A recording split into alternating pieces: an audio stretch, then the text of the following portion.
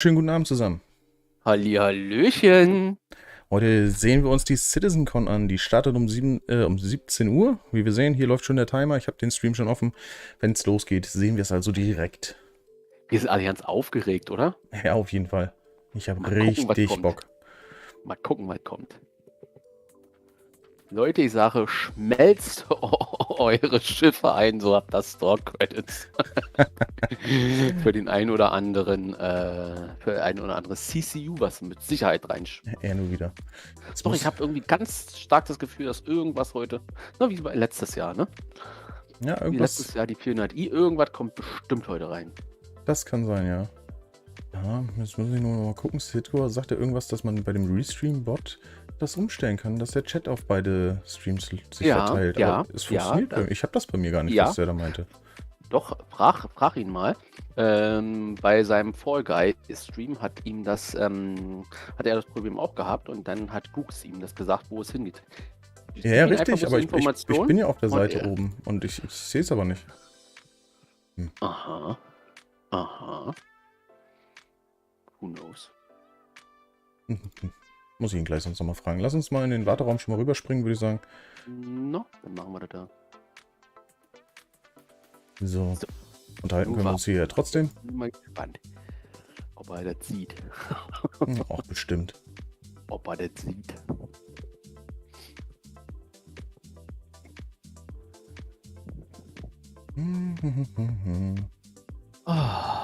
Obwohl, müsste man ihn vielleicht mal anschreiben.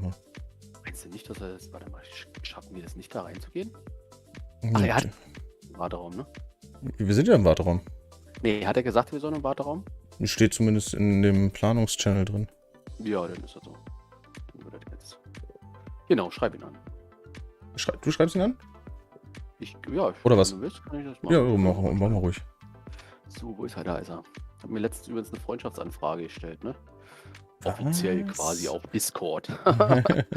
Ja. Grüß dich, Zit. Wir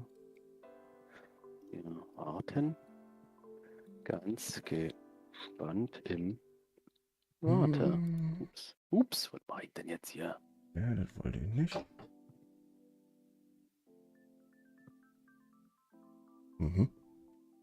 Meine Einrichtung macht sich selbstständig. Was macht sich selbstständig? Meine Einrichtung. Das ist immer nicht gut. Bist du jetzt quasi auch auf Dingensen, ja? Auch was? auf YouTube. Ja, ich bin auf beiden.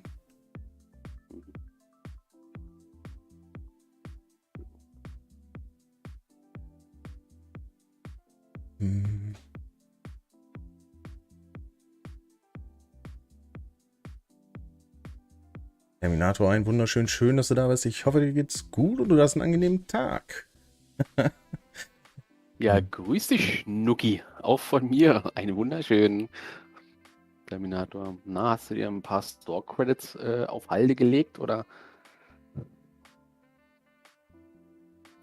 Hallo, ihr beiden. Grüßt Ja, euch. Hallöchen, du einer. Sitco, ein Ja, wunderschön. Und die anderen natürlich da sind wir ja schon auch. fast komplett, wa? Grüß dich, Rötti, Gunnar und O'Glasses. Hi. Hallo. Seid ihr schon live? Ja, natürlich. Oh, geil. Wir haben auch schon ersten Beschwerden gekriegt, dass bei dir im YouTube-Chat oder Twitch-Chat geiler Typ nicht geschrieben werden darf von Morpheus. Oh, klar. Kann man da Haut mal rein in den rausnehmen? Chat, geiler Typ, das muss gehen. Geiler Typ soll nicht funktionieren, keine Ahnung. Oh, das geht. Aber ihr könnt auch einfach Ganni schreiben, das ist gleichbedeutend mit geil. Ja, das habe ich ja gesperrt. Ach so, das hast du gesperrt. Ja, ich meine, aber geiler Typ in Verbindung mit mir ist erlaubt. Ja, das stimmt. Das, Ah, hab das ich nicht gesperrt. ist- Siehste, geht doch. Geht doch. Geht doch, Siehste. wollte ich Ja, mal und dann lügen sagen. dich die Leute aber an. Das ist aber falsch. Vielleicht auf Twitch Geht aber. nicht, keine Ahnung. Das kann auch sein. Achso, vielleicht kommt auf bei Twitch, das vielleicht kann in den sein. Film, ne? Das kann sein. Schreib Ne? mal auf Twitch. Geiler Typ. Ganz kurz, ich hau mal kurz dazwischen. Der Crocs sah, okay, wie lange geht das Event?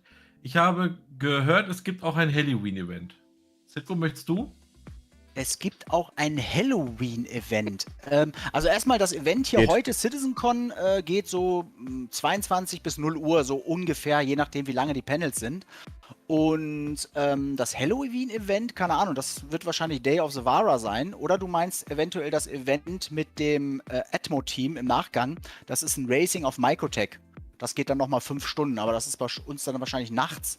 Ne? Werde ich aber dann wahrscheinlich... Was, Terminator, du bist eine geile Baumsäge? Was geht ab bei dir? Hinter welchem Baum will er nachher singen? Du meinst Sitgo? Na, mal gucken. Ich werde ihm den Clip werde ich ihm nochmal zusenden, dass er dann auch ja dran denkt. Und dann gucken wir mal. Genau. Ja, Der würde ich jetzt Countdown mal so erinnert mich sagen. jetzt voll an Silvester, muss ich sagen, gerade. Was erinnert dich an Silvester? Der Countdown. Ja, stimmt. Ist ja auch fast so geil. Also Silvester ist fast so geil wie Citizencon, meine ich. Ich glaube, ich muss doch noch mir einen Sechser holen. Dann ist das Silvester-Feeling komplett.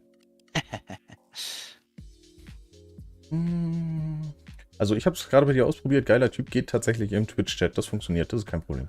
Ja, ne? Siehst du, dann ist ja alles, dann hat er doch alles, ist ja alles richtig. Janeway fragt Zitko, warum man dich nicht mehr sieht. Weil sich Leute beschwert haben, dass ich hier im Bild bin. Und da habe ich gesagt, Nein, du musst dich da einblenden. nein. Na gut. Nein. Will er nicht. Hat er keine Lust zu. Lass den armen Menschen in Ruhe. Na gut, kann einmal noch. Uah, uah. Lass den armen. Halloween! Läuft. Oh Gott, auch noch so groß. Junge. Na und habt ihr euch alle schon ein paar Store-Credits auf Halde gelegt? Oder ein bisschen Bargeld? Hast du Credits oder was hast du gesagt? Store-Credits. Pastor-Credits. Pastor-Credits wollte er gerne haben, aber Ein paar Store-Credits, jetzt halt. Ach, der Rötti wieder. Weißt du, singen meint er kann er, aber das geht nicht hier. Oder was? Zuhören funktioniert nicht. Meint er. Ja, das Live-Singen kommt ja erst noch, ne? Also den Clip habe ich. Ihr seid gezwungen, beim nächsten Treffen zu singen. Das, was man hören will. Kein Problem. Kein Problem. Wir können auch jetzt. Ja, dann los, ne? Wir haben noch 18 Minuten. So, irgendwie guckt hier mein Morpheus, es wird langsam so dunkel, ich mach mal Licht an hier. Oh, erzähl. Morpheus, ich habe das getestet bei Sitgo im Chat. Es funktioniert, Sitgo geiler Typ zu schreiben. Das geht. Ich weiß nicht, was bei dir das Problem ist. Ich habe Oder es noch mal getestet. von meiner Seite ein Hallo in die Runde. Hallo. Ich bin wieder da und ich bin jetzt auch live. Hallo. Oglasses, ein Hallo, wunderschön. Oglasses. Und Servus. natürlich mal liebe Grüße an alle Communities, die jetzt gerade auch noch zugucken. Ja, hören. hier ist ein bisschen voller. Es könnte ein bisschen chaotischer werden. Ich entschuldige mich schon mal im Voraus dafür. Aber ich glaube, wir haben 3 Livestreams hier gleichzeitig am Laufen. Achso, Da geht was. Da geht richtig was. Ja, richtig gut. Ja, es wird ein tolles Event, ey. Ich finde es auch echt toll, dass ihr alle dabei seid und so und den Abend mit uns zusammen verbringt und so. Das ist schon. Es ist herrlich. Es ist eine tolle Community. Also ich muss auf euch, Freunde. Ja, auf euch zurück, ne? Kaffee geht immer. Genau. Ich heb mein imaginäre Cola Zero mal in die Luft. Keiner Bier, keiner Schnaps oder so? Nee, das ist während des Streams nicht erlaubt. Oh, Schnaps. Na dann Prost, ne? Ist nicht erlaubt während des Streams. Hast du gehört? Hast du Ich sag gehört? nur so, ne? Der Cyril schreibt gerade, er würde gerne alle Gesichter sehen und die Stimmen zu den Gesichtern sehen. Da natürlich tut's cool. mir leid, da musst du wahrscheinlich in ein paar Streams gehen. Musst Also ein bisschen dann hin und her Könnte schalten. man hier unten alle hier unten auflisten. Hier. Jo. Ja, Genau. Ich Aber dann Wie die bräuchten Hühner natürlich- auf der Dann Stange. bräuchten natürlich auch alle einen Greenscreen, dann wäre es natürlich am geilsten. Dann Oder wären ein alle so ausgeschnitten. Ich fühle mich auch Ein aktuell so ein Programm. bisschen wie in so einer Schaltzentrale, weil ich habe hier ja OBS offen, ich habe YouTube, Twitch offen, gleichzeitig noch Discord, hier unten dann nochmal den Twitch von Star Citizen. Also es ist ziemlich voll bei mir auf den Monitore. Ja, bei mir auch. Ich habe 3 Monitore komplett voll. Ja, ich habe ja nur 2, aber der obere ist ja ein 49 Zöller, das ist quasi 2. Und es ist einfach alles voll. Ich habe selbst Auf das die Tablet Größe hier noch an. allein kommt es nicht an, ne, Erik? Genau. Das Hin und Her macht, das lassen wir jetzt. Zwischendurch muss mal was kompensiert werden, oder? Also, das wollen wir mal ehrlich sein. Rötti, Rötti, genau willst du nicht doch noch kompensiert wird? Janeway fragen, ob sie dazukommt? Dann benehmen sich die Leute wenigstens ein bisschen. Meinst du? Ja, Rötti, was du glaub gesagt hast, habe ich jetzt nicht verstanden, weil Sitko natürlich gesprochen hat. Und Sitko Ja, ist da natürlich. wichtiger, Ja, weißt du? Also auf deine Sachen gehen wir dann nicht so ein. Jetzt hat Chris gesprochen, Erik. Was genau kompensierst du? Oh, so einiges. So genau gehen wir da nicht in die Tiefe. So, wir haben noch 16 Minuten. Wir wechseln mal das Thema ganz. Wir laufen einfach mal so dran vorbei. Der Clem schreibt gerade, ich find's geil, dass ihr Content Creator so vernetzt seid. Total Ist gut, so. finde ich auch. Ja, das denke ich auch. Ich will auch nochmal sagen, auch an alle anderen Chats, es könnte sein, dass halt eben wir jetzt einiges überlesen, weil wir uns auch hier gleichzeitig unterhalten. Das ist auf jeden Fall keine böse Absicht. Schreibt am besten immer den Namen direkt damit vor, also @Sitgo, @oglasses in die jeweiligen Chats oder auch bei mir von wegen @Dacasco, damit wir das dann auch ein bisschen besser sehen können. Aber Ganz genau. Genau, aber ich freue mich auch darüber, auch hier zu sein, jetzt wieder mit Sitko unterwegs und auch mit O-Glasses, von wegen, habe ich richtig Bock drauf und auch schön, dass wir hier alle zusammenkommen und das gemeinsam genießen können auf jeden Fall. So, ich versuche mal ganz kurz. Hier ist wieder Sex-Chat. Sex-Chat Ja, incoming. du musst da gar nicht erwähnen, einfach ausblenden und fertig. Kann ich nur teilen von meiner Seite. So, warte mal, ich probiere mal was, aber ich glaube, das wird leider nicht gehen. Weg. Man kann das natürlich machen, dass man die Leute von Discord, die sprechen, einblendet. Aber ich glaube, das geht nur bei Spielen. Ich weiß Ja, auch gar nicht, geht nur bei wie Games. das... Ah, sehr gut. Ja, siehst du, ich wollte mir auch mal fragen, wie das funktioniert. Das ist so ein Overlay. Genau, Ja, ist ein das bisschen kannst du- doof, aber- Da kannst du den Browser, der ist halt kein Spiel, da kannst du halt leider nicht hinzufügen. Zumindest weiß ich nicht, wie das geht. Vielleicht geht das auch irgendwie. Du könntest Aber- höchstens Discord teilen, den Chat quasi noch mit in dann wartet mal. im Stream einbauen, irgendwie noch ein kleines Fenster oder so. Das geht schon. Adobe Desktop Service? Nee. Genau, warte mal, ich könnte mal irgendwas probieren.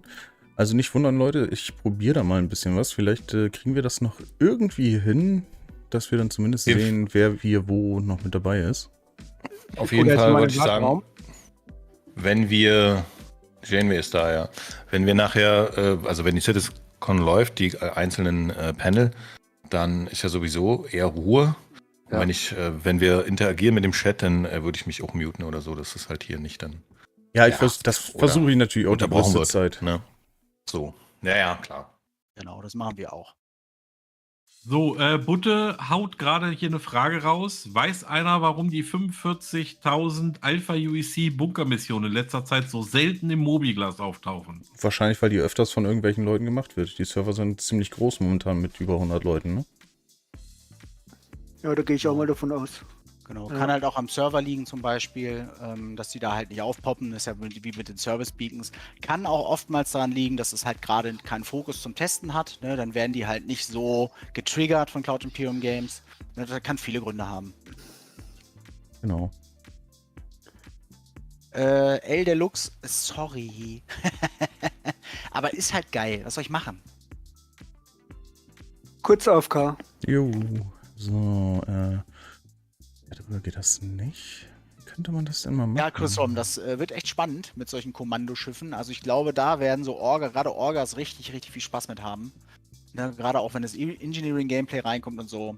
Das wird schon richtig cool werden. Auf jeden Fall. Ja, Faultier, das haben viele. Ne? Viele sagen oder haben gedacht, ich sehe so aus wie Maurice von GameStar. Aber leider, was soll ich sagen? Ne? Ist jetzt die Frage, ob das jetzt ein Kompliment ist oder was das nachher ist. So viele Haare habe ich dann doch nicht. Ja, ich kenne das. Was meinst du, warum ich so eine schöne Cappy immer auf habe? Das ist nur, damit das Licht nicht in der Kamera so blendet, dass ich gar nicht mehr gesehen werde. Weißt du? So. Ach, Ding Dong, sie steht vor der Tür. Ja, sehr schön. Dann holen wir sie doch mal rein, würde ich sagen. Ja, hol sie Sehr doch mal schön. rein hier. Janeway, grüß dich. Oh, hallo zusammen. So, jetzt benehmen sie sich Moin. wenigstens alle hier. Hallöchen. Ja, ich konnte mir das nicht mehr mit anhören jetzt hier. Das, Sehr schön.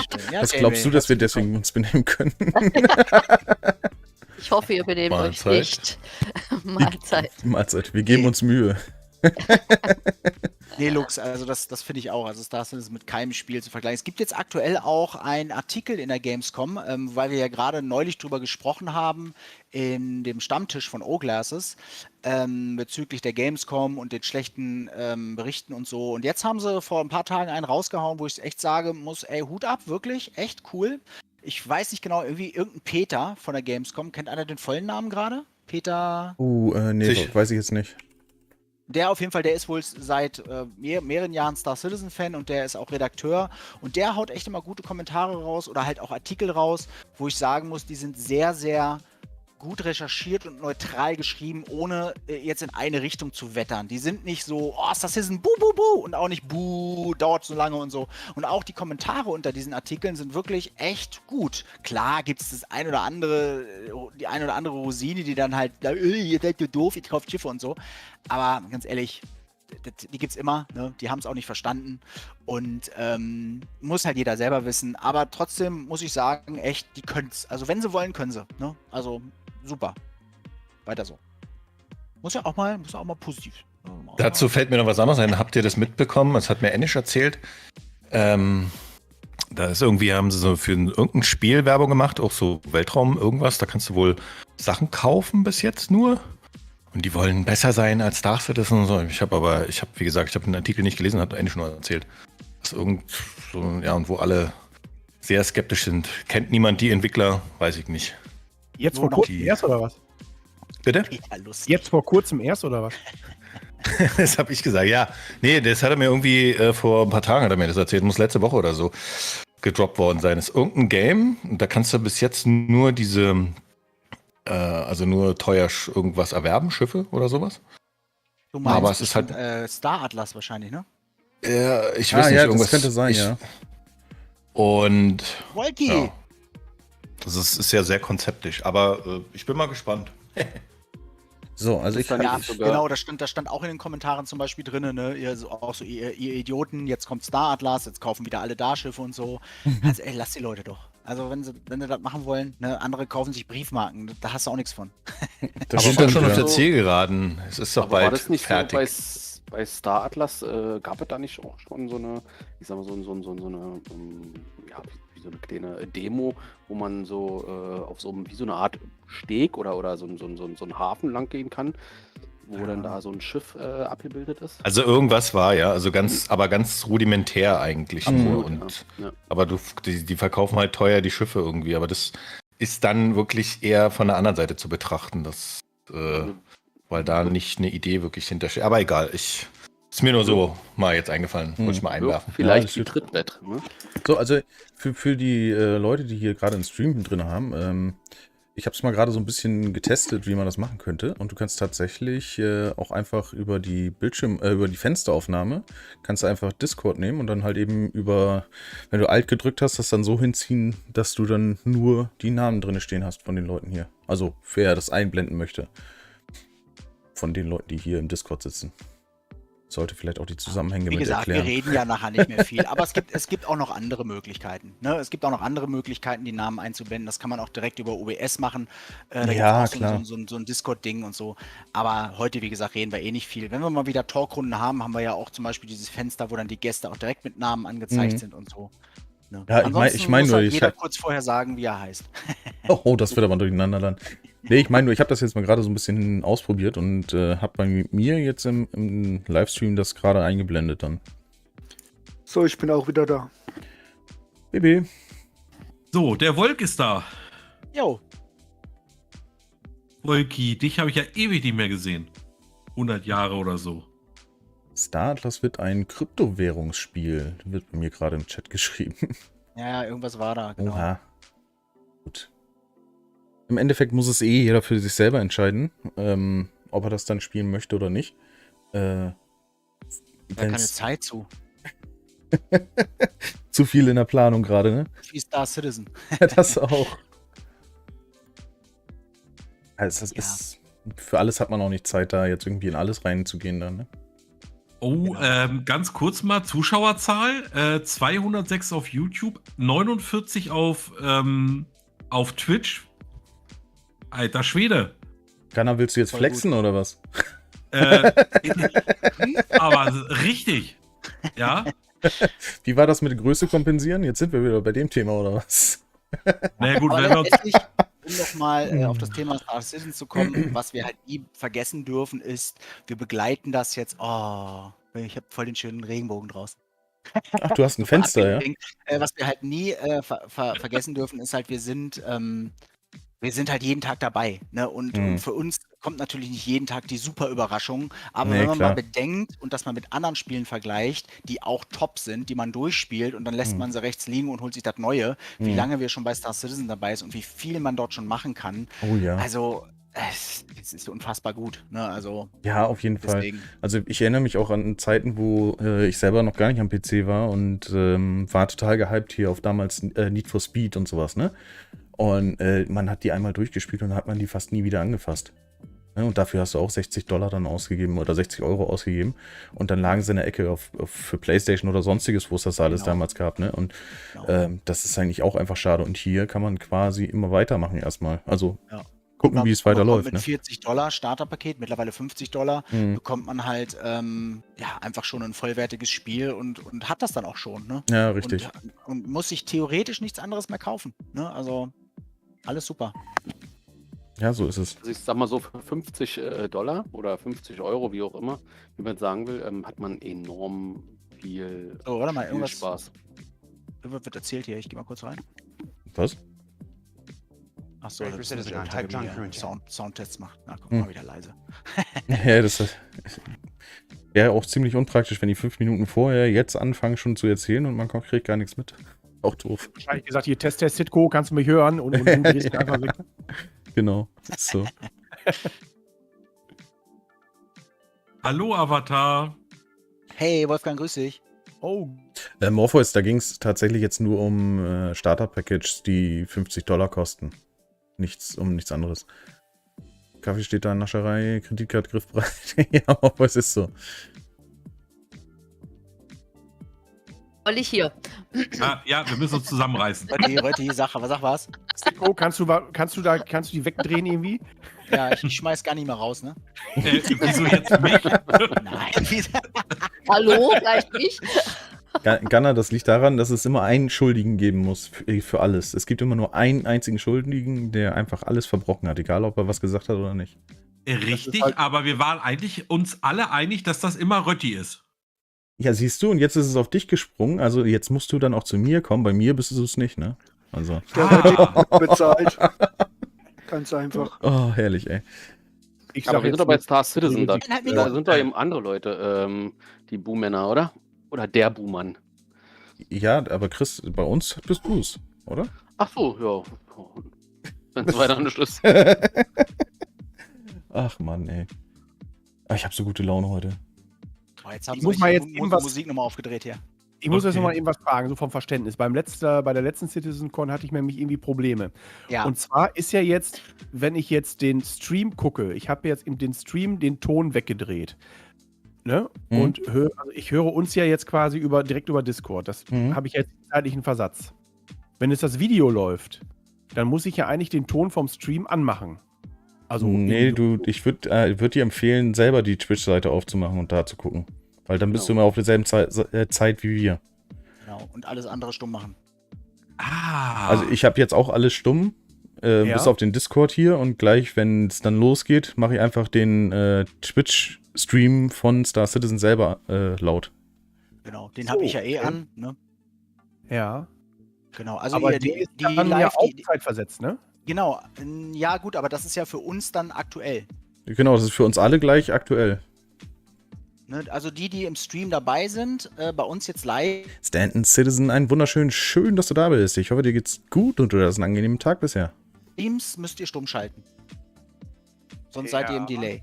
Genau. Ah ja, verstehe. Ja, guck mal, jetzt habe ich's. Sonst ist das so wie bei Gunnar neulich, als wir Fall Guys gezockt haben, dass er immer was gesagt hat, was aber schon nach vor einer Minute geschehen ist. Ja, genau. Stimmt, hörte sich gut an. Ich weiß überhaupt nicht, was ihr meint. Nein, ist das doch war nicht, ist super, doch nicht war schlimm, gar super. nicht. Ist Aber nicht schlimm. jetzt So, noch mal 1 Minute und 40 Sekunden. Also ich könnte jetzt heimlich im Discord eben schreiben, aber ich frage trotzdem öffentlich, wie ist die Twitch-Seite von CIG? Star Citizen. Als hätte ich es geahnt. Tja. So eine Vermutung. Genau, das ist der Delay, Omoso. 10 Sekunden. Hat er jetzt nicht gefragt, oder? Hat er Nein. nicht gefragt. Hat er nicht. Hat er nicht. Einmal mit Profis. So, gleich geht's los. Ich würde sagen, der Countdown läuft. Wir schalten mal live rüber. Ich mache mal so ein bisschen lauter wieder und werde mich jetzt mal hier wegmachen. So, hier, tschüss. Bis später. Bis später. So, und machen wir hier den Panel auch mal weg. Zack. So. Dann gucken wir mal, was so kommt. Gehen wir runter? 45 noch. Komm, wir machen das wie bei Silvester ab 10, ne? Ja, bitte. Genau. Dann siehst du, ich schalte auch mal um hier.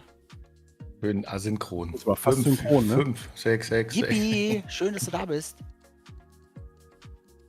Pucki ist auch da, grüß dich. 5 Sekunden. Noch 20? 20? Nee, jetzt 20. Jetzt noch Ja. 20. Ja, die waren eine bessere Internetverbindung als wir anderen. Jetzt noch 10, Nein. Was? Jetzt 10, noch 10. 9, 9, 8, 8. 6, 7, 5. 6, Wow. Wo ist der Mute-Knopf? und go. Tell you what my favorite thing about the community is? What am I gonna say? It's gonna sound cliche, but they believe as much as we do. I love them because they continue to support us. it's the only thing that's kept me going. I've seen a lot of games and I've seen a lot of invested players, but They're right there with us throughout the whole process. It's unlike anything I've ever worked on. The thing I really like the most about the community is how welcoming they are. To new players entering the verse for the first time. New players come every day, and Yes, I übrigens find der that Community They're Manager always von happy to Texas, show glaub ich. people the ropes. I found it very wholesome. When I first America. did the Citizencon, where I got to fly the Carrack, everyone was so supportive, and the cheers I got when we were flying through that wormhole was unbelievable. Ja, da hat sie geschwitzt. Hat sie erzählt. effort they put into like their creativity. Such as building a simulator Das ist inside of Galaxica, an das ist auch entire eine RV or The cinemas. I love watching them on my lunch break. I enjoy watching the videos and the content. There was one recently on Twitter where it was like the 100 players entering the atmosphere that just looks really grand. I love all the memes. Some of the incredible fan art Frohes Neues. drive that you see come out of them is Chris! how they come up with crazy ideas each and every day and surprise me. I really like all the crazy shenanigans they get up to in the PU. I can't cuss, can I? The new and exciting ways they find to Break shit. Just the random stuff that you do. It's not like the gameplay we intend. People doing crazy stunts in their ships. I'm from the character team. That's why I think it's cool when they show off all the ships because that's really the only time I get to see them. They create the community by themselves, and that's really, really cool.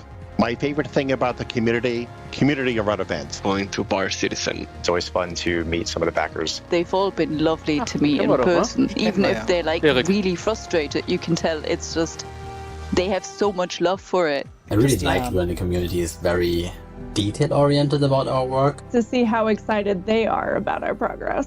How much inspiration we get from them, from their ideas. I love the genuine enthusiasm. The quick turnaround on feedback. I love that. And how they're always interested in what's coming up. I especially appreciate the people who are able to keep track of dates. They, call us out. It really impacts our decision-making process for, what did we do right? What did we do wrong? It is the most rewarding thing in the entire development process. We're not making the game alone, we're making it with the community. Still keep faith in us. They really do make all this possible. I'm living the dream.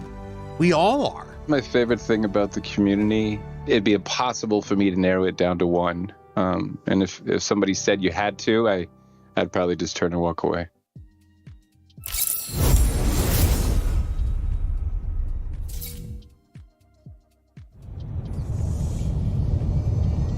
Da ist er. Hi, I'm Chris Roberts.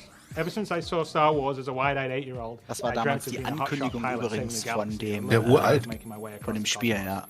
It inspired me Als to make Wing Commander and has Kickstarter-Kampagne. influenced everything I've done since then. 10 years ago, after 20 years of making games, I was burned out, so I took a break. But I never stopped playing games nor loving them. And now, I'm ready to come back. And I'd like to show you something I've been working on. Voll gut. But I don't want to Wie build jung any der da old noch game. ist, ne? I want to build a universe. I want to build a game I always wanted Wir to waren build, alle mal jung. but I didn't have the tools to do until now.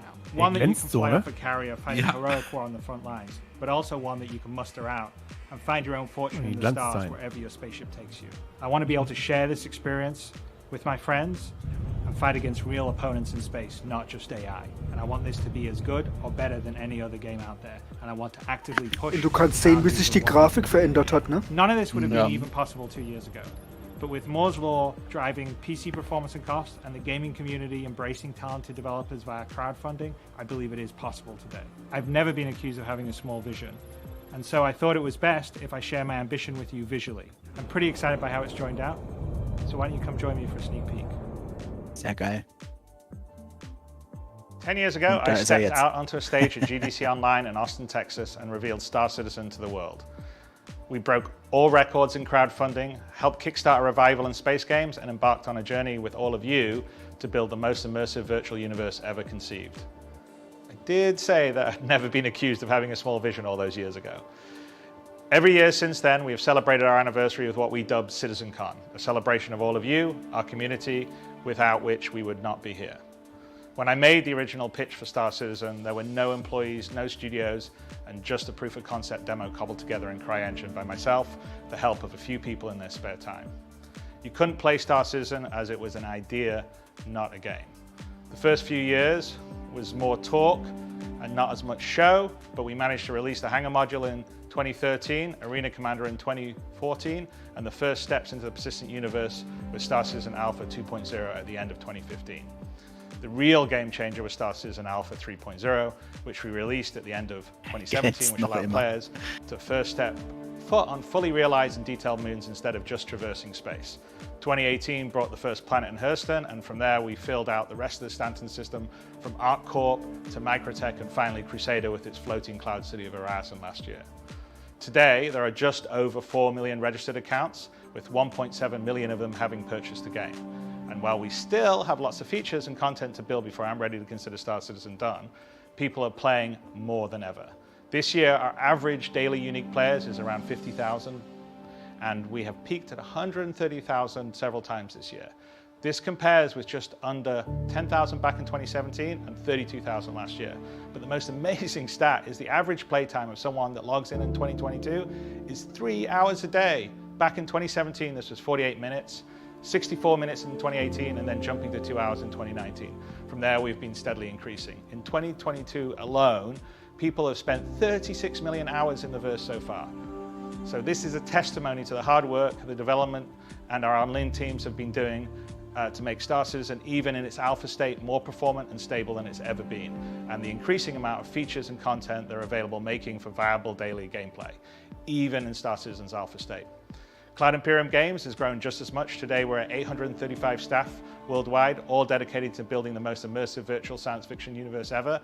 In the next few weeks, we'll be welcoming 500 staff to their brand new studio. Da geht jetzt ein bisschen die Geschichte durch, ne, insgesamt, was erreicht wurde, was erschaffen wurde, auch an Studios und so.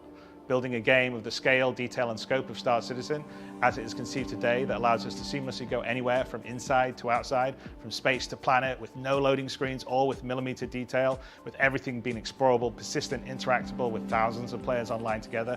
The visual quality of the biggest AAA games is perhaps the most ambitious goal that has ever been set off towards in gaming. I am both humbled and thankful of being in the position of chasing my dream to build a truly immersive universe. And it has only been possible by building it outside the traditional publisher system, with a direct relationship to our secret source, you, our community. The strength of the Star Citizen community is the real unwritten headline to our longevity and future. The connections and friends people have made along the way, the events organized inside the game and outside by the various orgs. This year, we've had 140 Bar Citizen events put on around the world, with some of the most recent being in China, South Korea, Singapore, Paris, and Florida. Chinese Bar Citizen had over 300 attendees and a 5-meter-long 3D printed model of the Retribution Super Battleship from Squadron 42 built by the local community. Hopefully, next year we can return to an in-person Citizencon, and I and the rest of the team at CIG will have the chance to spend some time with you in person. But for now, let's get the show on the road. 10 years ago, the ship I arrived on was a single-seater. Where we're going in the future, we're going to need a bigger ship. I present to you the only constant. You may have thought it was green Gänsehaut, screen, Alter, but Gänsehaut. we need something a little bigger for where we're going to entertain you and tell you about the game in the future. Zum neuen This Gebäude, ne? dedication plaque, the only constant in game development is change. Immer noch. Constellation Phoenix, my favorite ship. Prototype by Roberts Space Industries, commissioned from London shipyards, Earth, Sol 3. Launched October 2952, Manchester Starport. Captain Jared Huckabee. Jared? Ach That ja. wasn't the deal. Oh, wie You geil. weren't going to be the captain of the ship. Die Jacke gibt's übrigens auch in-game. Oh, that must have gone in my junk folder. Ich will sie live haben. Okay, well, it's not bad. It's quite a nice little setup here, isn't it? We've been talking about this on and off since 2015. I know, I had to do something to get you over to the UK. Da oben steht auch die Armbrust, guck mal. So what do you have? Well, let's do a science fiction drink. Alright. Can you do a Pangalactic Gargle Blaster? Pangalactic Gargle Blaster. No, I can do this really dry martini that we had pre-prepared before shooting. Finlay, wer nicht, wer It's nicht? our first show. We gotta start small. Such. Look at that. Hey, we'll get better. So what do we toast to? Well, the past 10 years and the future, the next 10 years and beyond, Auf die nächsten 10 Jahre? and the community. Ja, mindestens, oder? Muss ja nicht die Entwicklungszeit sein. Oh, right. Wow. Alright, so That is strong. Ooh, vodka. that's vodka. why we didn't cover anything. So what do you think? From- Look at I my don't know where tag. that's from. Stegman Cordamon, Voyager. Nice. It's a bit blingy. I mean, you do look like you're a Knight of the Roxbury. Yeah. Roxbury. No, Twinsies. I don't be a twinsy with you. Twinsies? No. Let me check the rest of the set out. But it's tailored. It looks good on you. Not saying it'd be the same for me. Oh wow! Look at all these cool artifacts. You got this Hadician artifact. There's a bunch of stuff here. That's really cool. The Citizencon trophy. Wow, that's brilliant. Yeah, well, Dave had to hook me up. Das ist übrigens der Stuhl von Jared It's a Huckabee, very sagt er nice gerade. chair. I like the desk. We've got a bobblehead. This is a great place to interview people. Geil mit dem from. Quantum Drive-Effekt What's da it like hinten, sitting ne? over there? Total, mega gut, ja. I'm getting a newfound appreciation for how awkward it is on this side. So what do you think? We should start the show? I think we should start the show. All right, let's start the show. Our first presentation of the day is Planetary Pyro with our good friend Maximilian Keilish from our Frankfurt studio. He's going to take you on a tour of 6 of the neat locations coming in the upcoming Pyro system, the first of our Journey to 4.0 presentations of the day. So take it away, Max. Ja, Zuro mit der Armbrust, das haben sie kurz mal erklärt. Die müssen natürlich erstmal klären, wie das ist, wenn die Sachen dann irgendwo stecken bleiben. Das muss natürlich bei einer Armbrust so sein. Die Pfeile dürfen ja nicht despawnen. Deswegen gibt es sie noch nicht. Macht noch keinen Sinn. So, viel Spaß. I'm here on behalf of the Planet Content team today. I'm a senior environment artist and I want to show you some of the cool stuff that we worked on in the last 2 years.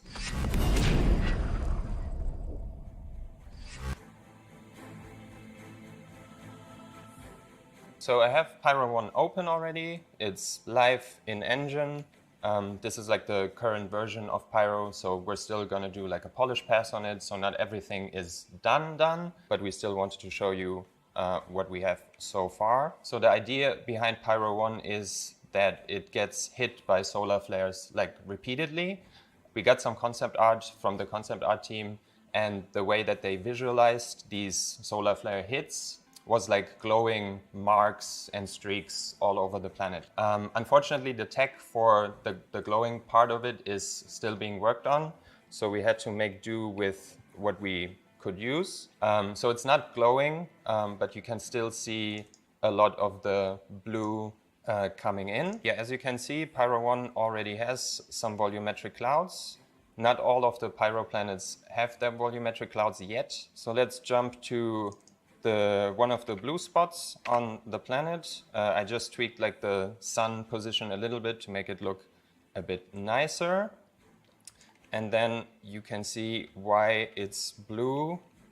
We added like tons of these crystals to Pyro 1. We've used crystals before on Wala, but I think we were a bit too we played it a bit too safe on Wala. I think we only put like crystals as ground cover assets. But for Pyro 1, we really wanted to push the shapes. So you can find like these really large crystals here. Heisenberg would be really happy here. Okay, then another interesting thing to highlight here, plants over there. So what's interesting about those is we made them like 3 or 4 years ago. They were supposed to be part of like a mission in on a space station. The mission was scrapped, unfortunately, and ever since then this asset set has just been sitting in our like vault. It's a really cool plant set, and I'm happy that we finally found a spot to use them. So this is another spot I want to highlight. It's also important for us that we do add something memorable to each planet. In the case of Pyro 1, it's this spiky rock set that looks really intimidating. We try to push the scale of the assets for the Pyro system. We felt like by now we got like the basic rocks and the scattering of Moso, the das wird basic nicht per rocks Hand to gemacht. like a Nur very good ein paar quality. Sachen werden per So Hand now we gemacht. can explore more crazy shapes, I guess. And this is one of the sets that we made. It's not done yet. It still needs a polish pass. But I wanted to show you guys what it feels like when you're in-game walking around here. Now I want to show you my personal favorite biome of Pyro 1. It's this biome here, which has these really cool looking rock formations. They are massive in scale. Like if I jump in-game here, you get a good feeling for the scale of them. Landeplattformen sind das. It's possible to land your spaceship on them. It's probably really fun to Das sieht sehr hübsch aus. race Ja. through here. We can imagine that this is going to be like a nice combat space as well, because they do provide nice. Dann weißt du ja, wo die nice Scharfschützen cover. drauf Let's just sitzen, ne? jump to a couple different areas Wollte ich of gerade Pyro 1 sagen. before we move to Pyro 2. Ja, nochmal so für alle zum Verständnis. Pyro ist ja ein System, wo eine sterbende Sonne letztendlich drin ist. Ne? Die ist ja nicht mehr Taco, die Sonne. Und man hat halt die Gefahren von Sonneneruptionen. Da bin ich auch mal echt gespannt, wie sie das dann machen wollen, ne? Wenn sowas angezeigt wird, dass so eine Eruption kommt. Ja. It's Pyro 2. So now we're on Pyro 2. In der comparison zweite to Pyro Planet 1, you can immediately Pyro. see the planet is like way more colorful. There's more variation in the use and values of the colors. We have like Börsten. browns and like bone white spots, some red, and it's all contrasted by like a blue clear ocean. So Pyro 2 doesn't have volumetric clouds yet, but they will be there at release. So now I jump to one of the biomes of Pyro 2. What I want to highlight here is the improvements that we made to how assets spawn on the side of mountains. Sieht ein bisschen That aus was wie der something that was always Mars. quite challenging for us to do, to have some natural transition from the Oder so eine terrain to Westernkulisse. the geometry, and then also have like the rocks form in a natural way. Now we can make nicer rock formations. It's not quite there yet. There are still improvements planned for it, but I think in comparison to what we had before, this is a big step forward. Also, what you might see is the drawing distance of assets has been greatly improved. So everything you see here in the distance is actual geometry. So if we were to fly all the way over there, you will see that this is like cliff formations. And I think it looks really cool, like the silhouette of the terrain. Yeah, let's fly through the canyons. Yeah, I would do this in a spaceship, but I'm horrible at flying, so I'm just going to use. Zeigt uns das im Editor, weil er nicht So so, now I jumped ahead to so gut a fliegen really kann cool biome on mit dem Pyro Schiff. 2. It's simple, but I think sometimes less is more. In this case, what sets this biome apart from the rest of the planet is that we added these calcified trees, and they spawn in very dense clusters.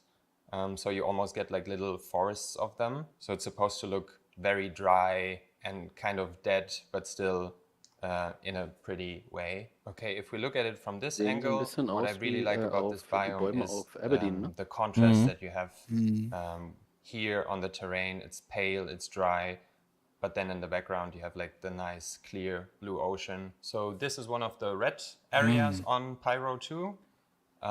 It's kind of like a sandy desert, but we try to add like a lot of different geology assets, different mixes of bushes and grasses.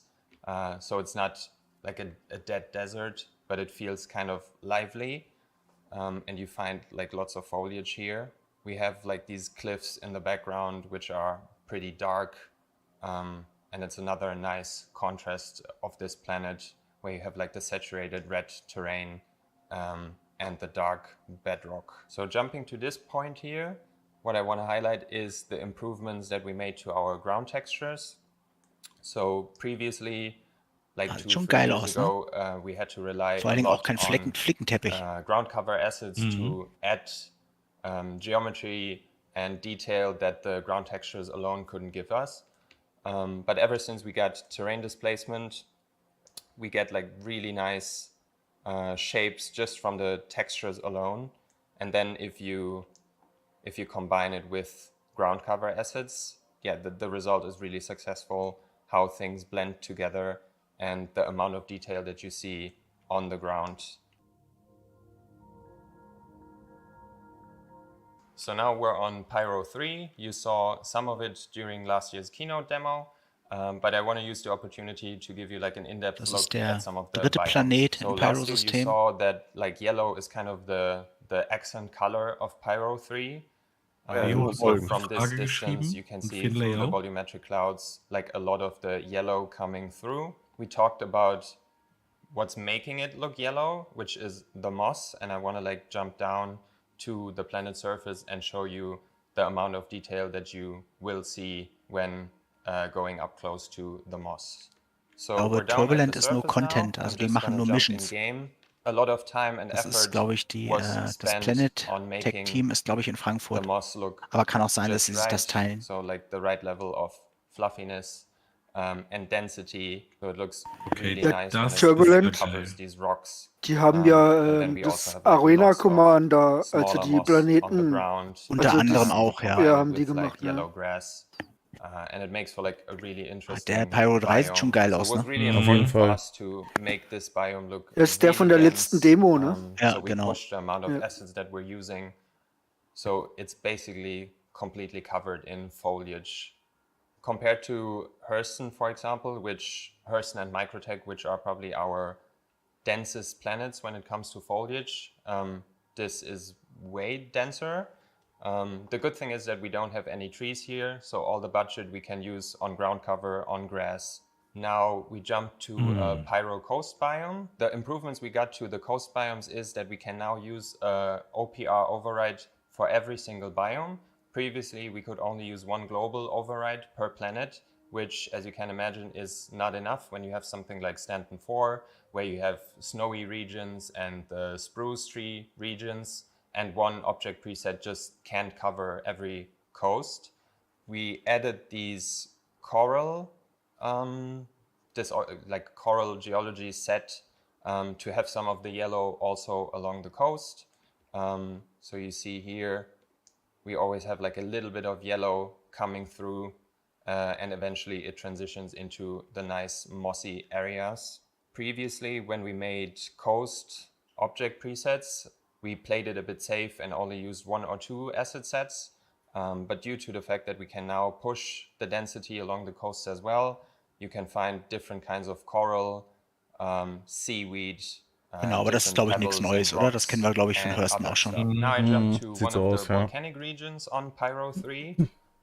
You might not expect to find vegetation here, but we did add a little bit of vegetation to this region to make it a bit more interesting.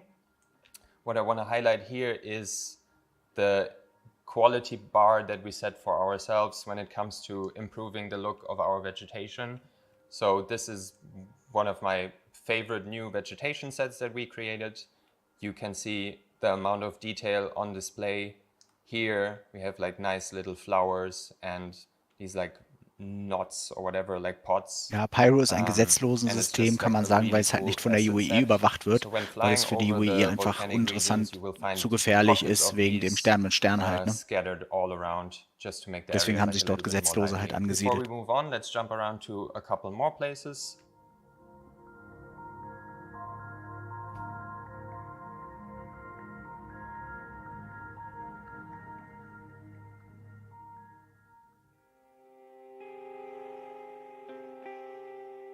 now we're on Pyro 4, which is my personal favorite of the Pyro system. Yeah, just full disclosure, you can probably tell that the clouds here are not done yet. They do look a bit busted, but yeah, they will look So, das sollen amazing Clouds sein, once die the planet weißen comes out. So let's focus on the Schwurbels. terrain shapes. We created some of these terrain shapes special for Pyro 4 because it's loosely inspired by like Scottish von ausgehen auch mal highlands.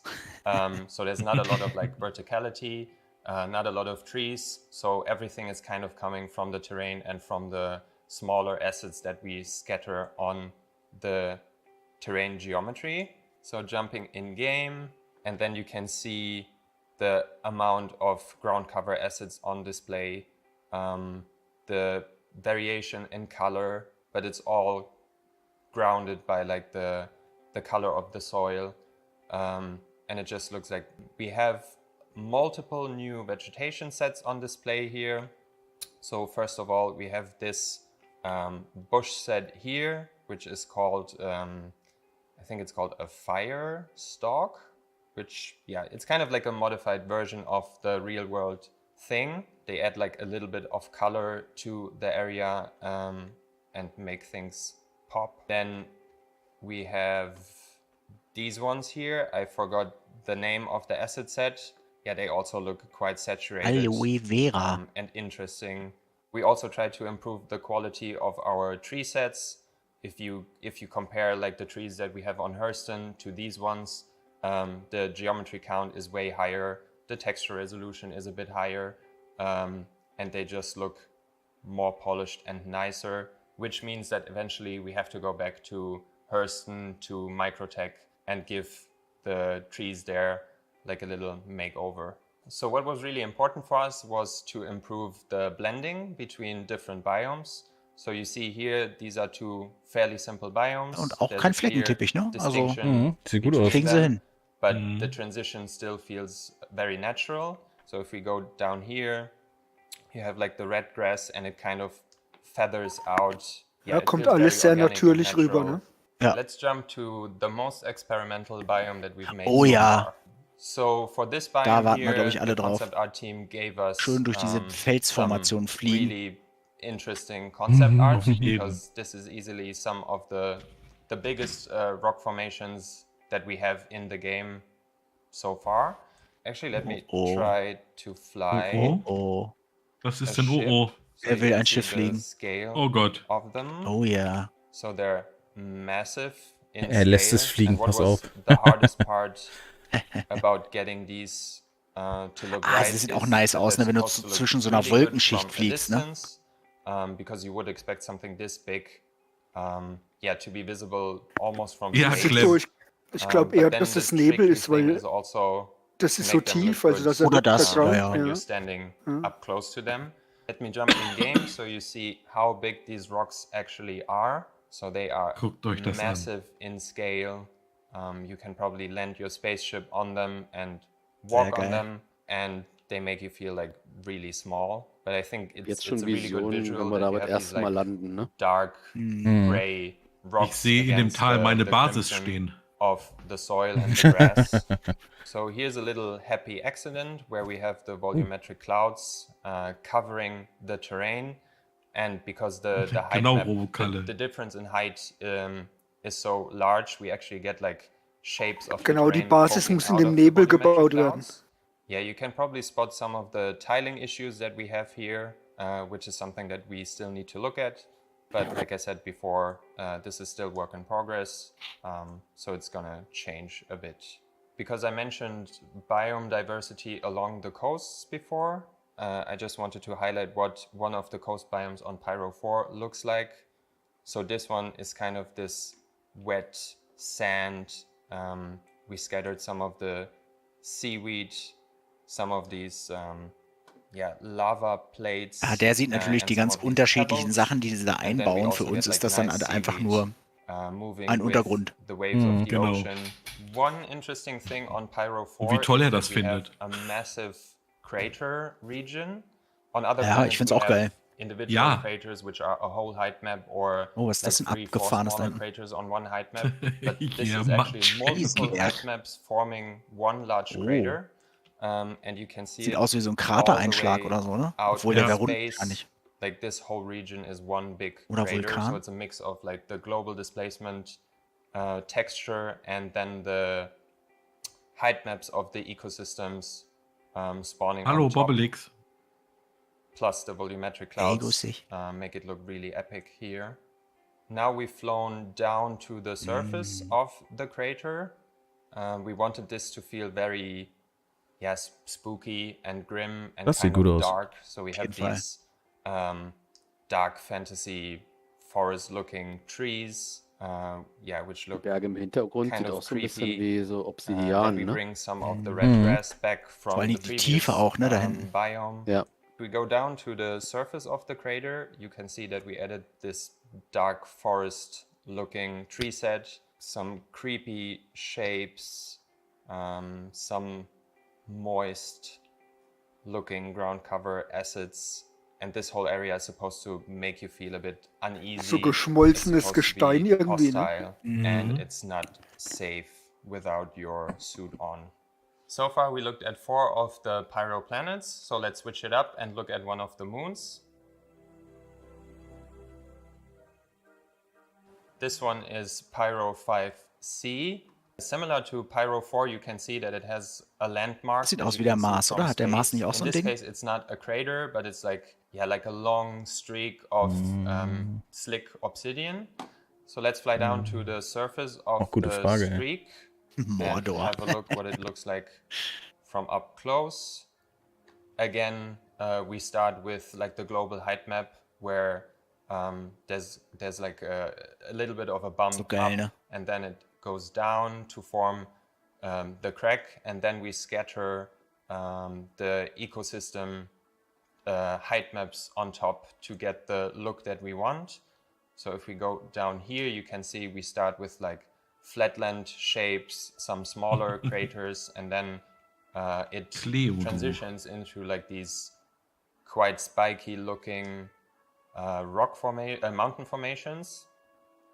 And then down here, Sebastian ist ein Deutscher, auf jeden Fall, der feather da spricht. into like these longer ridges of bedrock before it becomes smooth down here. And if Sich we mal jump überlegt, to vorher this waren nur die point, Planeten, jetzt kommen die Monde, which wie is a really riesig das cool ist. spot because like the sun just hits the Sehr obsidian nice in aus, the echt. right way and everything looks like nice and shiny. You can see here that the ground looks quite different from other planets. So instead of soil, it almost looks artificial in a way. Asset-wise, we're using one of our obsidian sets that you can also find on Stanford 4. Fußabdrücken, ne? This one got a bit of an Oberfläche. update, Yeah. a bit of polish, so we improved the shapes, different textures just to make it look extra cool, like the way the sunlight hits these surfaces. To make this area a bit more interesting, we decided to add some of these white light gray shrubs, just so the area doesn't feel too samey, and it's always nice to have like the occasional pocket of vegetation. To set the obsidian biome apart from the rest of the planet, we went with the opposite route for these biomes here. So instead of being shiny and slick, they are more dry, Yes, Sebastian. covered in dry sand. The vegetation is dry. We added some of these spiky shapes to add some verticality to the scattering. But yeah, outside the obsidian crack, this is what you will find on the planet most of the time. So this go-to point I picked to show some of the subtle color that we added to Pyro 5C. So the obsidian crack is like kind of just dark gray, black. The desert I just showed is also light gray. So we felt this needed a bit of a color breakup. So we added some of these red hues to the occasional biome. It's very rocky. You also find the red sand on the rocks from the biome accumulation. And it looks really nice how the red creeps up into the crevices of the height maps in the background. we're going to end our showcase today on Pyro 6. Pyro 6 has a very interesting color palette. Like, I really like the yellows and the pale beige tones of the terrain. And then you have another blue ocean. As you can see, the terrain is kind of ridden by craters, and we get these really cool shapes where the ocean fills in those craters. If we jump all the way down to the edge of one of those craters, so now we're at the edge of one of those craters. I'm jumping in game right now just to show you what it feels like walking along here. Die heiße Quellen. You can see that we added some dramatic looking coral shapes, and then eventually you walk down here towards one of those craters that's filled with water. We have a couple of floating meshes here on the left. This is still work in progress, so one of us, probably me, has to go in and adjust the settings of the spawning here, and then we're right at the edge. And I really like the zurück, da muss meine Basis hin. And how it looks against the kannst mehr als eine backdrop bauen. of the white chalky terrain. Then Oh, ich over kann doch nicht auf here, jedem Planeten eine I want Basis to bauen. introduce Klar, you geht. to our human scale ref mesh. Oh. His name is Rüdiger. And he's super helpful when we set up object presets, because you can immediately see how the scale of Also assets kein Helm auf feel. hat? Ja, die ganze Präsentation hier ist vom 2. September. Context to the scene. Das ist schon ein bisschen her. Wo siehst du das? Every time that Unten object rechts steht preset das. spawns. Oh. And yeah, he helps us find the right values when it comes to the scale of our assets. In general, this biome here is another good example of how our ground textures work together with the assets that we put on top. So the transition is really nice from this ground texture to this one. And then we have like the same rock set on both of them. And it makes for like a nice amount of detail on the ground. Then occasionally we spawn some of these spider-looking ground cover meshes. So this spot here is really nice because you get like the particles, the monochromatic terrain, the assets, and it's all against the backdrop of the skybox of the Pyro system, which is red. Then we get like some really cool looking sunbeams coming through the volumetric clouds here. And then if I turn the Haben wir die Sonne gedreht. Das würde ich mir auch öfter mal wünschen. Das stimmt. Dark, and I jump in game. Ach. You can see Wow, how drastically das sieht so toll aus. the skybox impacts the lighting when you're on the dark side of the planet. Ist halt cool, ne, wenn And so the durch skybox durch Gaswolken in der Atmosphäre oder weiterhin das Licht dann trotzdem auf die dunkle Seite kommt noch, ne? Richtig gut. Und diese Pulsieren, ne? Mhm.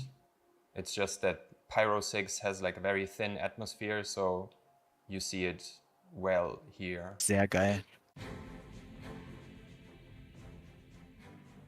I'm happy to have had this opportunity to show you guys the work that we did in the last 2 years. I'm super excited to see you guys explore the Pyro system for the first time, to hear your feedback. There's still work that we have to do, but I hope that you are even more excited than before after seeing what I showed you today. Ja. Mhm. Nice. Da kann man ruhig mal virtuell applaudieren, Freunde. Absolut. Ja, war ein Das guter sieht Anfang. gut aus. Ja, freue ich mich auch total drauf, das zusammen mit euch dann zu erkunden. Ja, das wird so gut werden. Also Pyro 6 war das jetzt, wo es nicht dunkel wird, ne? Genau. Der letzte. Ja. Merken, Sitko, für die Mission demnächst. Lass mal noch die Bilder wirken.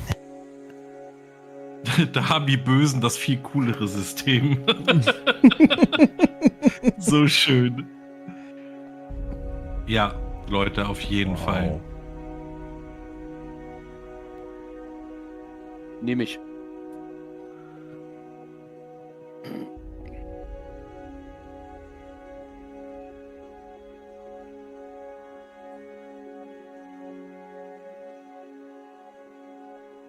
Ich hoffe, dass es wirklich so detailliert ist, dass man das, wenn man da nah ranzoomt, wirklich diese kleinen, ganz kleinen Härchen und sowas sieht, ey. Wird sein. Meine Güte.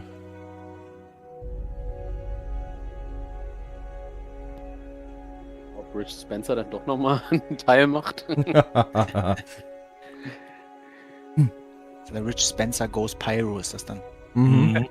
Genau. Richie und Pyro. Ich habe vor kurzem mir nochmal ein Freelancer-Video reingezogen von damals. Also wenn man sich das jetzt dagegen anguckt, ist ja der Hammer, ne? Wo wir sind inzwischen. Oh ja. Absolut. Haben sie wieder ein paar schöne Aufnahmen gemacht, du. Mein Gott nochmal.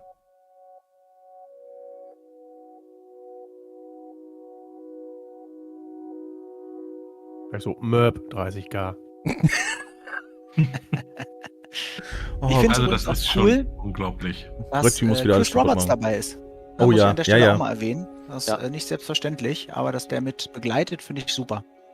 Und ich bin echt froh, dass wir in einer heutigen Zeit leben, wo das schon möglich ist, ne? Mhm. Ja. Das ist ja Wer unfassbar. hätte es Schaut vor euch 20 mal das Jahren an. von geträumt. Das Wasser sieht geil aus hier. Unglaublich. Ja, die Färbung vom Wasser und sowas, ne? Richtig gut. Genau. Dieses Bora Bora Wasserfärbung. Azure Blau. Azurblau. Dankeschön. Mhm. Bora Und das- Bora Blau oder was? Das Bora Bora Blau. Oh. Jetzt dieser Aber auch das orangene jetzt hier, Himmel, ne? ey. Oh, alter Schwede. Da wird man gleich wieder richtig gehypt hier. Malediven, genau so ist es. Ja, wirklich. Respekt. Mega cool. Sehr, sehr geil, Leute. Richtig So, gut. was kommt als nächstes? Ich kann ja mal kurz die Panels einblenden hier. Ja. Yes, he's a game developer, a founder, a CEO. He made his first game when he was like 15. Design Anyway, Brief he was Investigations. sitting in my Ah, ja. chair. And he's left. I don't know where he went, but Ich denke mal, da werden wir was über die Missionen erfahren. Über die Untersuchungsmissionen, die dann kommen. In Pyro. Yeah, just keep him Also out ich of muss the ganz ehrlich sagen, den Huckabee würde ich wirklich gerne mal live kennenlernen. Ich glaube, das ist ein Typ, mit dem willst du auf jeden Fall ein Bier When are we trinken. live? Das Bild auf seinem Handy. Hi, welcome back to Citizencon 2952. I'm your host, Jared Huckabee, and welcome to the spaceship, to the only constant. We are joined here by two CIG luminaries, VP of Development, Mr. Brian Chambers, Aaron Roberts. and Chief Development Bruder Officer, von Mr. Chris. Aaron Roberts. How you doing, guys? Not too bad. You were looking at me and you thought I was going to forget Das it. Bild im Hintergrund hat sich auch geändert. Stimmt, sind gelandet. Not good with In titles. Pyro. I know. I've had 6 of my own, and my job hasn't changed. I can't check it. So, I like your dig. that's what I was going to be Yeah. Welcome to the spaceship, guys. How you doing? Absolutely. Good. You like it? You like it? We have been talking about this, dreaming about this, and just imagining doing this since 2015. Every time we wäre so gut, talked wenn about Chris Roberts da changing the draußen things, jetzt stuff vorbeilaufen up würde. and whatnot. Like, what should we do? And it was always like, we should build this. Ohne spaceship. Helm. We should build this spaceship. Yeah, Ohne I Helm. know. Voice-Anzug. Das But, ist die Phoenix, ja genau. Ohne. No, it's cool. It's way cool. I'm sorry. And you're always shooting stuff. You're shooting material constantly. So having a dedicated space that's dialed in that you're cool with, right? It's good. So we just watched Planetary Pyro. That was the first of our Journey to 4.0 presentations that we're showcasing here today during Citizencon 2952. It's a brief tour throughout some of the planetary locations you saw from the upcoming Pyro system. You two recently took kind of a whirlwind tour of where'd you guys go? We basically went over to Asia because Ja, we finde ich really auch. wanted to go and visit some of the community over there. And so it was actually quite a lot of fun for us and actually a great experience in terms of learning a lot about the community over there and what they would like and all that kind of stuff. And so it's actually one of the better trips I've been on and really enjoyed it. Got to meet fantastic people in the events everywhere we went, and so it was really good and really educational for me actually. Yeah, same. We first went to Korea, had a So nice bar ich- citizen out there, hung Auf out with jeden Fall, people. ja. Great Rasenbau food, wird great der Hammer. fun stories. While we were in Korea, we did a live stream Man into stellt the sich auch China vor, bar wie es citizen. wäre, at da the zu same sein. time. Die beiden kommen jetzt, glaube ich, gerade zurück von der Bar Citizen World Tour. Die sind in China gewesen, in Korea sind sie gewesen, in Deutschland waren sie So they auch. were typing out questions, but the banter was great. Wow. And then the next week we jumped over to Singapore and hung out with those guys as well. I was going to say, we haven't had any technical difficulties so far today.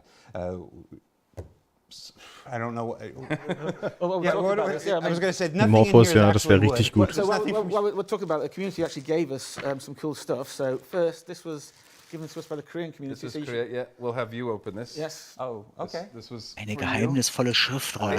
I don't know the full history behind it, but it is like a replica of an ancient scroll, but the characters are put together as Star Citizen. Aus Korea ist das, glaube ich. Really Oh, cool, yeah. which is incredibly cool. That guy's doing the Steve Bender. So we each got one of those as well, but they specifically wanted us to bring one back for you. Let me switch to Brian's cam. Let me see if I can move this over here and get it here. Brian, I'm going to hand this to you so I don't get out. Absolutely. Hold that and get a little closer to the camera there. There we go. That's very nice. I got the string in the right. Yeah. Incredibly cool. Hatten sie auf Twitter, glaube ich, schon mal gezeigt, ne? And then from Singapore, yep. Really cool. Gucken, ob sie unseren Song heute spielen. Singapore, and while we were there, Das wäre was. Ansonsten könnt ihr es ja einfach live singen hier. Everybody at the event signed this awesome. Let me get this strung here. You grab one side. I'll grab one side. There we go. Wrong way. Ach, guckt We did euch not das plan an. this. No, Bar Citizen, Clearly. Singapur.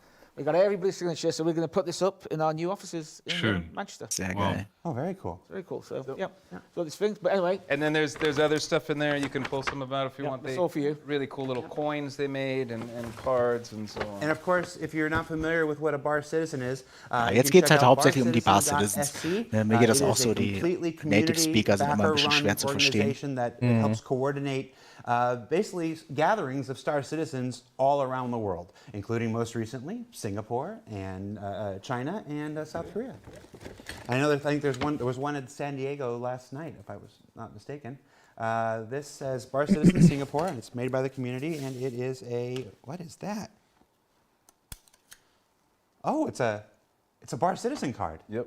It's metal. Oh, It's wie proper. geil. Yeah. Nice. Okay, well, I'm going to leave that out. And there's some other challenge coins and stuff. We will go through this on our own time because people are probably like, just get to the next thing. Exactly. I know who our viewers are. So before we do move on to the next thing, Brian, Aaron, it is our 10th birthday, our 10th anniversary. 10. 10. It's 10 something. There was an internal debate whether this was the birthday or the anniversary, because the anniversary is sometimes in November, the birthday is in October. Whatever it is, it's 10. You got any favorite memories? Something? I don't know how long we're going to keep you here, so I want to use you when I got you here. On the spot here. I've been here about 8 years, just about 8 years. Die Flaggen sind selbst A gemacht, fair denke ich amount mal. of the 10. The first one that comes to my mind, there's a lot, but the most memorable one I would say would be 2016 at Citizencon in Los Angeles. Okay. Very first Citizencon I'd ever been to. Really hadn't interacted face-to-face with the community that much. We know we put a lot of love and effort into what we were going to show. Chris is on stage. He's about to show everything off. I'm looking for a seat. I couldn't find a seat. I went down basically middle floor in the theater and sat on the floor in between all the rows with all the backers. And as I'm sitting there and the demo's going, I already know the demo and the pacing, and then the sandworm blows out of the ground and everybody blows up. And I'm kind of below everybody because at this point they're jumping up. And just to be there and for the people to have the reaction of the thing that you've been working on, right? That's something I'll never forget. It was something, you're at that level, you feeling the love from them, the excitement that they have of what they're, and you're going, wait, hold on. I'm used to working at companies where we hold our stuff for 2, 3, 5 years without showing anything. So you have this opportunity to show this off and you get this feedback. And it was my first basically interaction with community on a face-to-face basis. It was really cool. Very cool. I was there at that time. I'm pretty sure we were sitting on the floor together at one point or another. Probably, yes. Aaron. I mean, I think a lot of it's what Brian just said. I mean, the thing I always love to do and like to do and you know haven't been able to do in the last couple of years for obvious reasons is actually just whenever the event's going on, I hate being backstage, so I literally just go and find I like to go out amongst everybody and just sit there and watch the whole, watch the event and watch everybody's reactions to it, which is always a lot of fun.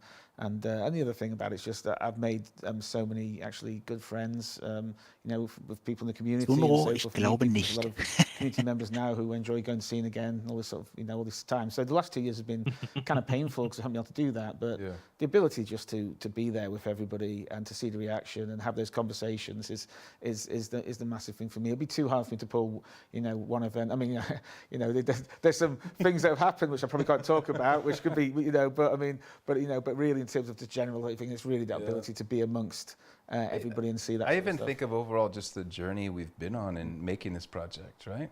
When I started in Frankfurt with a handful of other people in Germany, Hassan, IT in the UK, loaded up a van. And I remember this van showed up with our PCs, our monitors. Then they included like some pens and pencils and trash cans and a coat rack. Oh, that's right. And then we set everything up, and it was like cool. And we were just like, all right, what is the Star event Citizen? after that where he basically was working so late he got locked in in Cologne? Yes. He couldn't leave. he basically got locked in, and so he basically had to sleep in the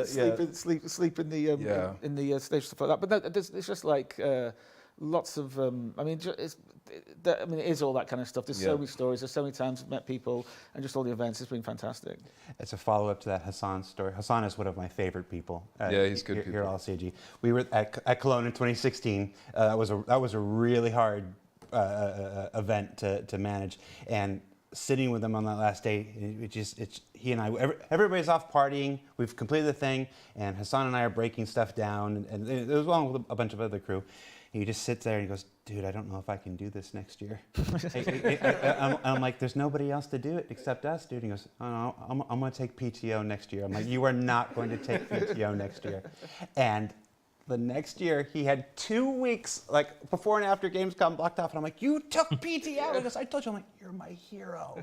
You actually, and again, he set everything up. He had all the backups done. It went off flawlessly and everything. But it's just, there are a lot of stories. And I'm interested to see how Ian and Todd are going to answer this question later on.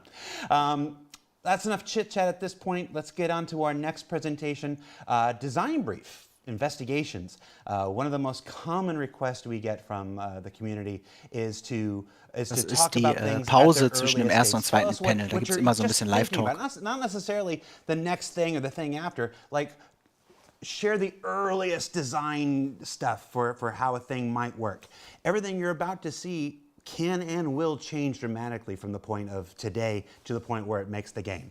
But we wanted to open that curtain to the earliest points, and we've got Luke Presley and Elliot Maltby, who are going to discuss an entirely new kind of mission. Not a new mission, an entirely new scope and type and design of missions that move away from combat and transport and go more wird eine neue Mission werden im Pyro-System, die nichts mit Schießen zu tun hat und auch nicht mit Kistentransport. Da bin ich jetzt mal sehr, sehr, sehr gespannt drauf. Weil da stehe ich ja persönlich voll drauf. Hi, my name's Elliot Maltby. I'm a principal systems designer. I work with Luke Presley on the mission feature team. I'm here today to talk about one of the new mission types we're prototyping. So this is an early look, a new mission type, and usually we don't give you a look this early. It's because we don't have the nice shiny visuals. But people keep asking to see the design brief, so we thought, what the heck, we'll let you see.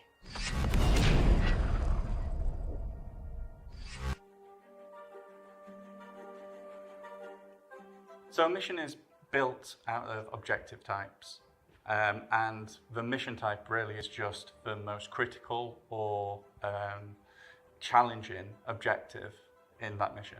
Currently, we have a number of mission types in the game. Some of these are not built in that modular sense. Some of these are very much bespokely built to test out a feature at one time. The original PI Wanted is one of those. The current mission types that do exist is we have deliveries, which are essentially a form of collect and drop off. We have eliminate missions, which is just kill someone, and eliminate ship missions, which is go there and kill destroy a ship that has a person inside of it. And there's many more. The way we see missions is they're comprised of little bits of gameplay. So, for example, We have missions where you're sent to kill a singular person or pick up a box or kill a bunch of enemies. So the way how we build our missions is we combine these together. So we'll have missions where you have to pick up a box, but we'll have enemies there that you have to kill as they're kind of like an obstacle for you to get around. That isn't to say that you can't build a mission out of a single objective. The assassination mission, for instance, has one objective: assassinate a target. But even the most simplistic mission, like the delivery mission, is actually built out of two objectives. There's the collection of the item and the delivery of the item. And if we made the collection of that item even more difficult, we'd refer to it as a collect mission rather than a deliver mission. So our objective types, for the time being, have been pretty simple. Kill this person, go here, do this. Until now, we're now looking at doing one of the most complex type of objective and gameplay things we've tackled in MFT. With that said, we're working on a new mission type, and that's Investigation heißt übrigens sowas wie Untersuchung. Ne? Sowas wie PI Wanted zum Beispiel. Currently in the game, the player can feel like a bounty hunter, a mercenary, a person who does deliveries, a cargo hauler. We want to make them feel like a detective as a new route. We're expanding constantly. We're building mining, salvage, and detective. Schön, ja. Our focus in MFT. The experience we want to give players with the investigation mission is that they feel like a detective, that they feel like they're collecting evidence that will ultimately answer the question that has been posed to them, and that they're able to kind of search through the evidence and find the red herrings and choose the right answer. So what we want is we want to build a mission that requires you to have to think, requires you to have to look around, search your environment in detail, look at each individual clue and make sure you fully understand it before you make your decision as the detective. And there'll also be red herrings thrown in there, so evidence will really have to be poured over to be able to determine whether it's actually credible or not. We also wanted to create narratives around our locations that we haven't done before, really dig into why has this derelict become a derelict, or why have all the ship's crew come to be dead, or why has the cargo gone missing. At the core of this mission, we're really asking the player to use their brain rather than their gun or their ship. So for this mission type, I don't want to breadcrumb players along. I want you to feel like a detective. I will give you a story, I will give you little bits of clues, and you have to make up this full sort of painting and decide exactly what has happened here.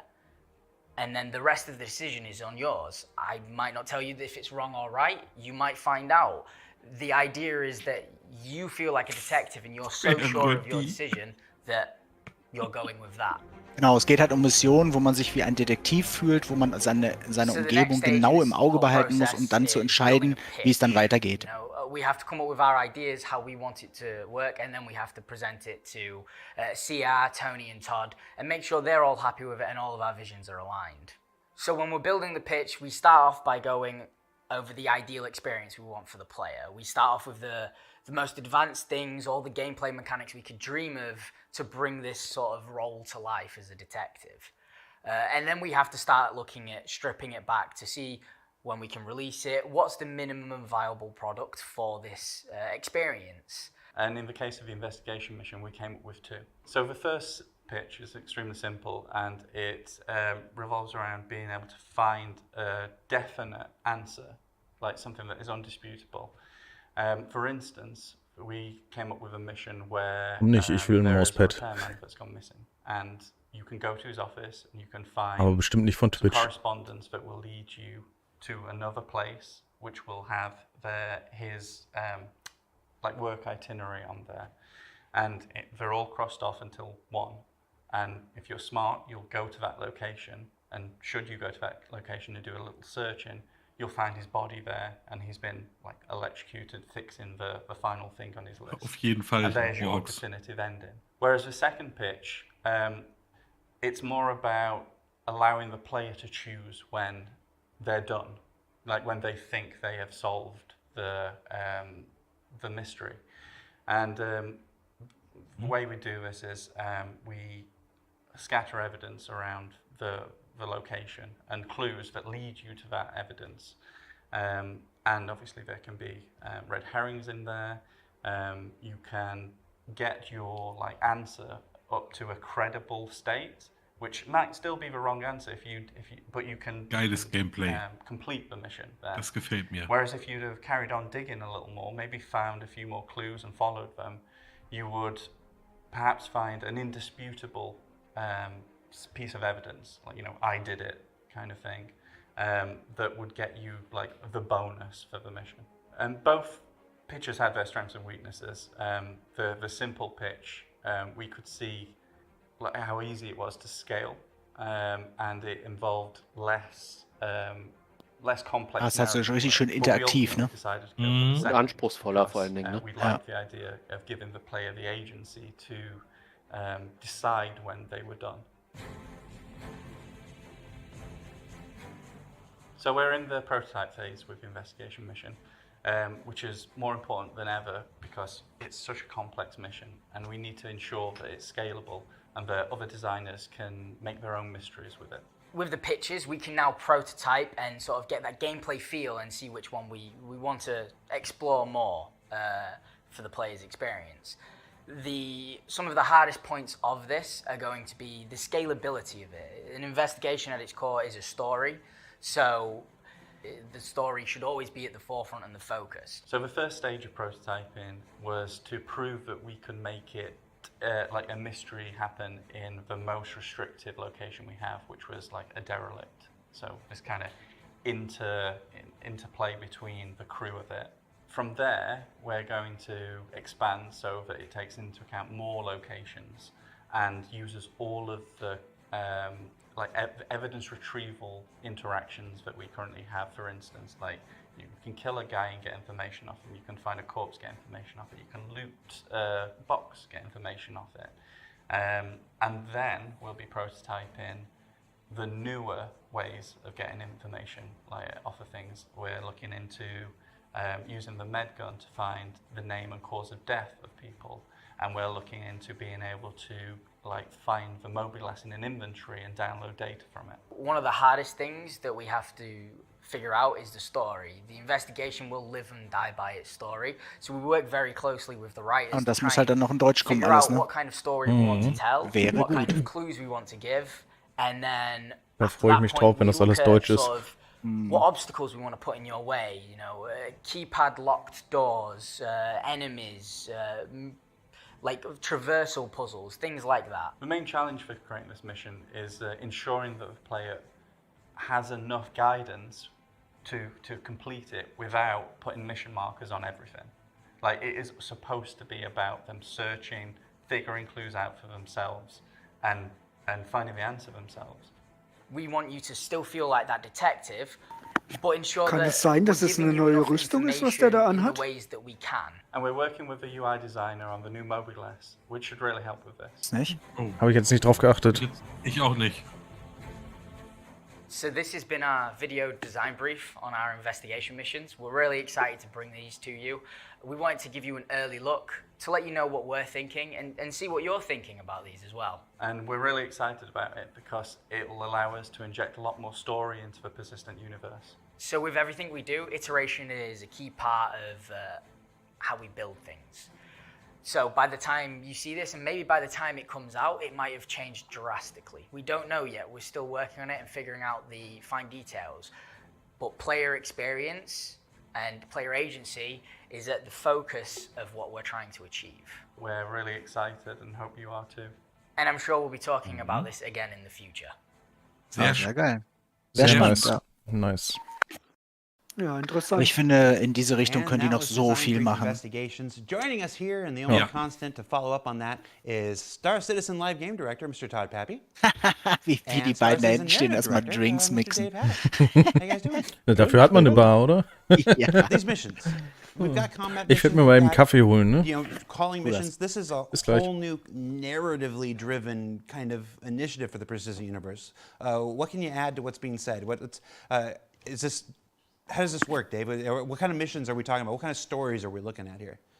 I mean, it's, you know, again, we're still trying to figure out, it's a really interesting technical challenge because basically, you know, with a mystery, it's tied into the story. And so, but because we need to populate the universe, like it's presenting a really interesting challenge of how do we make these modular, but Der yet Blick still vom feel Peppi, ne? specific. So it's a really unique challenge to try and navigate those waters and tell something that's satisfying.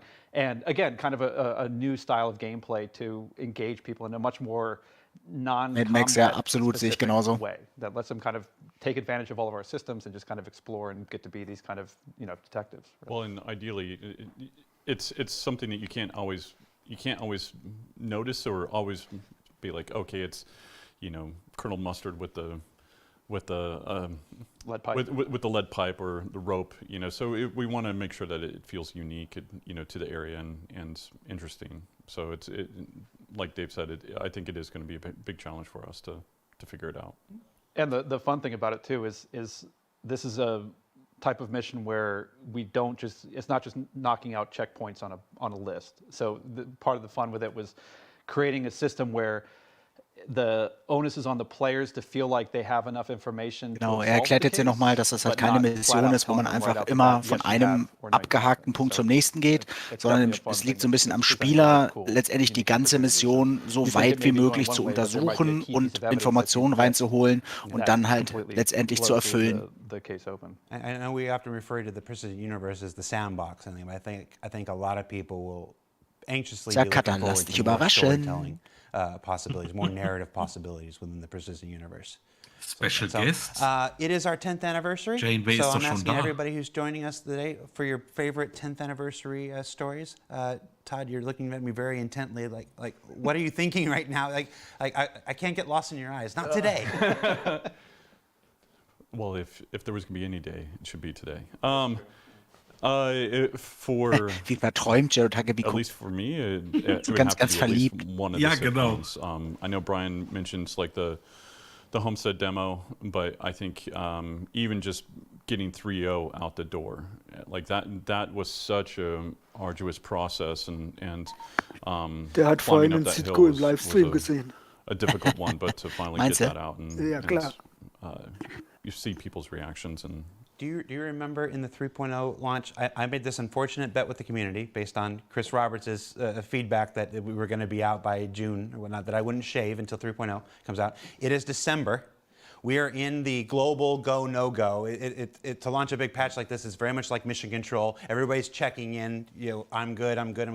And we get to, and Aaron is on this call, he's leading this call. He goes, well, that seems like everybody. I'm in a bathroom listening to it on a thing with a razor ready to go. And Aaron, I don't know if you remember this, Aaron, but you go, all right, that's everything, we're ready to go? And Chris goes, well, maybe we should check a few more things so Jared doesn't have to shave.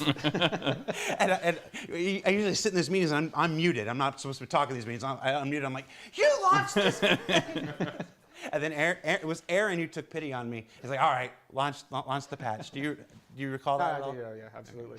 Yeah. And Dave, we'll get your story before we move on to the next thing. What's your favorite memory in the last 10 years? Ostfrank. I mean, it's tough to lock it down. I mean, I have two kind of distinct areas. There's actually it was the morning of the GDC announcement. Like, I was in LA and woke up early to watch the live stream.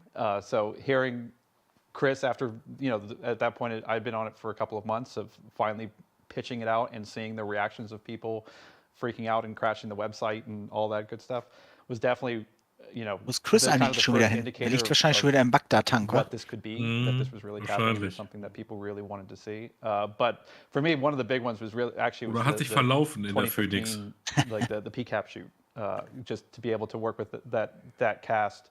The crew was amazing. Everything about it was just like this real engaging. I mean, it was a three-month shoot. Right? Yeah, I think it was 3. Yeah, that's one that stands out for me huge as well. It was. I mean, the cast that was there and how you dealt with them on a daily basis and the passion that they had into the script, and it was so cool. Yeah, and it was these sort of fun, weird things of, you know, there was a song that came about during the production that I won't spoil anything. I don't know if it's actually been released, but that became sort of the theme song of the entire shoot, which was amazing. So Xylo's blowing up my phone saying we need to hurry it up.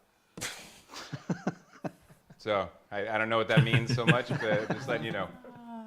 All right, bring it back to me. Ja, All genau, right. ich gehe davon aus. So thank you Crash. so much, Todd and Dave. Muss mal It's time to move on to our Google next Journey to Street View 4.0 gucken, ob du presentation, es findest. the new Underground, where we So, explore jetzt kommt das nächste what you Panel, think Panel you Nummer know 3, The about New Underground. facilities, and then Da geht es, glaube ich, um explode neue them in a whole Underground, new way. Missions So check that und out. Caves. genau, alles was den Untergrund angeht. Hello, I'm Ian Leyland. I'm the art director for Star Citizen, and today we're going to talk about underground facilities. Now, this was a presentation that we gave Chris internally a little while back, and what we're going to cover is how we're going to take one of the locations we have in the game right now, but actually really design it from the ground up to be the location archetype that we really wanted. Okay, let's get started.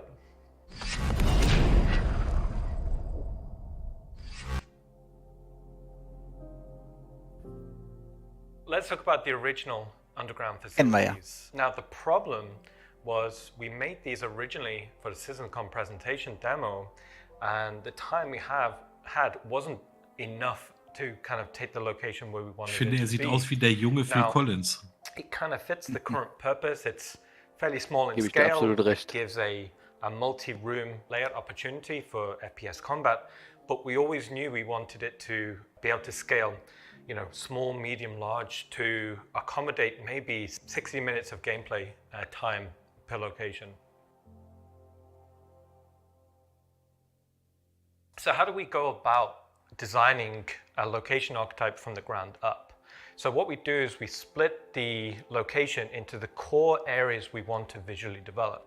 Now, for underground facilities, the first thing we're looking at here is what we're calling Zone 1. So this is the presence on the landscape. So what we're looking at here is an example key art shot of what a medium-sized underground facility could look like. So dominant features that we're seeing here is a kind of a key spire. This is instantly where your player Nur ein Konzept, you ne? should be Ist able das to navigate Konzeptzeichnung. towards. This could be like a Aber sehr corporate geil. wing or an executive landing pad on the top. And then moving down is very important to be able to get the landing Vielleicht pads, kommt es ja noch. landing hangars, quite close to the facility because we wanted that experience as the player lands. They're not far off from the location, they're actually quite close, and you should be able to see a little FPS area where the player lands. Also, what we're seeing here is some visual justification at what might actually be going on. So you're seeing, you know, processing and tanks and supplies actually on the landscape there. Now, what I was saying before about it being a kind of a much braver visual presence on the Alles war landscape, so we alles hast du designed the verpasst. silhouette primarily, so you'd be able to recognize these as a location to aim for. Also, what we're seeing here is we thought it'd be cool to actually have surface entrances as well. So we're actually thinking about primary, secondary, and tertiary ways Hallo, for players Pharao. to get into these locations, depending on the mission scenario. So like I said before, you've got like executive pads at the top, you've got the main hangars in the middle, and surface entrances down there below. Now moving on to the inside, so after the players landed through the hangars, they'll be brought up into the main corporate reception. Now these are going to be quite interesting because we'll be able to rebrand these depending on the manufacturer or the location. That's where we'll get a lot of the variety. But this is the corporate presence before the player would go down into the bowels of the facility. And what we're seeing here is, you know, just an example of what a bearing reception could feel like. Pharao alles. Now moving into Zone 2, with it being an underground facility, the physical act of going underground, that's cool, right? So we wanted Zone 2 to be about the logistics of the player going up and down and how we can make that cool visually, but also interesting from a player experience. So this is the transit, the elevator network. So we played around with a few different ideas into this, and one of the things that we thought could be quite interesting is the elevator itself could be a mini play space. So what we're looking at here is control room idea quite early, what sort of scale vehicles there could be. Now ultimately we didn't go with this idea, it didn't really fit the art style that we wanted. but it had some pretty interesting ideas. So what we landed on here is something that we felt quite comfortable with internally. Now it's worth noting, we're designing these. Das habe ich auch gedacht, Interceptor. Wenn die hier Fahrzeuge zeigen, dann müssen die aber davon ausgehen, auch dass wir die wollen. Ne? Do other art style variants. So what we're seeing here is the control room overlooking the main. Da kann man schon diese Stapler sehen. Elevator should be big and clear enough for the Da ist ein Mule auf jeden Fall. logistics will go up and down. And for the elevator itself, we wanted it to be its own play space. So on the top level, that's where containers will be shipped up and down. But maybe underneath it, there could be little nooks and crannies. If we wanted to stealth into the location, we'd be able to give opportunities for the player there. And down below, this is what the player would kind of see. So now they're really starting to get into the bowels of the facility. So echoing of that control room down below, but also this is where we'll present the player with an opportunity to choose the area they want to go. Maybe cargoes to the left. Ja, und das wird ja später auch ein Teil des Basenbaus sein. Das haben sie ja gesagt, dass das nicht alles überirdisch passieren wird, sondern dass wir auch Basen unterirdisch bauen können. Und ich glaube, das hier geht halt in so eine Richtung dann. Ne? How the player would exfiltrate from the location. So a lot of the lines are leading towards the elevator because we want navigation to be as intuitive as possible. Moving on to zone 3, so this is the bowels of the facility. So these are going to be spaces that we've never really explored before. A lot of the locations in the game tend to be quite residential, but here we're going for something completely industrial. As a player, you want to feel like an ant almost to the location. The primary purpose is not for you to be walking around, so we dedicated spaces towards logistics, and we put kind of personnel walkways almost as a secondary element. So in this image, you're kind of seeing where, you know, big trucks could kind of go, but we've also got like little nooks and crannies for the player to kind of explore and go into. Now, as it being a location dedicated towards the moving of logistics, we wanted to explore and have fun with vehicles, right? So here we're seeing the mule kind of coming and going on one of these walkways. You know, maybe there's elevators. So on the right, what we're seeing Mit Fahrzeugen in Fahrstühlen fahren. A ladder. Ja, so mega gut. with all of these play spaces, as we were having fun and visually exploring, we always kept in mind of different ways for the player to traverse through the scene. Also, as part of that, we wanted to think about verticality, so not just a linear direction. Das sind auch neue Arbeitsanzüge hier, was wir sehen. Go vertically. So maybe Ja, there's stimmt. the concept of a cargo elevator within the corridor. So kind of similar to Wenn man how ganz you'd kurz see AFK muss on mit a dem Hund runter, character bin be a gleich wieder little da. Jo, control room viel looking Spaß. at the flight deck. Here you could kind of see something very similar. Maybe this ties into gameplay puzzles about how you could bring cargo in and out. You know, maybe as a player you're trying to steal some cargo out. There's tons of potential for how we could do puzzles in that regard. So looking at this image, we took loads of inspiration from modern day aircraft carriers about how you see pads on the flight deck go to the underbelly. We thought this would already Wahnsinn, ey. give tons of opportunity for Kannst du komplette not Level only, bauen. cool visuals, Ja, but Sie haben also gerade gesagt, die haben ways sich in an which die you can, Flugzeugträger orientiert, reveal, mit den Plattformen hoch und extra runter zu traversal fahren. opportunities. So as that cargo deck goes down, you'd see other ways to kind of traverse through into the facility. Okay, so what we're looking at here is kind of an example corridor. Now, corridors in our game are quite important to us, but they don't necessarily have to be boring. Now, what we're seeing here is an establishment of a radial motif. Now, with this being subterranean, we wanted to always imply that there's a weight kind of pushing down. So this radial motif is the best load bearing. So as a design language, instantly was feeling quite right. So in this traversal corridor, what we're seeing is a few different things. Clearly, there's a clear route for logistics. That's cool. But also on top of that, you've got these side routes, which is where personnel would go. Split hierarchy, so it would be pretty cool for FPS combat, you know, for opportunities there. And then leading in, underneath, you're kind of seeing a tertiary route. Now, part of this could be this maybe is stealth route, or maybe this is the upper area is blocked off, so the player has to go down below. So even within something as a concept of a corridor, we want to design many different avenues for the player to traverse. Okay, so what we're looking at here is the underbelly of that concept we just showed. So up above, dedicated towards logistics, maybe containers going through, shipping containers going through. But underneath here, maybe this is just more towards the processing of it. Maybe hydraulic cylinders for these elevators coming and going. Hierarchically, it's a different mood. So up above, it's cleaner, it's noisier, but down below, darker, more steamy. And again, that presents other opportunities for gameplay. Now, we can't have these corridors going on forever. Performance-wise, we'd never be able to draw it, and it wouldn't be the most entertaining for the player. So we came up with the idea of introducing these bulkheads. So these bulkheads are almost checkpoints. So it enables us to break that draw distance, but it also enables us to break the rhythm of traversal. So from going from a corridor into an ops room or something like that, that's a way in which to kind of checkpoint the progress through the location. So inside these bulkheads, we could maybe array like ops rooms. Maybe these are scanning checkpoints to kind of monitor the movement of cargo to and from. You know, also inside here, you know, there could be tea rooms or break rooms or offices. So again, we're trying to break the rhythm of traversal, so the player's going from a large space to a small space, but also from one theme to another theme. And what that will hopefully do is create a really good rhythm of play space where the player's not getting bored of traversing through the space. So what we're seeing here is a side view to kind of explain how that process. So on the left, we've come in from the corridor.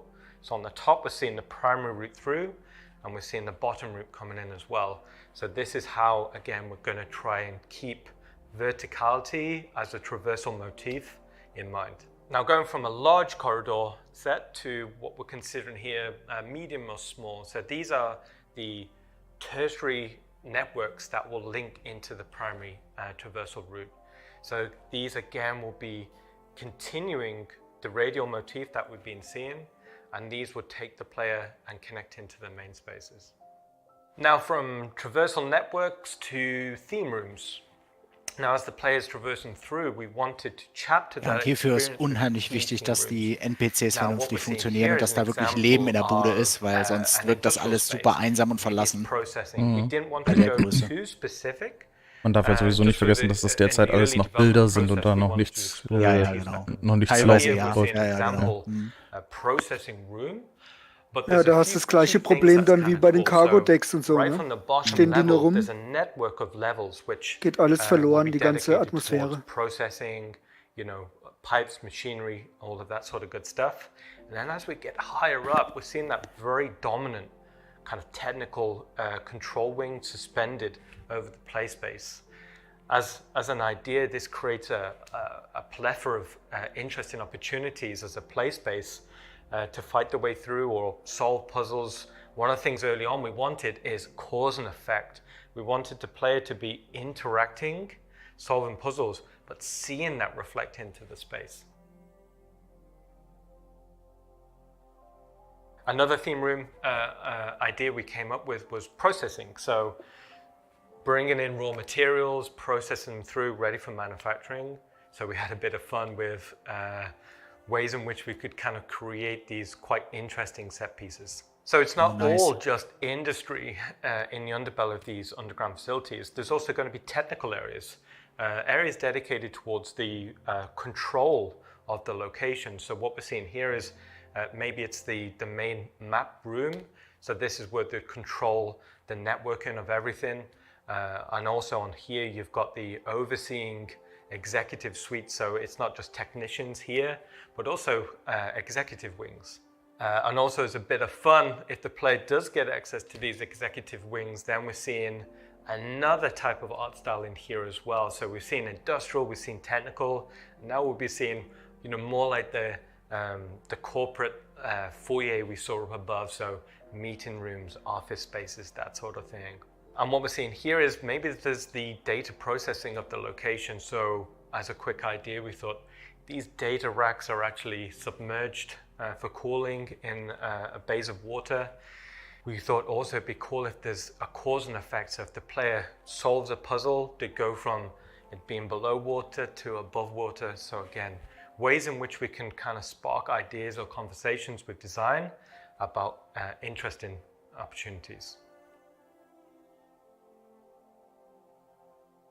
And then lastly, zone 4. Now, it wouldn't be a missed opportunity if we didn't go into some sort of organic locations as part of the underground facility. So this could be excavation zones or areas where it'd been abandoned. This could lead into cave networks. This was something we had quite a bit of fun with. So how do we actually take the player from being in this fairly well-established industrial location to a cave? There needs to be some form of transition period. So we came up with ideas about how we'd see excavation equipment, or, you know, with the roads kind of peter out.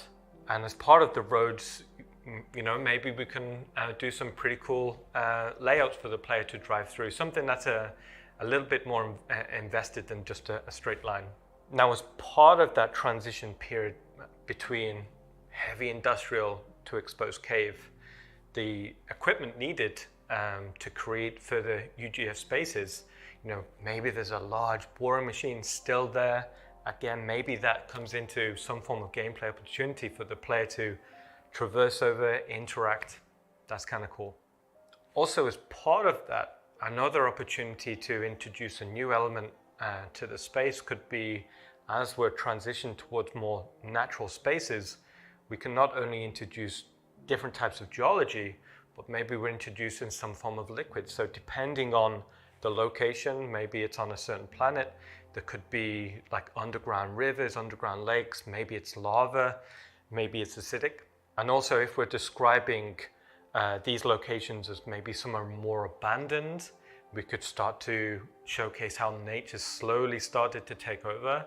This also would introduce some pretty cool opportunities. Das sieht richtig gut aus. So also another process we do during concept development is I like to start taking some of these ideas we're developing and get them in the engine as soon as possible. And what this affords us is we can sit down with Todd and we can really Aber da kann man schon sehen, wie weit die sind, ne? Oh ja, das habe ich jetzt auch noch nicht gedacht, dass sie schon so weit sind. Er hat ja am Anfang gesagt, dass sie zu wenig Zeit hatten, um jetzt wirklich den aktuellen Stand zu zeigen.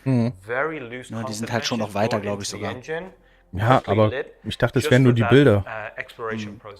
Aber dass sie doch schon so weit sind und das wirklich im Progress haben, sag ich mal, das ist mega. That's an overview of what we're pushing for the new underground facilities. Genau, und diese Underground Facilities, die sie gerade gezeigt haben, die wird es halt auch nicht nur in Pyro geben, sondern die wird es auch in Stanton geben. Ja, ich vermute mal, die alten Bunker und so werden ersetzt durch die Dinger. Wahrscheinlich ähnlich wie die Space Stations irgendwann, ne? Mhm. Wobei nicht Stark auf jeden Fall. Muss ja nicht unbedingt ersetzt werden, aber erweitert, ne? Teilweise. Genau, genau.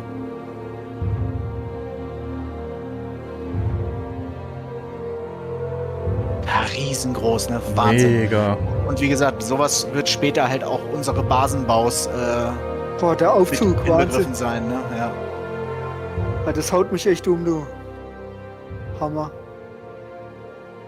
Das ist wirklich gut.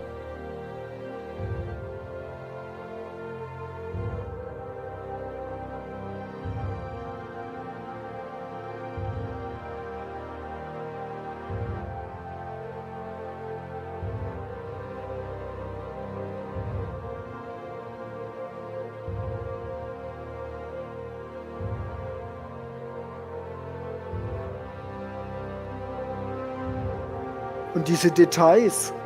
Wahnsinn. Ja, auf jeden Fall. Ah, auch gut mit diesen Hologrammen da und so. Also mega. Richtig gut. Genau, und da machen die Fahrzeuge euch richtig Sinn, wie das Chapter sagt, das stimmt. Ja. Sonst wird sie ja dann Wolf laufen. Mhm.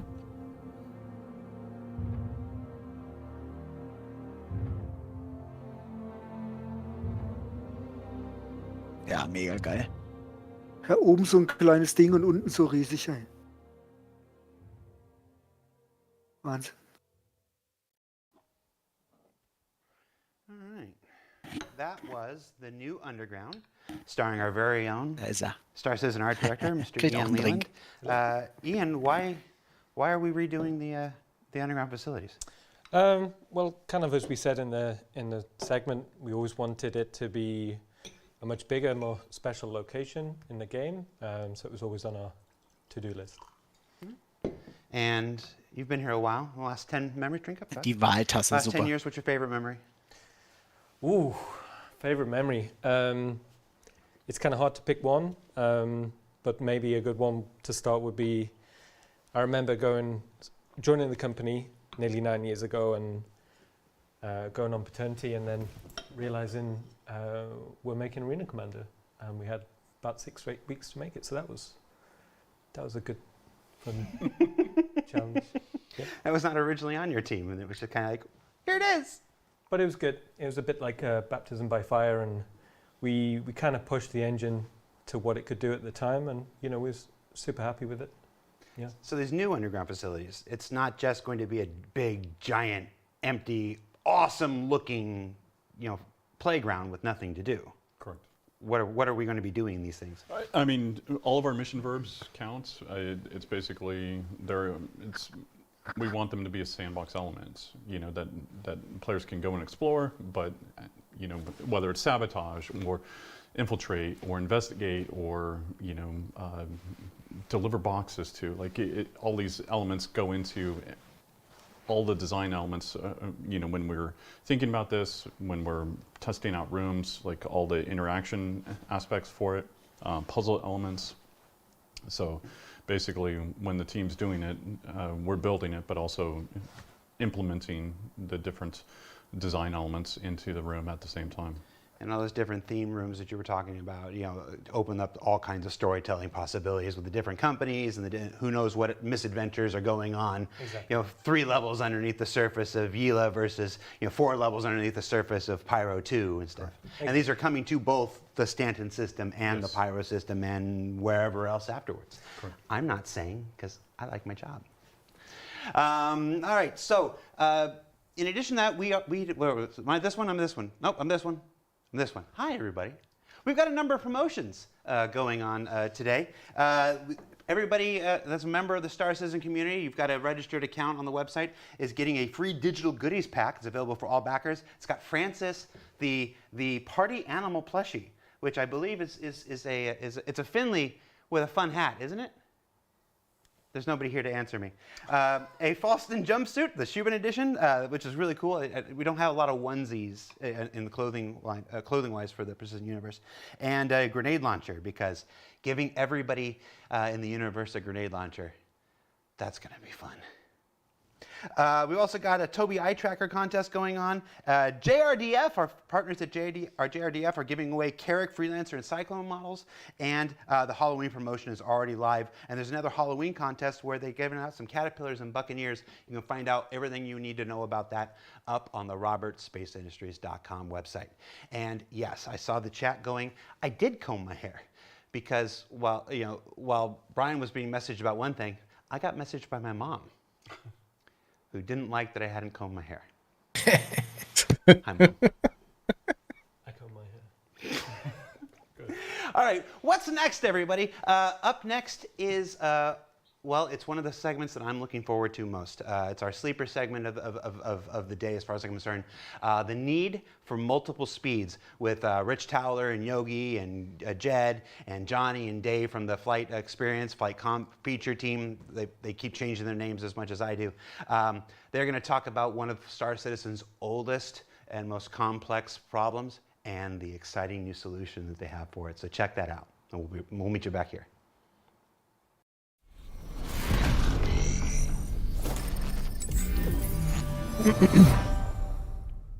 Hi, my name is Yogi Klatt. I'm a gameplay programmer in the vehicle feature team. I'm here with Rich Towler, David Colson, Jed Talbot, and Johnny Young. And today we're gonna talk to you about the upcoming changes to the flight systems and the combat systems, which are done specifically for Squadron 42, but which will eventually find their way to the persistent universe.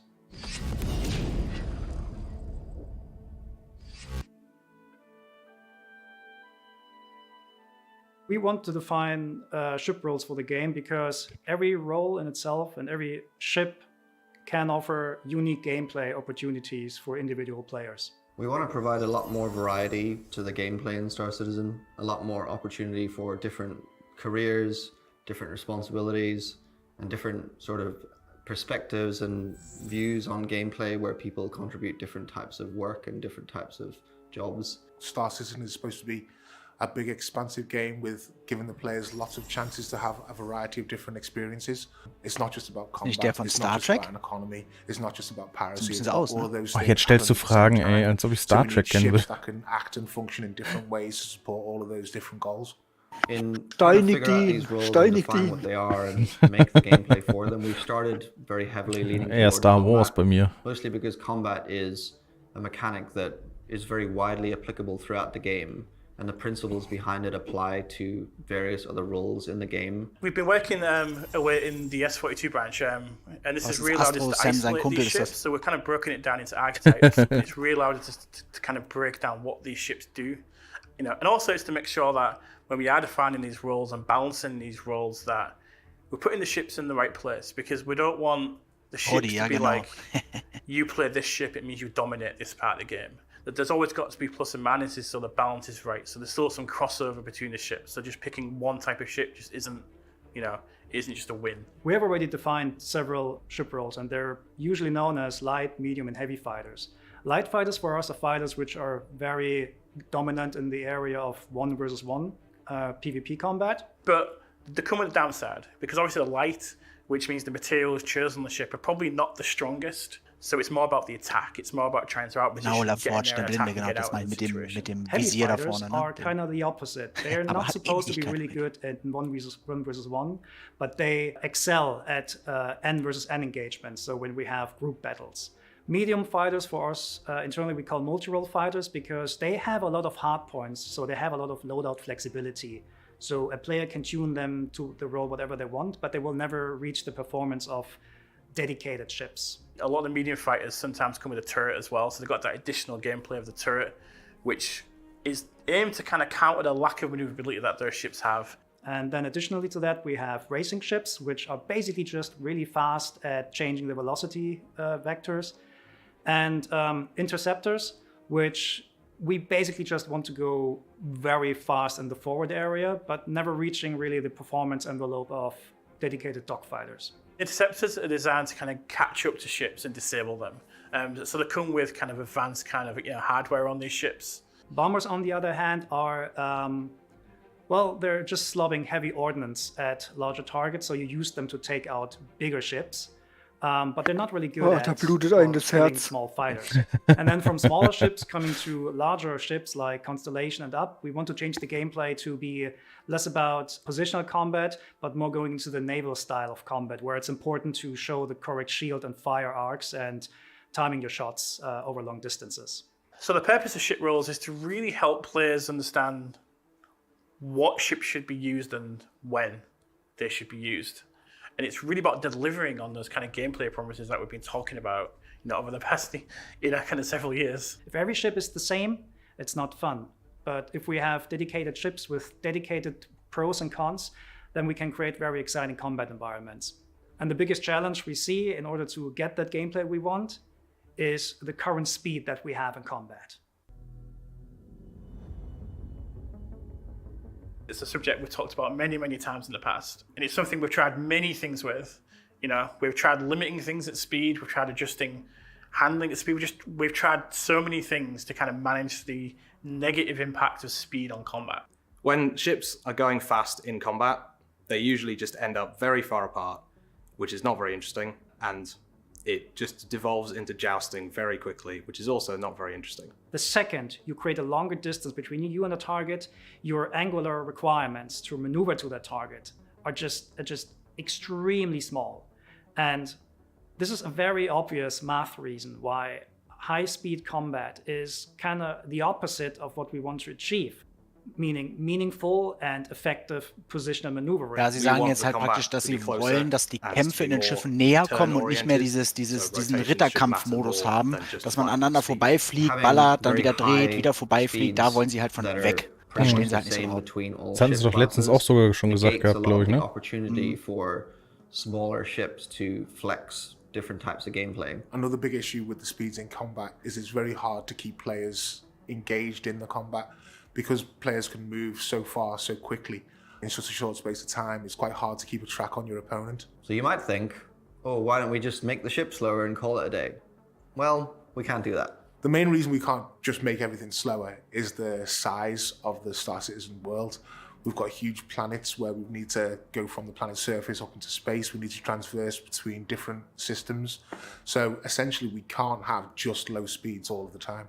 There's a massive universe out there to explore, there's planets to explore, and the feelings we want to capture with the speed, we still want an element of danger that you can still go too fast in lots of situations. We have tried an awful lot over the past few years with what are called soft speed caps, where there is no speed cap on ships, but we encourage gameplay to occur at a lower speed. But it doesn't really work because the advantages of flying fast in terms of defense is just better. So since the last year, the focus of Vehicle Feature Team shifted very heavily towards Squadron 42 and nailing down the flight and space combat experience for it. And I'm very proud to say that we finally found a really good working solution that we're going to show today. Dann zeig. So the main idea is to simply not have combat and long-range travel at the same time. So we're splitting these gameplay experiences. This will be done by a thing which is called master modes. A master mode is a thing that is globally applied to your ship. And we have two of them. We have SCM, which is now relabeled as standard control mode, and QCM or QM for quantum mode. The idea is that between these two modes, we can constrain the speeds in combat and also get all of the maneuvering, like high speed maneuvering and traversal mechanics that we had before, but in these distinct modes that are integrated with lore and integrated with the ship functions, such that there's costs and payoffs for being in each of the two modes. So let's start with standard control mode and what this means. So this is the mode that we intend to be the functional mode of the ship, whether it's combat or mining or any of these kind of core kind of things the ship does. We want the player to do these things in this mode. And what this does is it reduces the speed of the ship, but it also enables the shield to be turned on. And obviously the intent behind this is where you do your combat. It's where the guns are on, the missiles can be armed and fired, and all the kind of operational things the ship does operates within this mode. The speeds that you can reach in SCM are somewhat limited, somewhere between 200 and 300 meters per second, tuning Sie wollen das jetzt trennen, ne? But this is basically the hard cap, which you Den cannot SCM-Mode not und really den exceed. You can Speed-Mode slightly praktisch. exceed this by using boost, Oder Afterburner. but you cannot maintain any velocity beyond that SCM limit for a longer period of time. So we're thinking of this as some kind of energy management system, so you can go a little bit faster with a little bit more accelerations when you need to, but you know that it is a limited resource and you should use it carefully. Specifically, the boost space is interesting for space combat because that boost space is not spheric as it was before. You can boost the fastest if you're going forward on a straight line, and you have a lot of debuffs when you're trying to boost backwards. That alone gets us a lot of interesting maneuvering space and variation in the day-to-day dogfight maneuvering, so to speak. Important that you don't have your quantum drive available in this mode. The idea is that quantum is restrained to the quantum traversal mode. The second mode is quantum control mode, or QCM or QM. What this mode does is it unlocks your maximum velocity that your ship can reach. So when you were limited before to 200 to 300 meters per second, now you can go to 1200, 1400 meters per second, whatever your ship allows you. During the development of the quantum mode, we realized we needed something that was a little bit more kind of about traveling large distances, but not the distances that you need to speed up your quantum drive and travel across the universe. So we've created this feature called Quantum Boost, which is available in the quantum mode, and you can access it at any point. So at any point you want to kind of boost towards your location that you're kind of looking at, but it's just too far away. And this boost is available for a limited amount of time, and it's purely on a straight line. Just to give you like a ballpark, Quantum Boost will allow you to go to a target fast if it's within, let's say, 50,000 kilometers, whereas you will use Quantum Travel to do very long-range jumps between planets. So Quantum mode allows you to go Hello, Batman. very Hello, fast, Jamal. up to like 1200, 1400 meters per second when you want to zip really fast over a planet. It also allows Hello, you to Paulus. quantum boost to quickly go between points of interest, which are rather close to you, and it allows you to travel long distances between planets and large-scale stellar objects. But it comes at a cost. Your capacitor systems are non-functional because they interfere with the quantum bubble that is allowing you to go fast. You won't have shields. Your shields will collapse right away when you Ja, swap krass, into ey. Quantum Mode. Soweit ich das Your verstanden weapons habe, will ist das stop halt wirklich so, working dass wir in because diesem anything Quantum that's Mode firing outwards of extrem your ship Power will aus dem Schiff disintegrate the rausholen quantum bubble. und da Your aber alle countermeasures won't Komponenten auch work, drunter leiden, die Schilde and down you will gehen, also aber wir not be schneller able to sind, thrust abuse. So auf basically, all your Kurzstrecken capacitor sogar, and als wenn wir in den common-related Quantumsprung gehen systems würden. are turned off instantly. When you switch between Yeah. modes, there'll be a little period of time where everything has to spool up and change. So you will lose your shields during this, you won't have your weapons during this, but you also won't be going fast. So there's a risk-reward element when you need to switch modes. So it's going to be a very kind of conscious choice of what mode you should be in at any particular point. So if you feel under threat of someone that's close by, you're not quite sure what their intention is, maybe switch to standard control mode and be safe. Or you can switch into quantum mode and escape. And this is going to kind of bring in an element of danger and an element of risk. Because going into the two different modes is like a systemic thing within the ship's items, we actually have the opportunity now to define ship roles that can block people from escaping, either using devices that suppress the quantum bubble or devices that can effectively interfere with your ability to transfer between the modes. For example, specific ships like interceptors can be tuned such that they have a higher standard control mode speed, so they're able to catch up with people. Or, for example, make the swap between the modes faster and more efficiently so that they could catch up with you, go into standard control mode and attack you more effectively as per the properties of their ship versus another ship which might not be as good at doing something like that. It's something that's fundamentally changed the gameplay experience for us. And this is working now, and we're playing it every day in the studio, we're refining it, we're tweaking bits here and there. But we're at that stage now where we're tweaking and balancing. And we've got the core features, it's there in the game playable. And the difference it's made on the game for us is it's basically night and day. Because the speeds have been limited in standard control mode, suddenly fights are a lot closer. The accelerations of ships similarly have been retuned a little bit, and their afterburner strength has been retuned a little bit to make it so that you can orbit around ships and have a lot more interesting maneuvering. And because the ranges are closer, maneuvers that would be performed by your ship have a much more significant impact because you're closer. So if I like thrust up or down, you'll immediately see the difference. So similarly, things like capital ships effectively get a buff to their offensive capabilities with this change, because suddenly you can't orbit a capital ship at high range and high speeds. You have to get a lot closer, which will make the turrets much more effective at shooting you. Turrets become more important, and working as a group to attack capital ships is more important than it has been before. Ja, sehr spannend. Also aber ich hoffe, dass dann auch so langsam die Panzerung dazu reinkommt. This is a really exciting change because it allows us Geht es to eigentlich keep nur the mir so, combat oder speeds erinnert er euch relatively low, auch an where Richie we know Rich? that the gameplay is better for that, while also keeping the point-to-point travel Die Frisur speeds auf jeden Fall. as high as they should be Das ist ja, ja. for PU. Ja, oder? Playing with Master Modes in Squadron 42 Entschuldigung. has been a lot of fun, simply because it's changed the entire combat experience. Before, you'd find that you were fighting at a huge distance. Now you find that you're in really tight, close combat with the other players. I think the biggest part of this is going to be when we have the larger ships interacting with the smaller ships. Once we can have battles with big capital ships and smaller ships, we'll have brought something to the Star Citizen world that I don't think has come out before, and I think it'll make a massive improvement to the game. Having made these changes to implement master modes and rebalancing all of the ship speeds, we'll finally be able to define ship roles in the way that we've always wanted, and to bring a lot more variety to the gameplay that we haven't had before. So it's been a really long journey here, obviously, because you've been a part of this journey. And we've tried many, many different things over the time to try and really create the experience we want.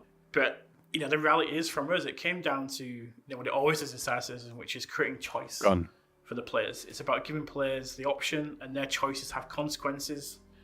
So with master modes, it really helps define the player choice in the game. So they're choosing to do combat. They're choosing to travel from A to B in quantum. They're choosing to QT boost somewhere. Just giving players that freedom within the universe we have is just like, it's a really magical thing, and we try many times to control that as, you know, as designers, to try and get a specific experience at some point, but we always end up coming back to the fact, let's just give the players the choice and let them make the key decisions, and we'll design the balance around that. We finally have it. So we're now nailing down the space combat experience for Star Citizen, specifically for Squadron 42. We know from internal playtest that the master mode stuff works. We know that it works with our flight retunings, and it's very exciting. It will yet take a while to ship this to the PU, because the amount of ships you fly in Squadron 42 is rather limited, whereas in Star Citizen we have about, I don't know, more than 100 ship records at the moment. But the whole hard problem of designing this thing in the first place is over. We just need to get the numbers in now. Es dauert halt noch ein bisschen, bis das ins PU kommt. Die haben das halt jetzt mit den Schiffen von Squadron gemacht, da funktioniert das auch schon. Aber sie müssen halt auch zusehen, dass es halt über die 100 Schiffe, die es mittlerweile im PU gibt, halt auch funktioniert. Aber sieht wohl sehr gut aus. So thanks a lot for listening to us today. We're very, very excited to get the changes to you as soon as possible. And yeah, we'll hope to see you. Sehr, sehr geil, finde ich, auch sehr vielversprechend. Natürlich muss man wieder noch mehr drauf achten, was man anmacht, wie man, was man einstellt im Schiff und so, aber ich finde es einen wirklich guten Weg. Also hört sich gut an. Ja, ich finde absolut. Und mir fällt gerade ein, müssen wir nochmal wieder neu lernen, nicht wahr? Du musst wahrscheinlich ansatzweise, ja. Du brauchst mehr Pilotenskills dann. Aber Panzerung wäre auch langsam mal nötig. Ja, aber das ist halt eben wie auch mit dem Mining und Salvaging später sein soll. Du musst deinen Job schon beherrschen dann, ne? Und das finde ich halt eben auch das Gute daran, dass das dann mit reinkommt. Aber wie Oglass es auch schon sagte, oder ich gerade eben auch, so langsam muss dann auch die Panzerung mal reinkommen, dass wir da auch irgendwie eine Chance haben, dann wegzukommen. Genau, schreibt auch Kevin gerade, das wird halt super interessant werden, dass man dann in den Situationen genau in dem Moment richtig entscheidet, das dann umzustellen, und schon, finde ich gut, gefällt mir. Mir auch. Ich stehe auf Skills. Man hat selber keine, aber man steht drauf, ne? Somit geht die Lernkurve wieder noch ein Stückchen nach oben, ne? Ich sehe schon wieder den Rötti und den Sitko im Torret bei neuen Missionen. Genau, nur deaktivieren, also die Schilde werden dann deaktiviert. Kann aber auch sein, dass wenn man es so oft macht, dass es dann auch drunter leidet, ne? Aber jetzt nicht so stark. Und vor allen Dingen wahrscheinlich auch aktuell noch nicht. Das wird dann, denke ich mal, später erst alles kommen.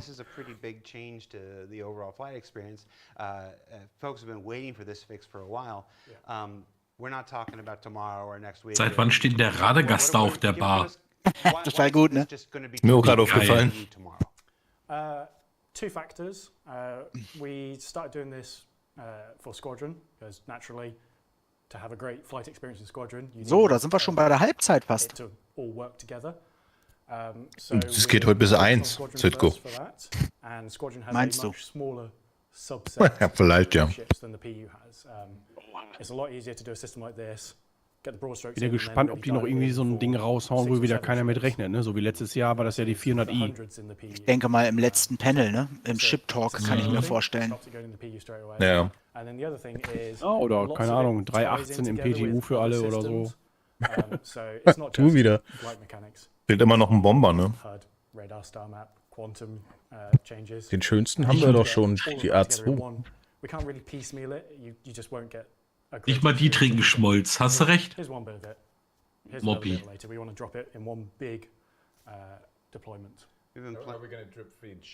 Viel witziger finde ich die Verpackung, die da unten noch liegt. Hier dieses Wenn Duel Against Humanity. Das ist anders eine Knarre, oder? Ist das nicht diese... Ja, das Salvo Frag Pistol. Genau das. Ja. Und unten liegt halt eben noch dieses Kartenspiel, oder was das ist, ne? Mhm. There will be ones that change over time. Oh, you change the camera. there'll be ones that keep going. Hat jemand die Knarre ganz hinten erkannt? Knarre ganz hinten? Ja, da liegt eine Maschinenpistole oder irgendwas in der Richtung. Müssen wir gleich mal gucken. Der Crossbow. Ich bin mir nicht so ganz sicher, ob die sich da wirklich, ob das neue Studio von Jared Huckabee ist, wo der in Zukunft seine Sendungen macht, oder ob das jetzt nur für die Sendung gebaut wurde im Studium. Das weiß ich nicht ganz. Hatte er nicht gesagt, dass das schon seit 2015 existiert? Vielleicht habe ich mich da verhört, aber gerade eben hat er irgendwas mit 2015 gesagt, zu Anfang. So, jetzt guck mal da hinten. Zum Anfang sollte es, glaube ich, hat er gesagt, dass es Science ist. Das Neue. Dass er auf der Bar liegt, meinst du? Ja, das hinter dem Dings. Unter dem Pilz oder was das da ist, unter diesem Turm da. Das könnte die P4 sein, ne? Könnte sein, ja.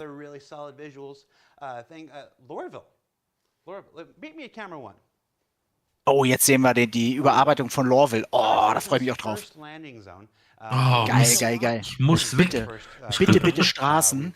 Ich glaube, ich muss mal aktualisieren. Ich bin irgendwie im Delay hier. Ihr seid schneller als ich. Ja,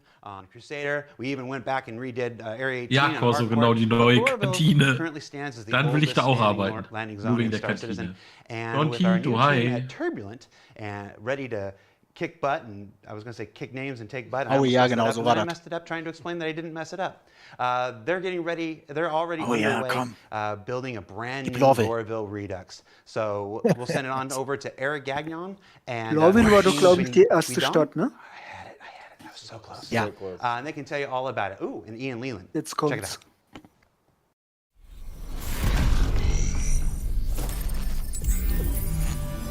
Da ist er wieder. Hello, Bill Collins. my name's Ian Leyland and I'm the art director for Star Citizen, and today we're going to talk about an internal initiative called Lorville 2.0. Now with Lorville, and specifically the Lorville cityscape, it was probably the first major landing zone we'd ever had Ist to ja do. so schon geil, It was sind the wir mal first ehrlich, time we ne? put a landing zone on a planet and we had the player fly there with minimal restrictions, although it did have that really big no-fly zone. Ja, genau, No-Fly-Zone. Ja, die sollten sie langsam mal rausnehmen, glaube ich. Area 18, New Babbage, Orison, we all developed more techniques, Genau, and we always JB. wanted to go back internally and put that knowledge back into Lorville. To start us off, I'll throw it over to Eric, our principal concept artist, and he can show you some more. Hi, my name is Eric Gagnon. I'm a principal concept artist for Star Citizen and Turbulent in Montreal. And I'm here for So, ich werde mich jetzt mal rausmachen. Ich Was? komme nachher nochmal rein. Ja, ja, ich komme aber wieder. Das geht doch wohl Bis nicht. dann, Naja, gut, ciao. Bye bye. When I started to work on the concept, initially what I did is to create a variety of sketches, black and white sketches of a different approach of that city. We create a side panel of a silhouette of the building. Mainly the reason we need to work on that is for mainly gameplay issues, because we would like to make a gameplay in the interior buildings, and we need to create a bigger city to let the player have a fun experience to flying through that. Yeah, so after the sketching process and get some approval, I need to know very well the footprint of that city. We build a city from a human scale, you know. We have nothing in that city, they build in a gray zone. So everything is built from that unit, and it's built from the unit of the CBD. So this is mainly the two main units I used to build a city. So we have a kind of a proportion in terms of lengths and distances to respect. So this is why I used the 3D basis to working on that. So I need to make sure that the ratio of everything fits well to approach closely as possible. So mainly the goal is not to dig right away on the details, but it's to stay on the big picture and to see if the skyline makes sense. So this is a good challenge to play with that, and I think I did a nice job on that, because at the end, what the feeling we have Die Konzeptbilder sehen schon sehr vielversprechend aus, ne? Ja, aber immer dieses Hochtreiben des Hypes, ey, jetzt zeig doch mal richtig, Mann. Zeig doch mal, wie es aussieht. The best as possible concept art with all the techniques inside of it, 3D, paint over, sketching, painting, and at the end, I was needed to create a very speechless concept to sell the mandate to the people involved in that, and they make sure they believe on that project, and they could say, well, okay, now we are a Lorville 2.0, and we're ready to moving on that. Thanks, Eric. There's some beautiful image there, and we had a lot of fun internally developing that cityscape. Now, we're not just in concept development. We've actually just passed our Whitebox milestone. Jetzt sehen wir Whitebox so we're going to jump over to Max, and he's going to show you where we're at. Bonjour, mon nom est Maxime Guindon.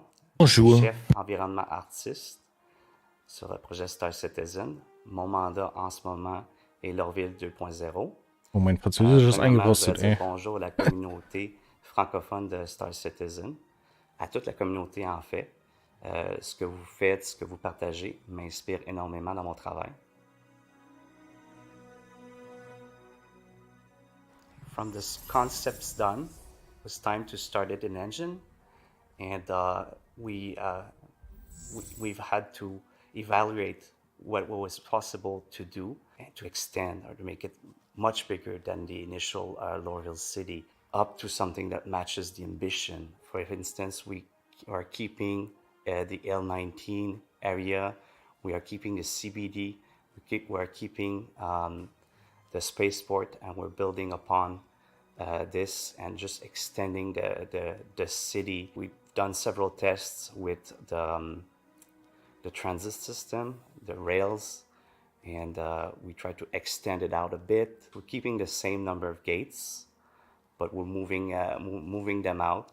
And so throughout these tests, we've built the city as just placeholder, white box, very primitive, to have this layout, this fast iteration of the whole city done, and then that we could see it and get feedback on it. So it will feel more like a believable city.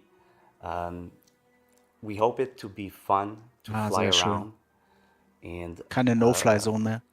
Like to actually do some races in it. Die Grafikkarte was zu tun, arches, bridges, and like underpasses, and it makes it interesting to be able to fly around. We see the community of players. They're doing like emergent gameplay of races, and that inspires us. And then the way that we're building the city. We are starting now the gray box. We have like Montreal's tools teams now that are working on like Houdini tools, and we're chatting with them, see what we could use from the library of tools. Mal vernünftig fliegen. Ich bin ganz begeistert, dass ich ja Christian als Piloten habe. Dann kann ich ihm die Schuld geben, wenn wir irgendwo gegen ballern. Landing pads on rooftops and lookout areas. Dann wird das Rennen um die Stadt aber ein bisschen länger dauern, ne? Ich glaube auch. Aber der guckt ein bisschen traurig, oder? Nein. Verträumt. Lorville will be ready for those interiors. We started as a team of 2 artists working on Lorville, and now we're 5, and we could even be like more soon. Each artist has slightly different skills. Oma Hilde ist das gewohnt in Lorville. They bring ideas. I let them bring ideas to the table on how to advance what we're doing, make it kick-ass. Und das, was wir gerade gesehen haben, das ist halt wirklich genau der Grund, warum die Performance dort eher niedrig gehalten wird. Das sind halt alles keine gebauten Assets, sondern es sind halt eher nur Fake-3D-Elemente, die halt 0 Ressourcen schlucken. Nur so geht das auch. Thanks, Max. That's looking great. And hopefully you guys can kind of see, even in a whiteboxing format, we're seeing really good scale reads. Das war die Whitebox-Phase jetzt, ne? Das ist jetzt noch. The cityscape of Lorville, probably one of our best yet. and we'll be showing more soon.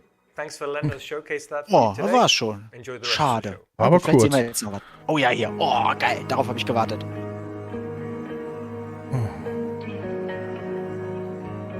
Oh ja. Oha, das ist groß.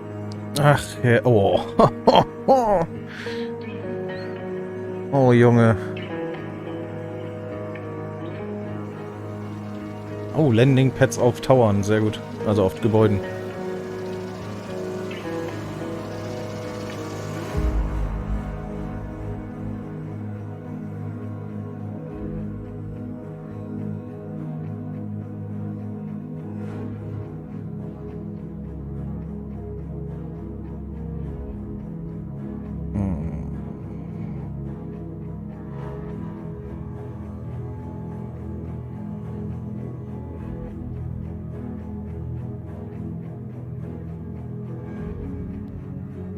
Manchmal auch so das Gefühl, dass wenn man das so sieht, dann riecht man richtig so eine Industrie. So ein Eisengeruch, ne? Ja. Genau, Ja, ja. Industriekomplex. Ja, sehr geil. Also ich wäre enttäuscht gewesen, Wow. wenn wir die letzten Bilder jetzt nicht gesehen hätten. Ist so. Aber so ist geil. Sehr, sehr geil. Keine Straßen, aber ja. Egregious no-fly zone.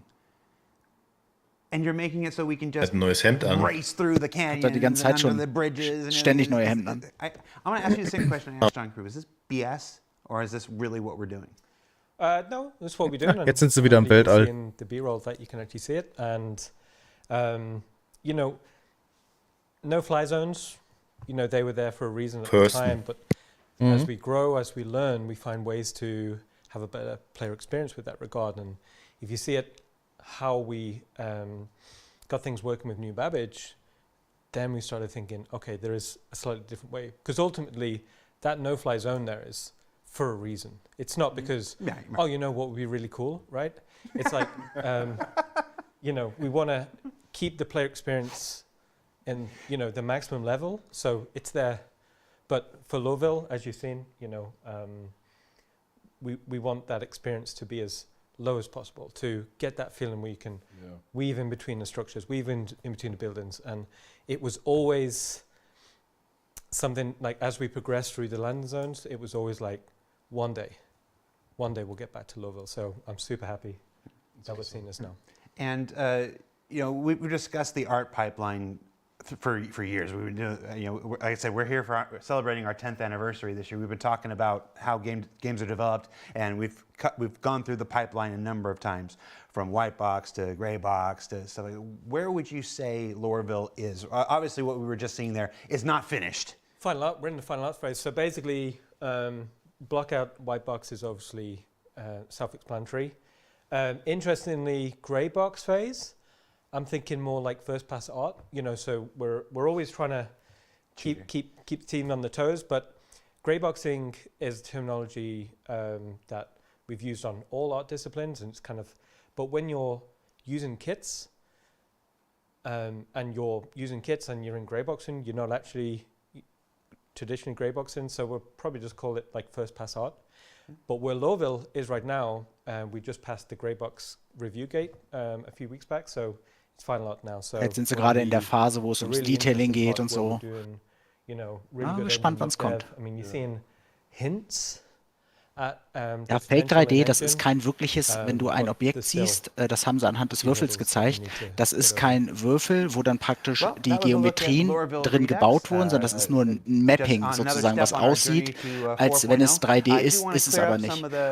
Und das Coole daran ist, dass die Reflexionen aber sich trotzdem richtig verhalten und das macht es halt so realistisch. Und das ist halt der Grund, warum die Performance halt nicht so drunter leidet. Ich kann es nicht so genau erklären, ich hoffe, das war verständlicher. Some of this will be in 4.0, like the planets and moons of Pyro and stuff like this.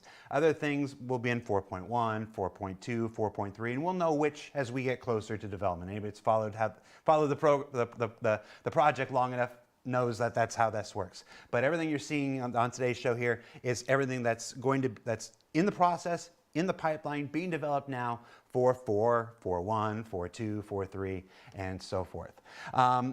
And before we jump to the next one, I want to shout out a couple of the other promotions that are going on. The digital goodies pack is going out there. You get a Finley plushie. It's not called Finley anymore. It's called Francis. I should look at that. beforehand. There's a new jumpsuit that's being given to everybody and grenade Genau, wir launchers kriegen with a dieses cool new Citizencon skin. Goodies That's Pack free für to umsonst all für alle backers. unsere Accounts. Just register your account and Und da sind halt diese 3 Sachen drin, pick Jumpsuit, up any ne, one of so the ein pledge packages and Granatenwerfer whatnot, and that stuff's yours. und The Toby so Eye ein Tracker contest Plüschi. is going on right now. Was ich ein bisschen Send us vermisse, your ist die in-game Trophy. watch Ich hätte party echt gerne eine Trophy screenshot gehabt, for a muss ich jetzt chance to sagen. win. I know there are a number of watch parties going on right now.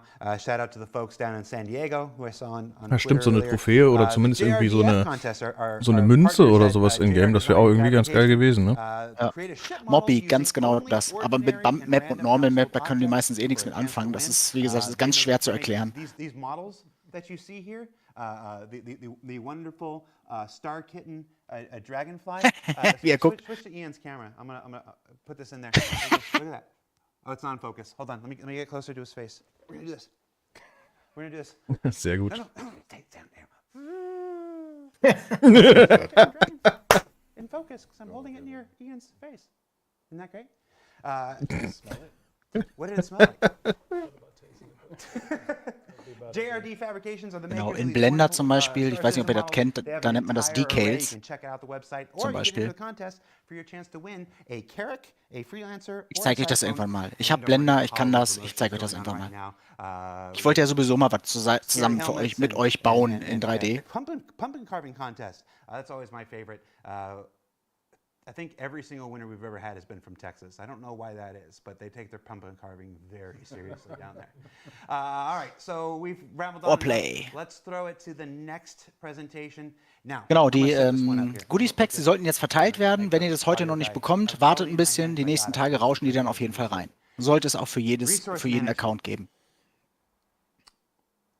What did I want to say about this? Okay. Dann ist für was von 3.18? Wie bitte?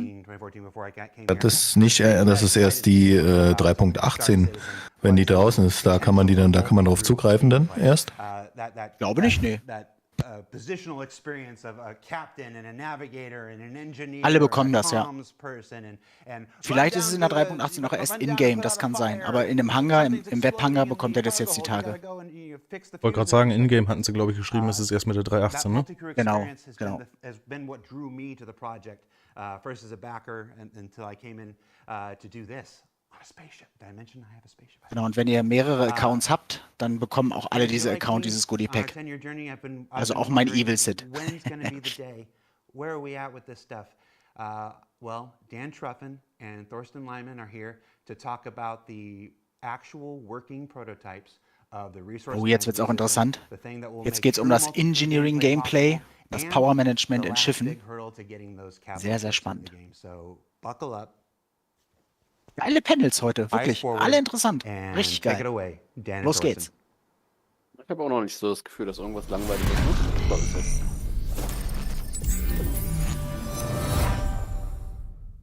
Hi, my name is Dan Truffin. I'm Assistant Director for Genau, Content, and with Thorsten Lyman here today, we will be talking to you about something we think it will change the way Star Citizen functions and works and how the players will play the game in the future, and that is Da freue ich mich auch so drauf, wenn das kommt.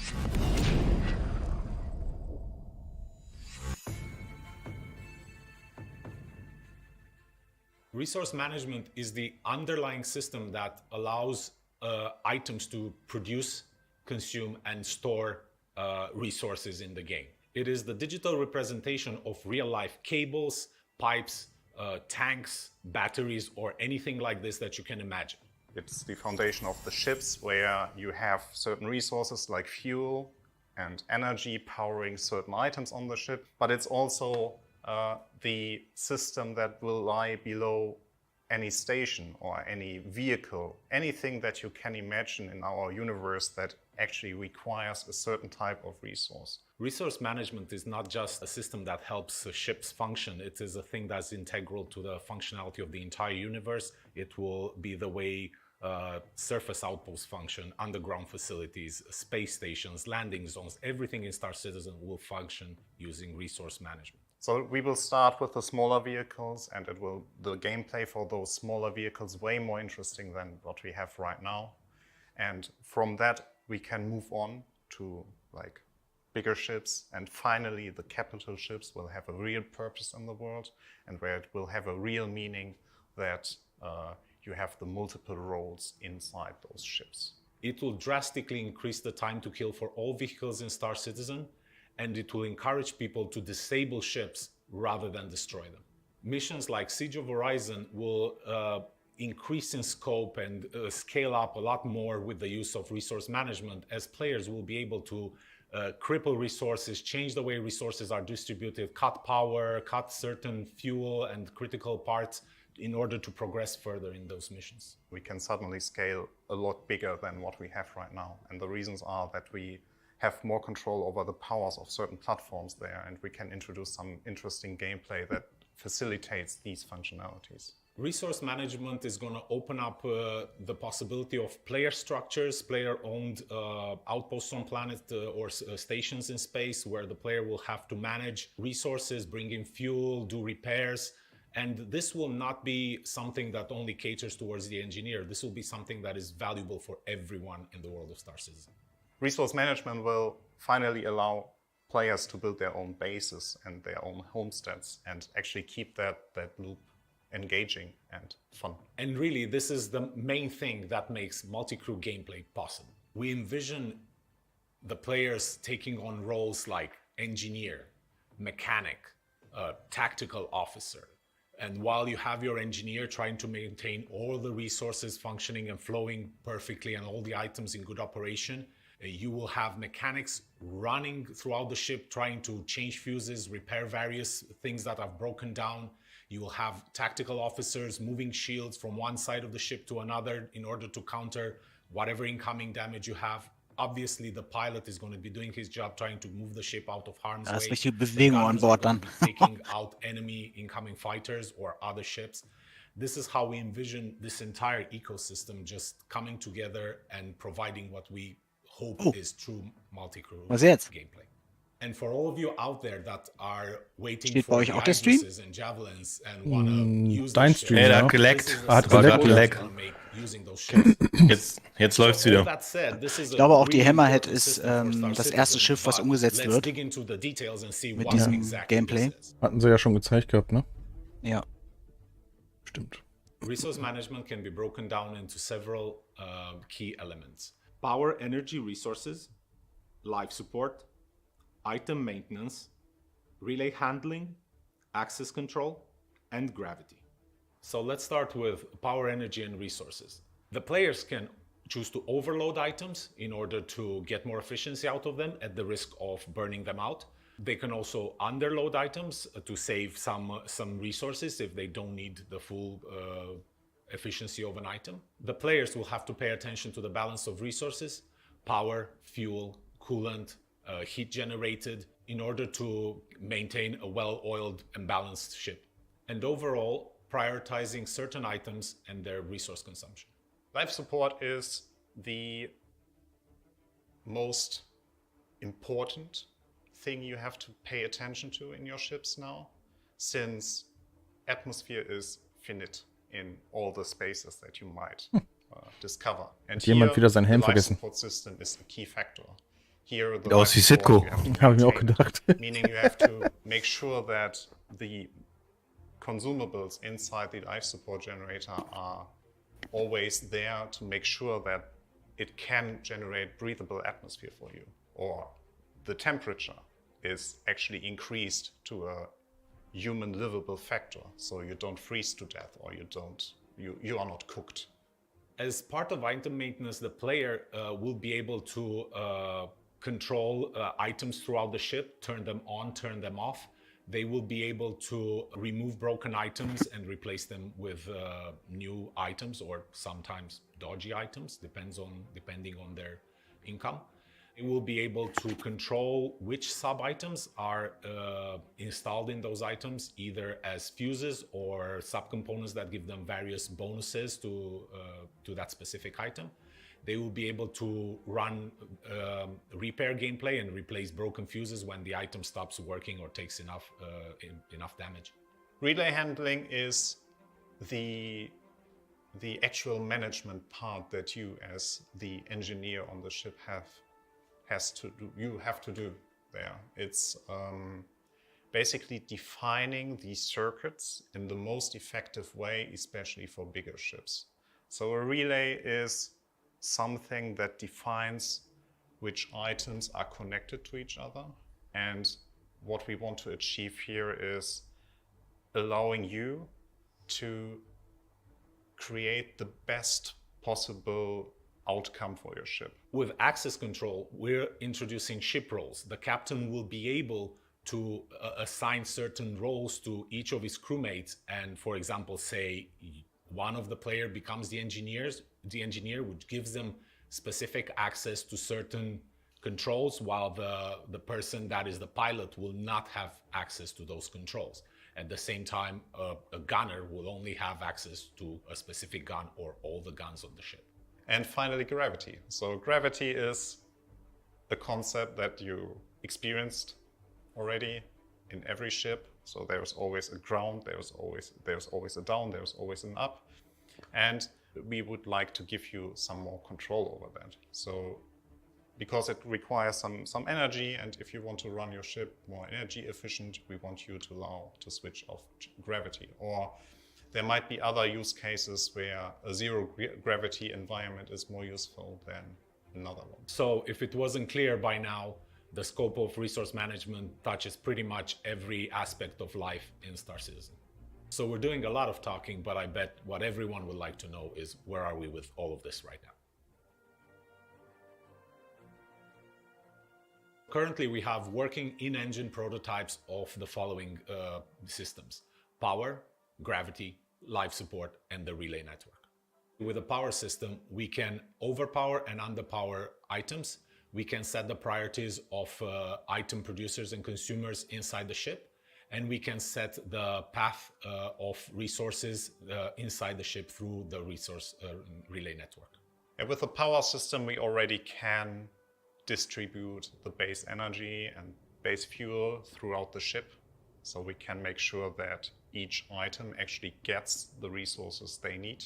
Creating your own resource path is basically defining the routes, or the most efficient routes that the energy or the resources have to take throughout your ship.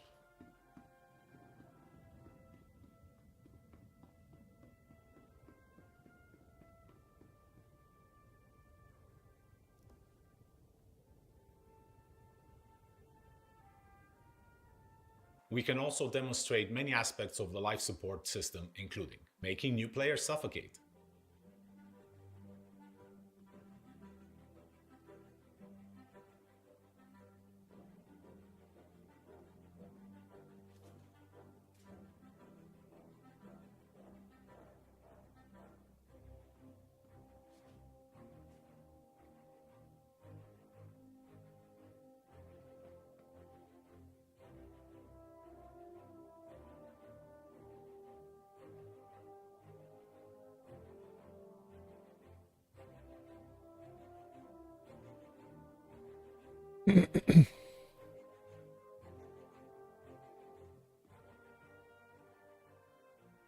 fire expulsion,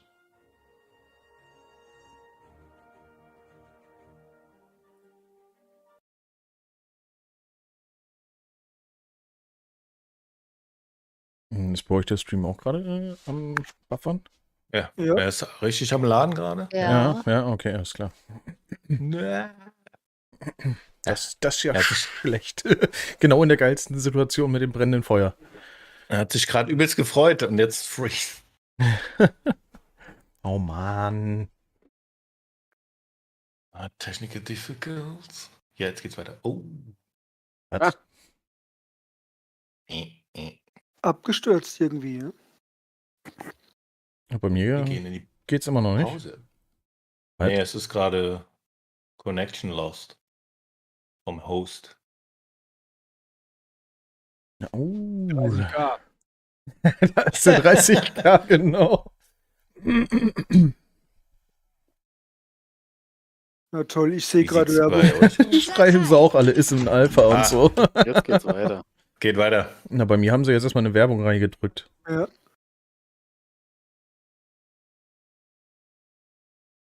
Das mit dem Feuer haben wir jetzt leider nicht gesehen. Ich weiß nicht, kommt das jetzt noch? Weil ich habe erstmal Werbung gekriegt. War bestimmt Absicht. Nee, jetzt. Jetzt geht's weiter. Okay. Aber ganz schlechte Qualität gerade. Ja. Jetzt ist besser. Bei mir nicht. Muss mal F5 vielleicht drücken.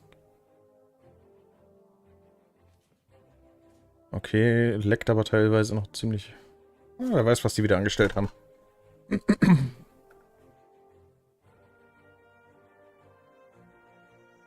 Jetzt geht's wieder, jo.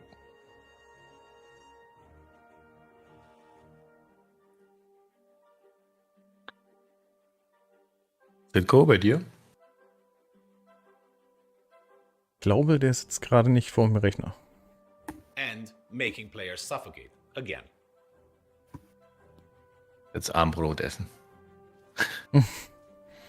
Könnt ihr mir definitiv vorstellen, dass das auch komplizierter wird, ne? Also, das sieht schon ziemlich kompliziert aus.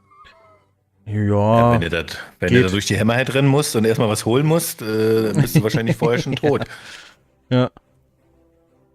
Ich meine, die Hammerhead geht ja noch, aber wenn du andere Schiffe hast, die großen, na danke schön. Richtig.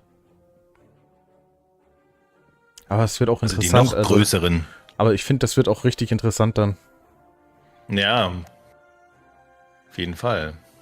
Du brauchst halt noch mehr Leute, ne? Aber das ist auch geil. Geht ja nicht mal. Mit Gravity Immer Off, schnell. Gravity Off, Gravity Low und Gravity On. Also das ist auch ganz geil.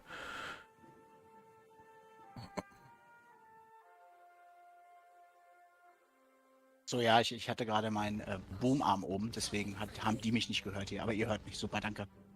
Ach, der Chat hatte ich hier gehört, aber wir dich nicht, oder was? Genau. Ah, okay, alles klar. Weil in der Tat, ich schieb mir gerade eine Pizza rein. Und da ist der Boomarm vom Headset immer so ein bisschen im Weg. Den esse ich dann immer mit. Du sollst doch nicht ins Headset beißen, Mensch. Aber ohne Mist, ne? Wie geil ist das bitte? Also ist das geil? Ich find das richtig gut. Ich hätte aber gerne. Habe ich das richtig verstanden, dass du an deinen Powerplants in der Werkstatt die aufschrauben kannst und da auch noch Modifizierungen vornehmen kannst? Ja, irgendwie so, ja. Reparaturen, genau. Das ist gut. Aber also, da bin ich echt gespannt, wenn das reinkommt. Ich hätte aber auch gerne das mit dem Feuer ersticken gesehen. Schade, dass da jetzt genau dann.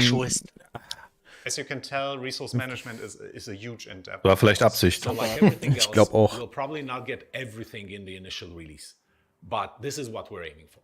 Interactable and accessible items on ships, relay gameplay, changing fuses on the relays, resource balancing, defining control groups that will be accessible through the MFDs, allowing people to create presets for your resource network for each ship, an engineering UI with at least a list or schematic view of your ships, external engineering screen for ships, allowing engineers to define the tuning parameters that can be accessed by the pilot with the press of a button, like loading presets and creating presets.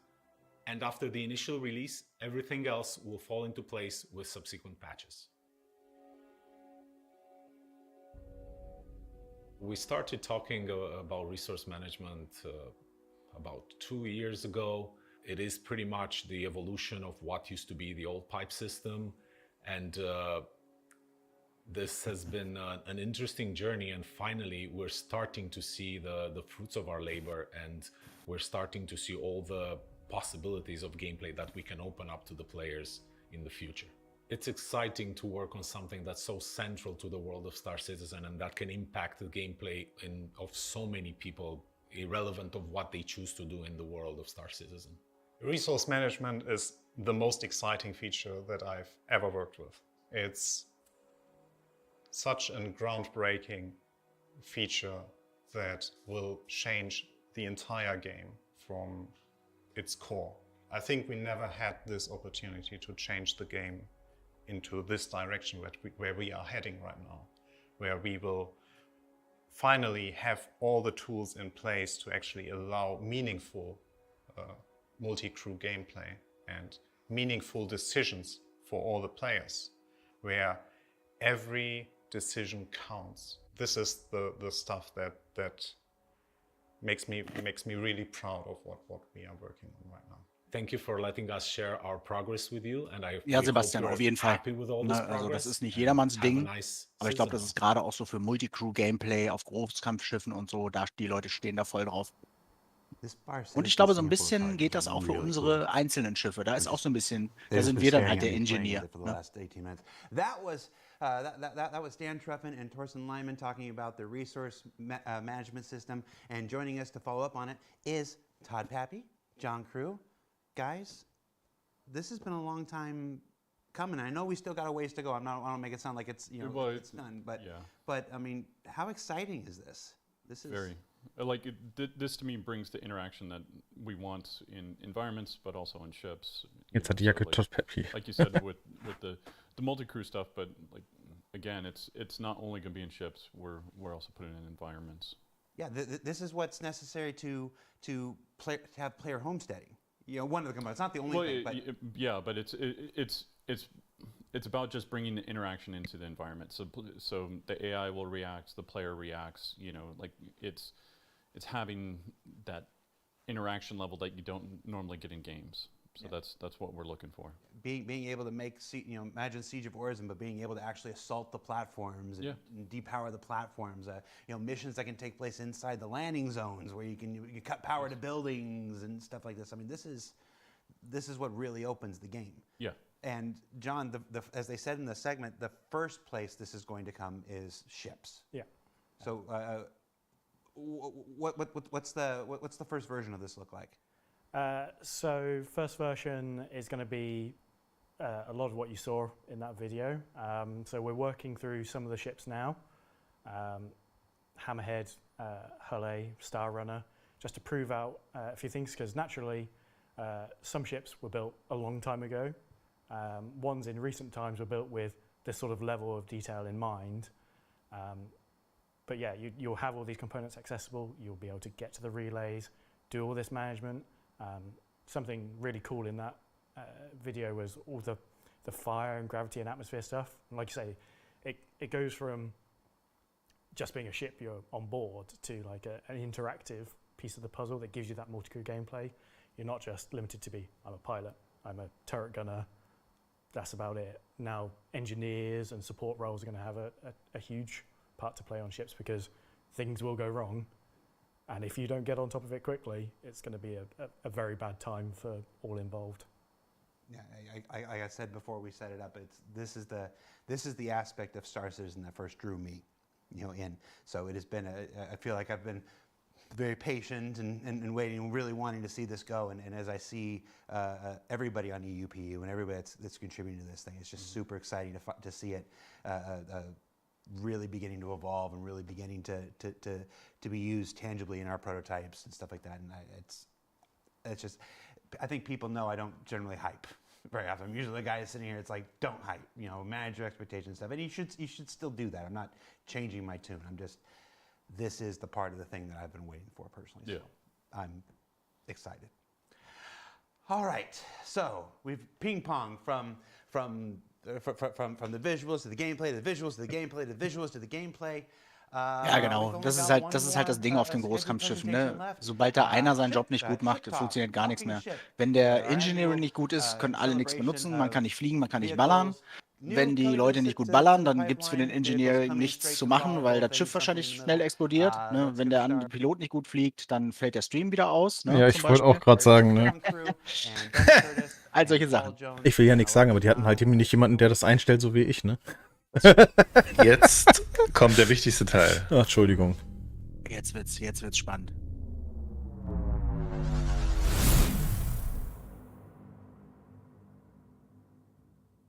Hi everyone, my name is John Crew. I'm Hello, the John. Vehicle Director here at Cloud Imperium Games. This year I'm once again joined by Ben Curtis, Vehicle Art Director, and Paul Jones, Concept Art Director, and this is our yearly Ship Talk panel.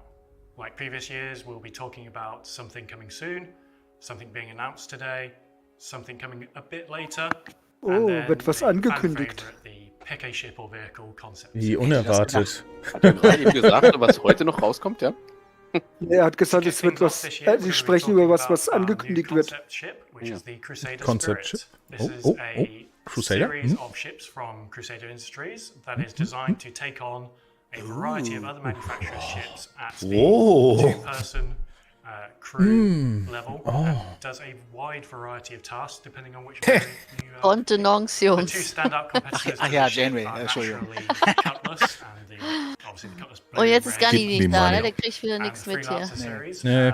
Those Immer are dann, all wenn es wichtig wird. similar sized ships to this, and they also cover similar sort of roles. Compared to the Cutlass and Freelancer series, the Spirit benefits from not only Crusade Industries' sort of stylish physical appearance, but also their renowned speed and agility over those other variants. We have three variants of the Crusader Spirit. We have the C1, which is the cargo hauler version.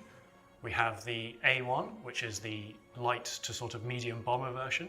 And then we have the E1, which is the executive VIP transport version. One of the really nice features of the Spirit series as a whole is the front half of the ship is kind of like this shared area, and it's the rear section that swaps out. So the C1 is the cargo hauler version. This comes with 48 SEU of cargo capacity in the central area, accessible like the other versions via the rear ramp. It's wide enough to allow a variety of ground-based vehicles on board, such as the Cyclone. You won't be fitting larger things in it like the tank. However, with the size of the cargo bay on the C1, you can put a vehicle and still have some cargo capacity left over. The A1 is the bomber version of the Spirit, which sort of splits the difference between the Hercules A2's bomber version, which has both size 10 Also and A1, size 3 bomb M1 und C1 oder This was? comes with size 5 bombs. Da ist ja der Bomber, der noch fehlte. Die sind gerade in den Pledge Store gekommen, ne? Oh, echt? Also als Info. Das denke ich mir. So you have a nice little walkway down Kaufen. the middle, and then you have the two sort of lines of bombs each side of you, and you'll be able to see them drop out of the bottom. Das ist dann die kleine Variante quasi. It Ja? delivers a different role to what the Starlifter does in terms of the bomber. I think it's a much kind of smaller, faster ship, so it's much more agile. You're going to be kind of getting in and out and you know, doing your bombing run and then getting back out of the danger zone quite quickly. So it feels quite familiar in that sense, but it does deliver a unique kind of Preislich auch sehr angenehm. compared to Ist ein Konzeptverkauf So you oder might be asking Flight Ready? yourself which one's better. Concept. It really depends on what you want to wipe off the face of the planet that you're bombing. Obviously, the A2 has both heavy hitters and what could be described as carpet bombing. Gucken wir uns auch gleich noch an, Whereas this is Freunde. sort of Im for when you don't want to Nachgang, dann completely schauen wir noch mal kurz rein annihilate auf die everything on the Website. And lastly, we have the E1 variant, which solely exists to give Jared heartburn over his Starliner. So this is a sort of taste of what the Starliner will get in the future, but on a much smaller scale. VIP1 is a really interesting module. It's basically split into two levels, and so you know we really wanted to sort of have that Finde ich sehr VIP spannend, muss ich sagen. experience. Obviously, you're Ganz geil. coming into a sort of multi-role ship, but when you get into the module, you've got lockers, space, space to put any sort of personal belongings. Essentially, you're going to two elevators, left or right, and take you up to the top deck. So it has that sort of first-class feeling. I think what really makes the E1 stand out compared to some of our other ships is the kind of the large panoramic glass roof. So when you're in this kind of shared VIP area, you're going to have great views and be able to kind of like explore the verse in something that I think is going to be quite unique. And we also have the Mixmaster, which is at the front of the module, which is basically where players can go and choose whatever the drink it is. So it's cocktails or coffee. Then players will also have super comfy seats. They'll have the widescreen TV in their module. I'm really excited to see when we start getting our players and our AIs into these ships and being able to kind of explore the verse and experience that kind of luxury living that I've not yet to experience. So between the three variants, there are a number of shared areas. The sort of core of the ship changes with each variant, but there are some aspects which don't need to change. And starting from the front of the ship, you naturally have the cockpit or the bridge. So like other Crusader ships, you have the side-by-side. Das hat schon ein bisschen was Star Wars-mäßiges, ne? Finde ich. You have behind them their living quarters / bunk area and component access. And then you have the variant section which does change the sort of internal floor plan of the ships between them. Then at the rear of the ship, you naturally have the ramp access area. So that's the Crusader Spirit. We hope you look forward to seeing this and seeing what it can do in the game in the future. From something at the very start of our vehicle production pipeline to something nearing the end of the pipeline, let's talk about the Drake Corsair next. Oh, jetzt kommt die Corsair, Freunde. Ein Schiff, was wir mit der 3.18 kriegen. The Drake Corsair is an important ship in their lineup because it fills that multi-crew exploration gap in their lineup. We've seen a lot of Drake ships of various usage and roles, such as the Buccaneer and Cutlass. In this size class, you naturally have the Constellation 600i as the competitors, and what Drake brings is its usual Bis an die Zähne bewaffnet. overwhelming amount of firepower for its size, sort of classification to that entry. It's Drake's dedicated exploration ship. It's a kind of a medium, deep space vessel, effectively. It's got a crew for up to 4, or space for up to 4 crew. It's got a sizable cargo hold, and it's kind of got everything that you need to really spend a decent amount of time away from civilization, away from stations, and just kind of being able to chart out those deep areas of space. It brings that sort of no nonsense, no frills approach to the ship, and you know if something's going to go wrong, it's going to be something that you more than likely can fix, and it's not going to be something that you have to cut back to a main dealer to get serviced and fixed. It's something that hopefully you and your crew will be able to kind of repair and get back up and running, or just fix with some duct tape. So fans, when they see the ship, will immediately see the sort of heritage, the DNA that's running through the Spirit. So you can kind of almost imagine how the ship is built. It's got that military, easy fix kind of feel. It's loaded with guns, loaded with turrets. It has some really interesting mechanisms inside it, so I think players will really dig that. I think what's quite unique to the Corsair is its wings, the way they fold up. This isn't done purely for style. Being Drake, it's more there for function. It allows you to get in and out of the hangars much easier. We put quite a lot of effort into keeping that really iconic exterior kind of silhouette and vision that we set, but still making it functional and making sure it works. At the moment, we're just kind of finishing up on final art. Most of the exterior has had, the majority of its core art time spent on it. We've still got lighting to do. We've still got kind of like final finishing to do, tweak some of the materials till we're kind of properly happy. But it's in a good place, so I'm really, really excited to be able to show you. So let's take a look inside the ship, and once again, we'll go front to back. On the inside of the ship, we start right at the front on the cockpit.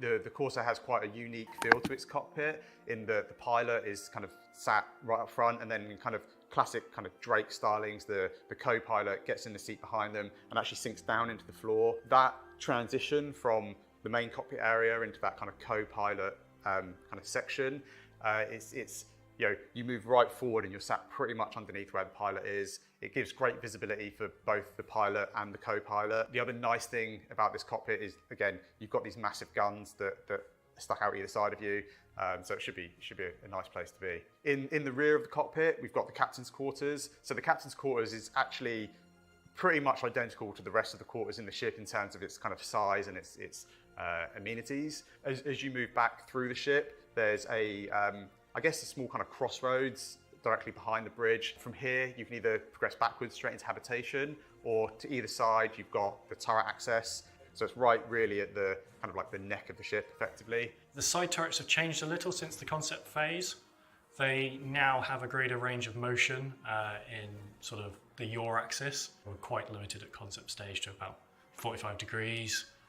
Each way, you're now looking at 90 degrees pretty much each way, so it's a lot more effective, especially forward firing, which, again, the Corsair has so many guns pointing forwards. Having an extra 2 turrets is very, very Drake. In habitation, you've got the remaining 3 crew quarters that, being Drake, they are no frills. You've got a bed, you've got somewhere to store your gear, and that's pretty much it.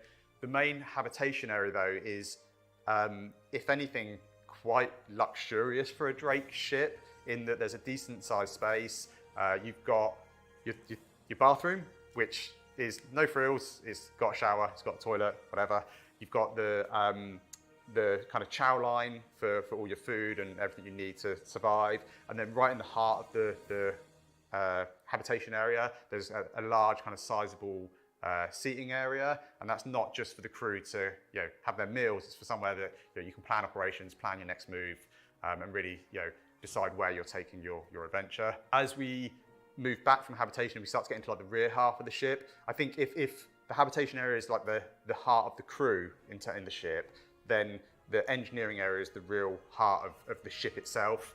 It's sort of this octagonal, hexagonal space with a few little rooms coming off it to cram components in.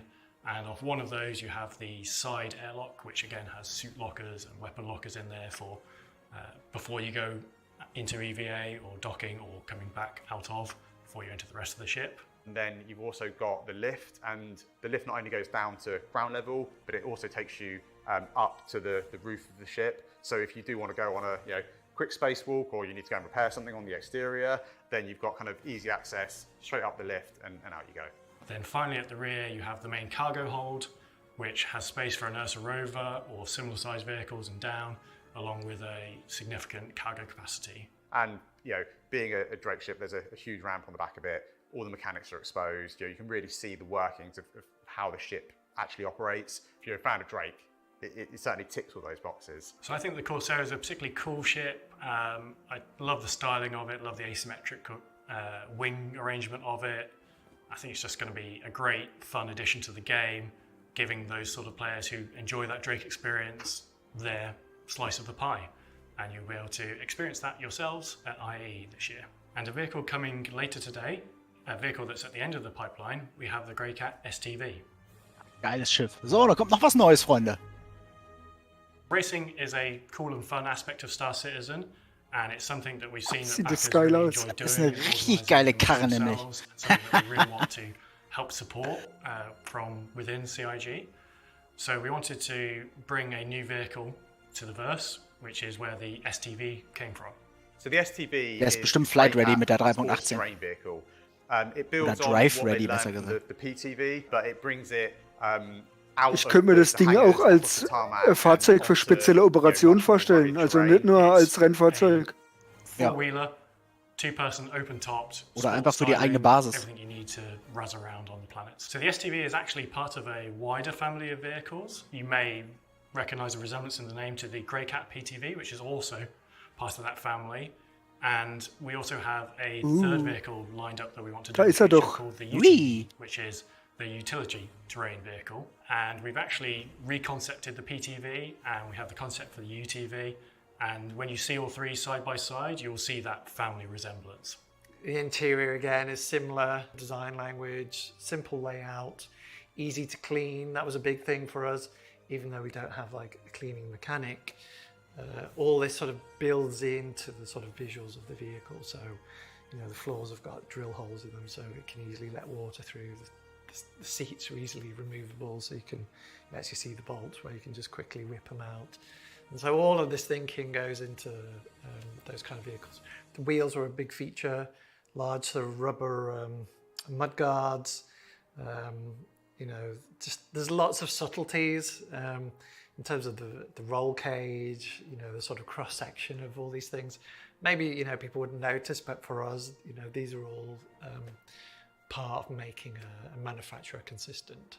So the STV delivers that gameplay that is you and a buddy out exploring over our planets. We've got these vast ships that you can explore deep space and go off with your big multi-crews. But what this really allows you to do is get down on one of our many planets and go exploring on the ground.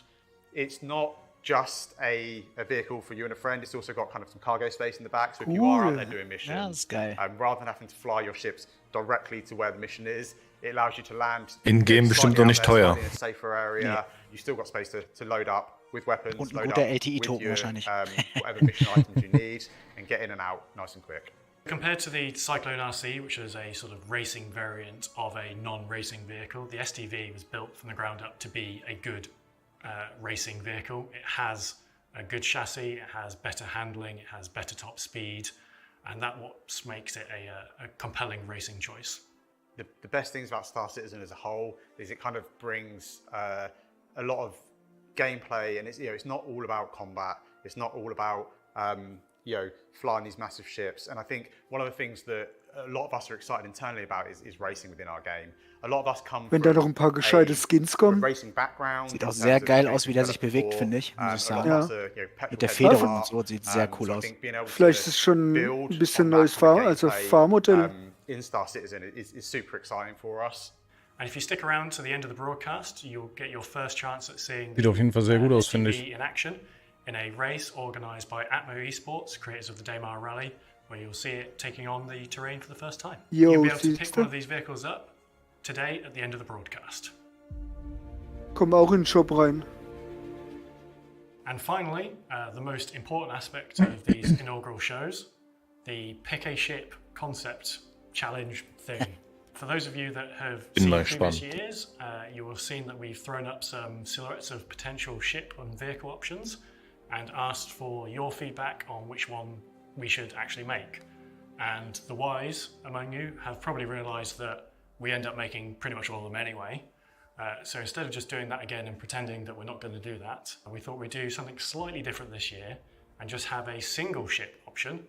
And the choice is actually the manufacturer and the styling. Wir stellen uns jetzt ein Schiff vor und wir können uns aussuchen, von welcher Manufacturer, also von welchen Hersteller das gebaut werden soll. If you know those two ships, there is quite a gulf of space in between. Attack. We wanted to fill that gap with an intermediary stepping stone before you jump into the big RSI Orion, which the scale of its mining is nothing like any other mining ship in the game. The Mole is the current mining system, just lots of it. So with this larger ship, we want to increase that and also provide onboard space for our ground mining vehicles such as the Rock and the Rock DS, which allows you the flexibility of taking on any mining situation that you can come across. So with that, we have three choices, which are basically the manufacturers. We have RSI as the first choice. So obviously RSI do the Orion, so this would be a smaller vehicle in that family. We have Argo, again, we have the Mole, so naturally it could be a larger step up from that. And then we have MISC, the third option. Obviously MISC do the Prospector, so again, keeping it all within the same family. As you can see from these images, they each have their sort of own unique styling take on that pitch that I've just given you. At the end of this Ship Talk panel, Jared will come on and explain how you get to vote on these three options. And that's the end of Talking Ship, so over to you, Jared.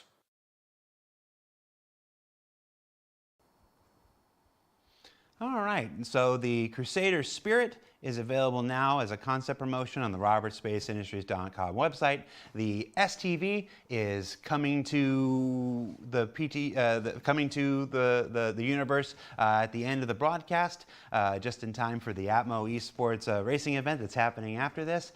And the Corsair will be making its way to you at this year's Intergalactic Aerospace Expo. And to vote on this year's John Cruise Pick a Ship Challenge thingy, I think he called it. There is a comlink on the robertsspaceindustries.com website where you can go and vote on the manufacturer for the next big mining ship.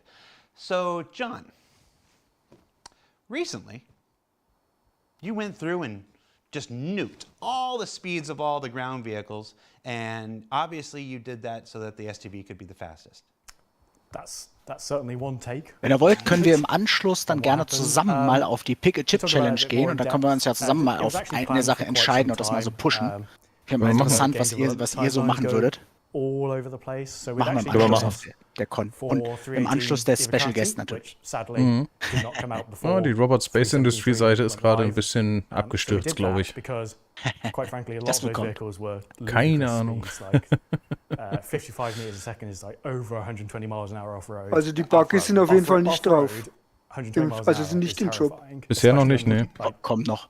Star Citizen planets with rocks that would just kill you. So we want to bring the cyclones down. We want to sort of rebalance everything. Not everything has gone as intended. Like the rocks and the Ursus are not quite where they should be. So we will go back and do more changes. But the idea was people would get to see it in 318. So it wouldn't be such a surprise in 3.17.3, which unfortunately is how it turned out. But as far as the new ships go, the Spirit looks amazing. Yes. Like, when you say, I gotta ask you, you say this is a small taste of what players can expect for the Starliner, which anybody should know is my favorite ship. That's still not out yet, John. Here's a little taste. What it could be. When you say a little taste, what does that mean? I'm asking for me, not for these people. I'm asking for me. What does that mean? So obviously the Starliner is quite an old concept. We didn't really do a huge amount of interior look development, so the time we spent on the Spirit E1, the E1 Spirit, is really what we're going to build on for that. So you're going to have like that VIP first class pod enclosure. Mixmaster, the most important feature of the Starliner. I still have no idea how that's going to work. Ask Tony, it'll be fine. Yeah, that sort of feel, that luxury transport feel is something we haven't really shown in Star Citizen. Every man and their donkey was pestering me for that Horizon shuttle concept, and we'd planned to do like a Crusader Cutlass competitor, which is its like internal working name, and I hated it because it got abbreviated to like the 3 Cs. We just called it the ship the 3 Cs the entire time. And then there was that sort of vocal uprising about, wir klicken uns mal kurz aus, Tom, ne? give me that Horizon shuttle, and that sort of the two things merged together, and that's where it came from. And then the Grey Cat STV, which will be our straight-to-drivable vehicle, going live on the website and stuff at the end of this broadcast. That's an exciting, push in the Grey Cat. Yes. In the Grey Cat arena. It looks sporty as heck. Yeah. And it was neat to see a sneak peek of the UTV as well, which I'm assuming is going to come sometime later on. Yeah, it's not in active development right now, but when we decided to do the STV, we're like, hey, let's spend the time, let's work out what Grey Cat as a manufacturer. TBD heißt so viel wie to be discussed. Also noch nicht entschieden. The big Spider miner from back in the day. They're two very different things.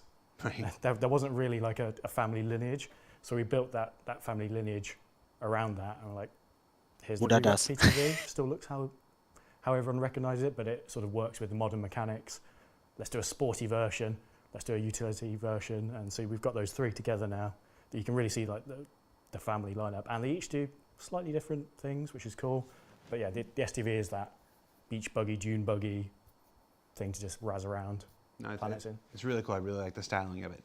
So, we've got one small thing left, and then one rather large surprise left. So we'll do the small thing first, and then buckle up because I'm not going to tell you. I'm not going to tell you. I'll tell you in like 5 minutes. But before we get there, during last year's Citizencon presentation, we explored a lot of the outlaw lifestyle, their outposts, the space stations and stuff. We thought we'd do a little sizzle to follow up on how those things have evolved in the year since. So get ready, we're going to show a quick sizzle, and when we get back, Kann das aber auch einen Spannungsbogen aufbauen, ne? Aber echt, Stay tuned. Dafür ist er ja da, ja.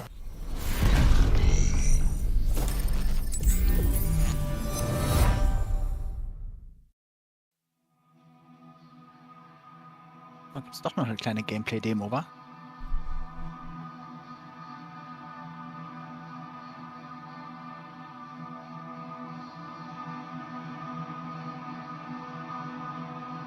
Das sieht einfach nur gut aus. Sau gut, ja. Aber sowas von. Da freue ich mich, wenn wir das kriegen. Du.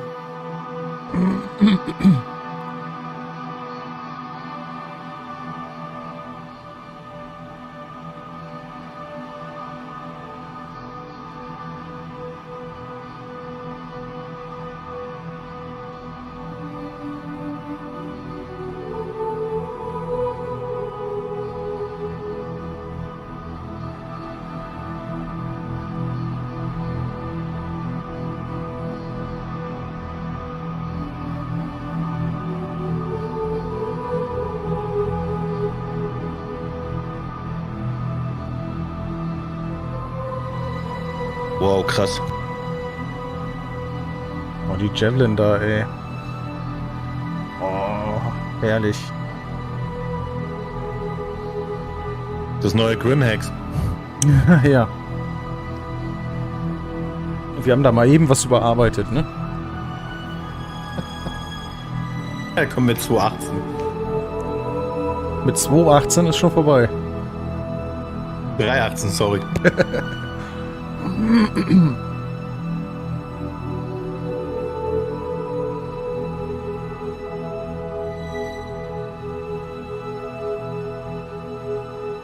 Überraschung kommt jetzt. Kommt jetzt ins PTU. Die Überraschung ist, dass da jetzt Sitco langläuft, der ist so ruhig. Genau. Ich genieße die Eigentlich. Bilder. Und jetzt Sabbel halten. Ist ja gut, ich halte ja die Schnauze.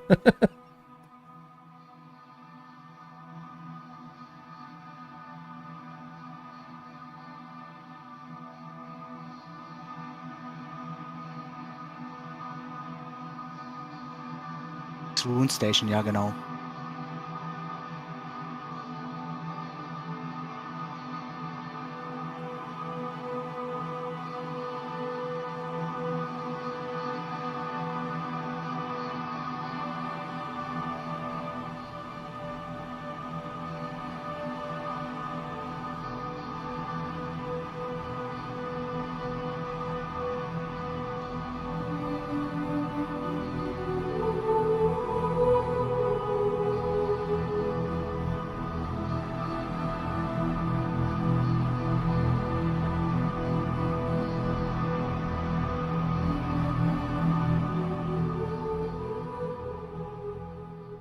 Ja, Freunde, Rune Station, das ist sau geil. Riesengroß. Einfach nur uff. Since we saw them at last year's Citizencon 2951. Now, if you've been following our program today, you might think this is it. We're near the end, but we've got one more special surprise in store. Joining us on the show today are two people who probably need no introduction, but we're going to do it anyway. Founder and CEO, Mr. Chris Roberts. Ist er wieder. Hi everyone, how you doing? How you doing? Das sind aber nicht die Special Guests, von denen ich geredet habe. Welcome back to the spaceship. You opened the show today. And Squadron 42 Game Director, Mr. Richard Tyrer. Hello, how's it going? Oh, jetzt kommt was von Squadron 42, wa? It is. It is. What you think? Wahrscheinlich. I think it's very nice. I'm just going to ask everybody how it thinks all day. So Chris, Rich, you're here. Are we going to talk a little bit about Squadron 42? Is that what we're doing right now? Well, yes and no. So both me and Rich have been heads down working really hard on Squadron as well as helping out on the PU. And one thing that we've thought that would maybe better to reiterate is there's a huge amount of work that we're doing on Squadron that is going to make a massive difference to Star Citizen, the PU. And we wanted maybe to talk about some of the things that we're doing, because I know a lot of people say, well, everyone's working on Squadron, no one's working on the PU, and that's not really true, because a huge amount of the core gameplay that we're working on Squadron is specifically being built not just for Squadron, but to benefit the PU, and we're just doing it in sort of the test kitchen of Squadron to allow us to really, polish and make sure the features work well without having to be caught up in the sort of quarterly release cycle that you have on the PU, because we were finding it was hard for us to really finish the features out. You know, we'd get a tier 0 out, and then it would just sort of sit around for a while because everyone was rushing on to the next set of features they wanted to do. And for Squadron, obviously, it's shipping as a final polished AAA title, so everything needs to be really put together, working really well, and playing great. And so we're trying in the setup that we're doing now to do that for the features that we've identified that we need to make sure works really well for Squadron, but also will play across into the PU. And so we thought it'd be really useful to come by and tell you all about some of the subtle things and the gameplay aspects that we're working on that maybe you haven't heard from Todd or Tony or everyone else that today and during the ISCs, because we sort of try to keep the Squadron stuff close to our chest to really sort of surprise and impress people when we do it. And so, we thought, why don't we just come by and maybe just talk about little things, maybe show you a sneak peek of something here and there, and not everything, because we're trying to keep it close to our chest until it's really ready to let the baby out of the carriage and it's beautifully dressed and all the rest of it. But hopefully it'll give you guys some insight to what's happening and also understand that a huge amount of the development resources, even if you think they're working on Squadron, are ultimately working on stuff that will be in the persistent universe. So let's talk a little bit more about that before we jump into the actual features. This co-development has been part of the process since the project was first introduced 10 years ago. Congratulations on 10 years, by the way. Rich, talk to me a little bit about this co-development. You started with the PU, and then you've now gone over to the Squadron 42. So you've worked in both. You've worked in both environments. You know the struggle of T0 features and the quarterly releases for the PU, and now you're getting to kind of, your experience is different on Squadron. Talk to me about how that's changed and how it's still, work for one still benefits the other, or will ultimately. Well, when I worked on the PU, it wasn't really the PU or Squadron. It was always, we were working on features that pushed for both projects. So the focus when we were on the PU, or when we were more PU focused, was that we would make sure that we were getting features up and running, developed to the specifications that we needed them to work in a multiplayer environment, and then getting them out into the audience's hands, on quarterly releases.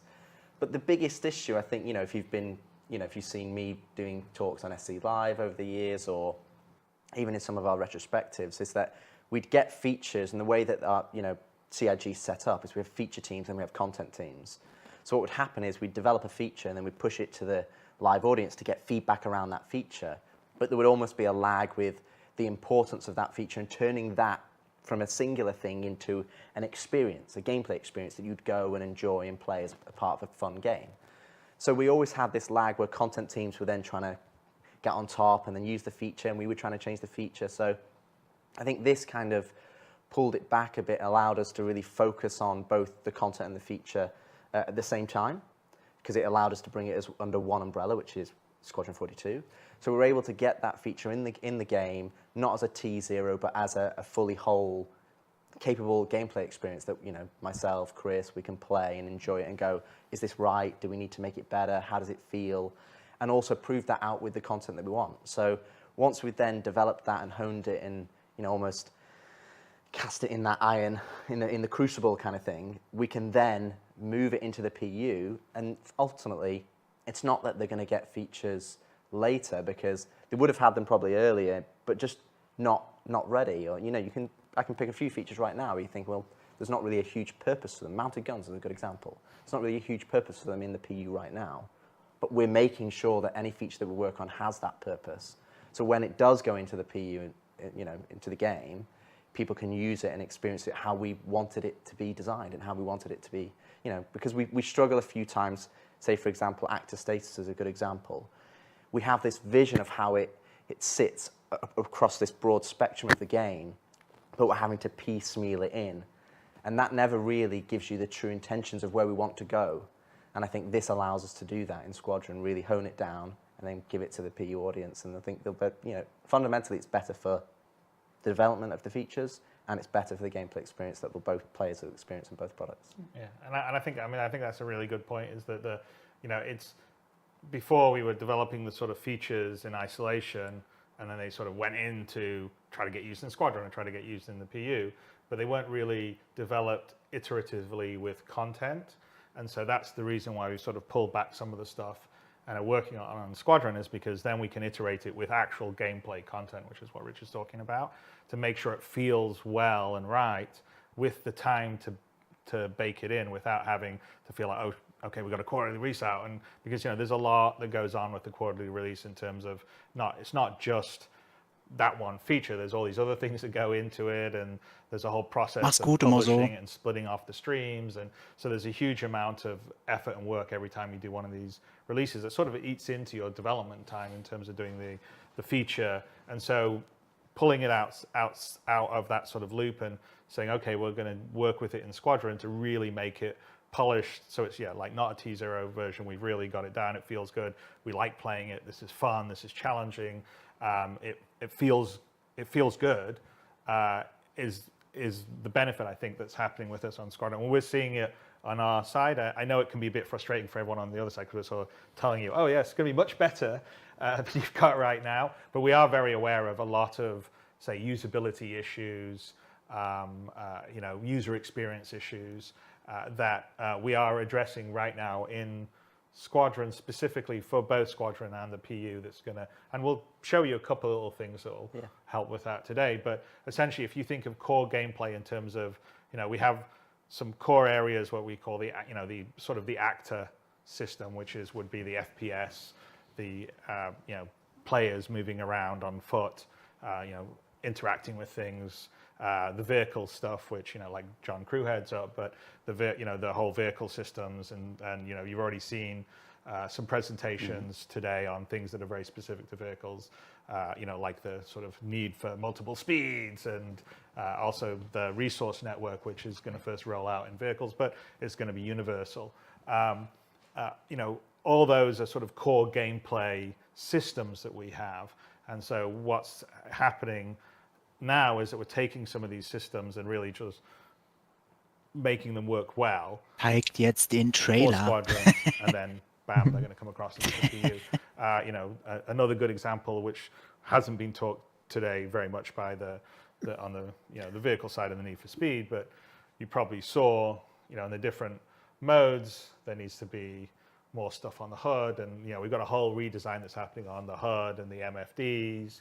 That's going to be very different than what you have now. First of all, it's using universal building blocks instead of what some of the legacy stuff has in Flash, but it's going to be much more minimalist depending on what your context is. It's going to be, depending on what equipment you have, you may be able to cast some stuff to your visor, maybe not. And we're building this system to work well in all the ships used in Squadron, and then it will get rolled out to the PU, which has obviously much wider range ships. But as we're designing it, we're building it with both Squadron and the PU in mind.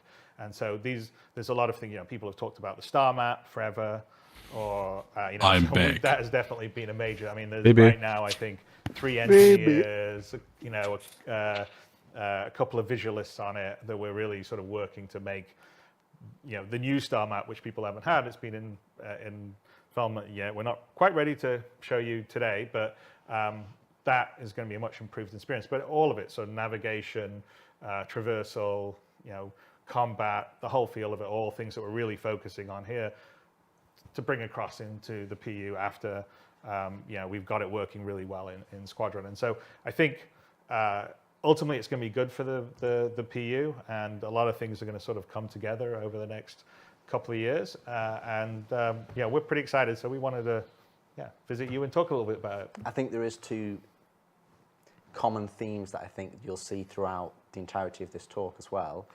One is the fact that it's how we develop the features. That everybody looks at individual features, has got the microscope of that specific feature, but it's how they all interact together to create the game. So it's about bringing them all together to create that gameplay experience. And number 2 is that none of these are like, oh, we're going to get to this in however time, and we're going to work on that. All of the stuff that we'll talk about today is stuff that we're actively working on, and not in the inception, but we have in our hands. We can play it, we can see it, we're feedbacking on it. So it's something that we're fairly advanced along, and so hopefully we'll be able to pull back the curtain a little bit. Yeah, that's some of the things that we're going to talk about, and I think we're about ready to start getting into it here.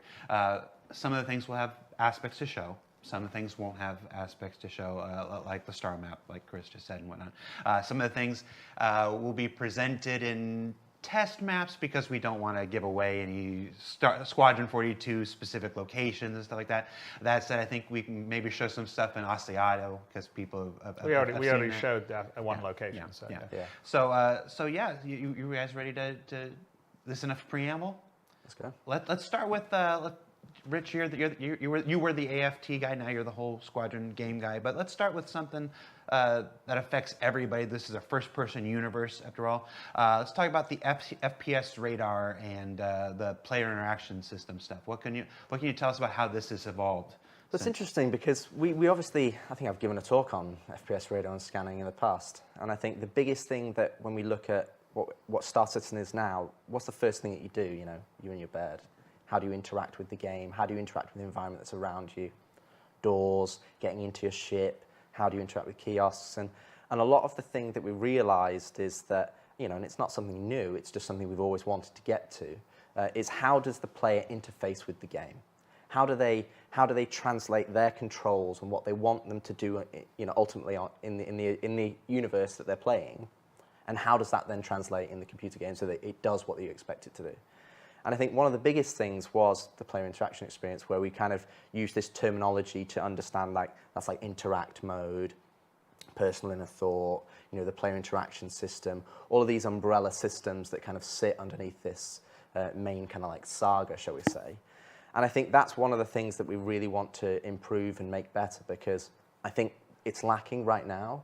If you go and walk around the universe, you know, generally having to go into interact mode, having to use the cursor, having to select things, you know, and we've spent a lot of time trying to make the world physical and feel right and immersed, that you're immersed in it. Well, you can interact with things, like the props are interactable. Exactly. You can do things, you can push things around, you can move them. I mean, the whole goal is to make it a sort of physically living universe. Exactly. That you can interact with to a level that in most FPS games you don't, right? Because most FPS games you run around, you shoot things, maybe you pick up a gun that gets dropped, but you generally, most everything's static. And so our goal definitely for the PU, it's one of the reasons why we're doing the persistent, you know, the whole idea of persistent streaming and later on the server meshing, is to have this fully persistent universe that, yeah, you can push the chairs around, or that cup I could take off your desk and take to my spaceship instead of your spaceship, Jared.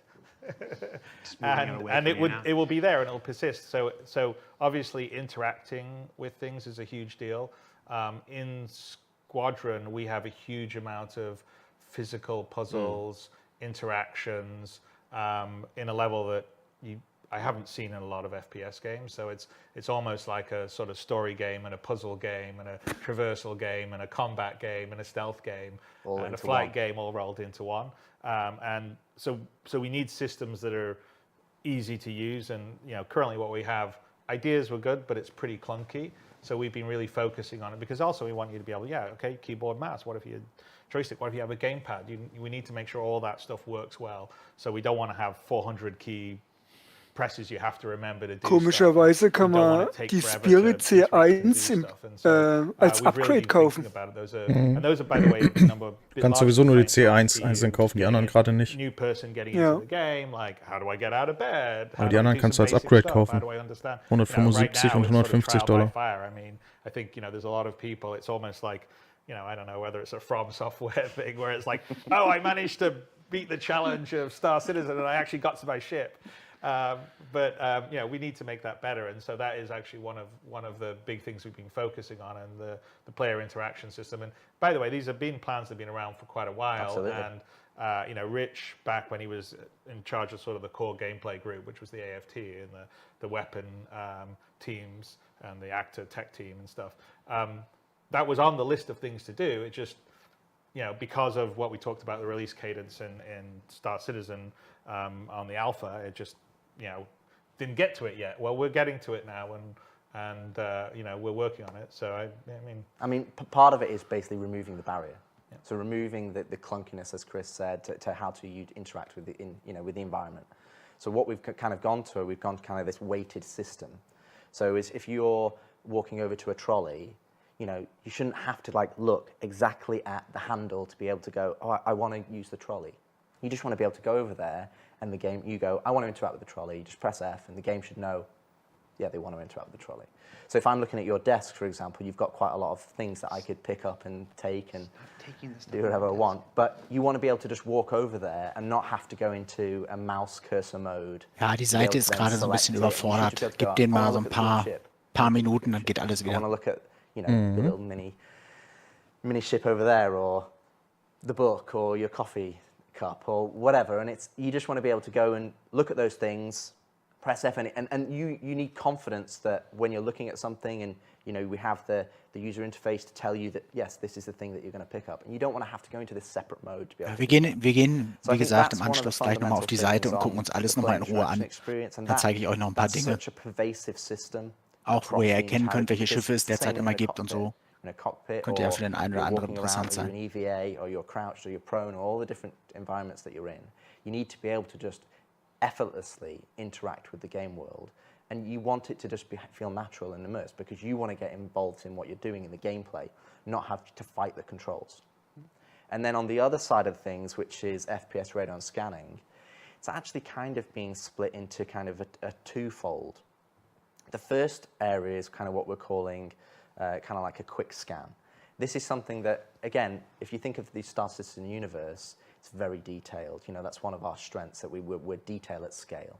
And so you want to be able to go in and understand all the individual pieces that you can go in and go, I want to move that thing, or I want to go and get in a giant ship. But sometimes it's quite difficult to realize, okay, what is environment, or what is interactive, or which bits are relevant to me. You know, for example, if you look at Uncharted, they have, you know, painted areas to show you where you need to go and where you need to navigate. But, you know, that's not Star Citizen. Star Citizen is built on realism and the reality of the world. So what we want to do is have kind of like the radar and scanning system where you can do this kind of like quick ping or quick scan wave, single button, and that is kind of just for your local environment, and everything will then be tagged as you look at it. So kind of think, you know, I look at the camera, it'll come out and it'll have a little box, info box, and it'll say, okay, this is the model of the camera, this is the information, and it's almost like you've done a little mini scan on the camera, but it's happening for everything around you. And you can just quickly look around and be like, oh, there's a cuttable surface there because I want to be able to use my multi-tool cutter.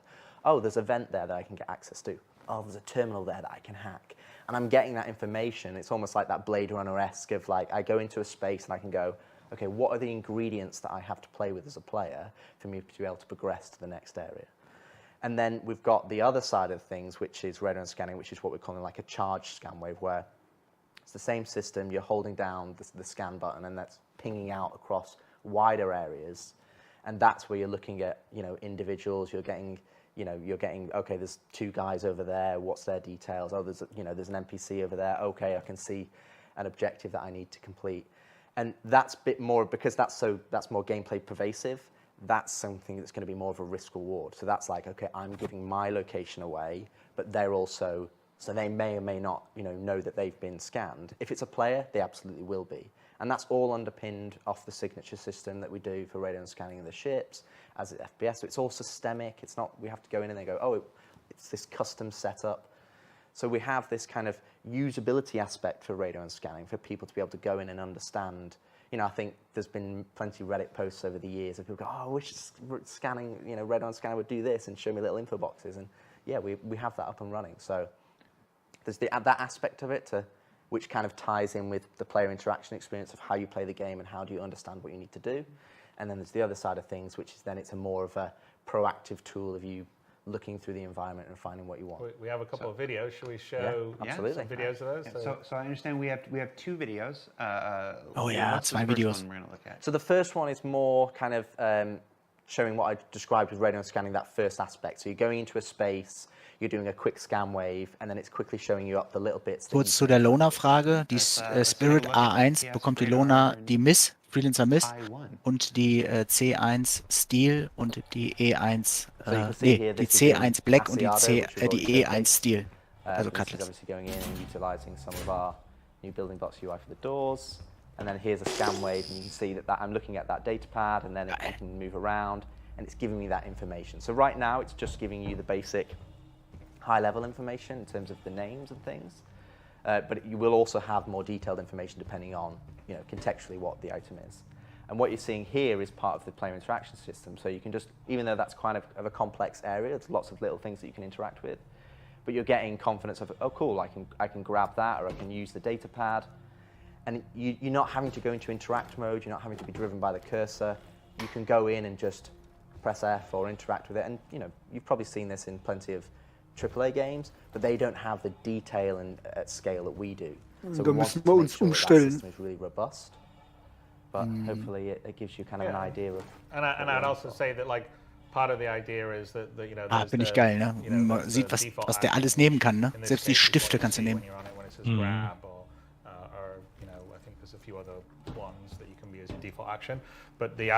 Man hätte das Tablet doch mal anmachen können. Ja, sehr geil, ne? Das ist halt ein Scan-System halt dann für uns, ne? Fürs FPS halt.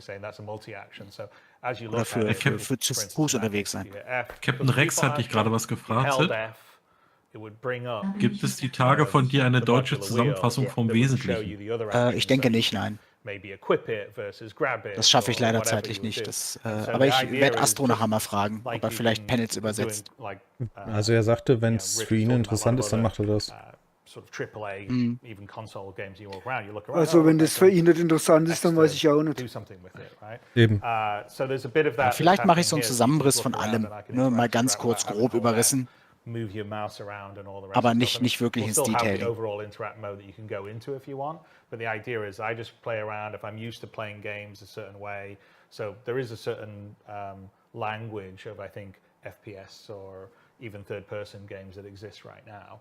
And we don't want to like do something totally different to it because you know, people are used to playing games a certain way. It's like why in an FPS game you run around with WASD and use the mouse because so many people are used to it. And so we're leaning a little bit onto that, but trying to make it much more usable and work with inside a much more powerful system than you typically get in games. And so even there, you saw there's a lot of interactables. You look at them, you can move them around, do all these different things with it, and hopefully it'll be much more intuitive for players in Squadron or Star Citizen. And that default item actions is a good point because that's also something we've gone to and we're changing in the fact that we want everything to have a default action that essentially you go over, you press F, it always does that default action. But let's say you're harvesting harvestables and you want, you know, the default action is that it picks it up and puts it into your hand, but you want it to always be to store into your backpack. You'll actually be able to go in there, you know, right click on the item, you know, when you're in interact mode, bring up the wheel, or like Chris says, hold F and just it will bring up the wheel. And that will replace that list that we have currently right now. And you'll actually be able to remap that in the game, like 3 clicks, and you go, I don't want it to be pick up into my hand. I want it to go straight into my backpack because that's what you're doing right there. So then you can go and have it, you know, it allows us to give the interaction system how we want it to be by default, but then it puts the onus on the player. If they want it to go, you know, they want a weapon to always go to their backpack because they're happy with the weapons they've already got and they're going looting, they just want it all to be stored, they can do that out of the gate so it doesn't always go into their hands. And they have that customizability to be able to, you know, interact with the environment and the objects that they're looking at. Before we move on, we have a second video. Yeah. Yes. I haven't seen this one. You want to set it up or you want to just go into playing it? Sure. Yeah, play it. So I mean, the second one, essentially what we're about to see is kind of what I talked about, the second half of radar scanning. So this is where they're still getting the environmental information, like whether you got a vent or a terminal or. Und alles, was wir uns jetzt zeigen, but you're also now getting ist natürlich für Squadron 42, wird aber auch ins PU kommen, ne? Selbstverständlich. Ja, klar. Haben Sie auch drüber gesprochen in irgendeinem Scheiße, wie heißt die Sendung? Hast du es live? Ja, irgendwie, da haben Sie auch über das Scanning gesprochen. Dass das ins PU kommt. Track you down, but it'd be useful in like when you're stealthing around, it's like you're going to go around a corner, you don't know if there's some enemies around the corner and you want to find out, you use this. It's very useful, yeah, having played lots of levels. Definitely because you know, in Squadron, you know, we're trying to have a certain amount of realism, so you're not just going to go and gun down 400 people. Ja, das ist das, wo die Entwickler immer von dem Quality of Life Updates reden. Das ist halt das genau damit gemeint. It's more of a stealth game in the FPS than it is a straight out run and gun shooter. Bring it to the point of realism, then bring it back to the point of fun, as you said. Well, you know, there's a lot of fun stealth games. All right, so I want to see this clip. I haven't seen it yet. Let's roll FPS 2. So what you're seeing here is that he's going to do a scan wave in a moment. Essentially what you'll see is that it's now penetrating through the walls, and now you can start to see the slavers that are in this environment. Now these slavers don't necessarily have a radar scanner, so they're not able to pick you up. So what will happen is when you do a scan wave or a charge scan wave, your signatures will basically skyrocket. So that's what will give you away to other people. So in the PvP environment, you're only getting, you know, it's a big risk. If you want to do it, but you're giving away your location. So if you're willing to do that, then so be it. But in a more of a PvE environment, what we're going to do is we're going to have tailored, some enemies will have radar scanning and some won't. So if they do, then they'll be like, hey, I've just been pinged. Er sagt halt, dass es halt riskant ist, diesen Ping auszusenden, weil das halt schon gesehen werden kann. Und deswegen muss man da schon wirklich vorsichtig mit umgehen in bestimmten Situationen. Ja, ich kann mich erinnern, in der Sendung hatten sie gesagt, dass es ein Handscanner ist und jetzt sehen wir ja, dass es jetzt doch kein Handscanner ist, ne? Vielleicht ist es einfach ein Element, was du an deinem Suit hast. Ja, weil die Leute hatten sich ja beschwert, dass es praktisch ein Handscanner war, damals in der Sendung. And it's only temporary, and you will have a cooldown on that charge scan wave, so you're not just being able to spam it there forever. It's like you get a temporary picture and you go, cool, I've got a good snapshot. Now I'm gonna, make my move and go forward. So while we're still here on the first Auf person jeden Fall, experience, Moppy. the player experience, let's stick to a couple more topics that are related just to the player before we move into ships and bigger stuff. Herzen, das kann auch sein. Ledges and ladders. Ja, oder dieses Player-Item, was man an den Helm machen kann, ne? Elevators in the persistent universe, but that's not the only way to, traverse the universe to get around and stuff. I understand that you guys have made a number of improvements to mantling over ledges and how to use ladders. I mean, Legend and Ladders is kind of best game I ever played. It's like a board game. Yeah, exactly, absolutely.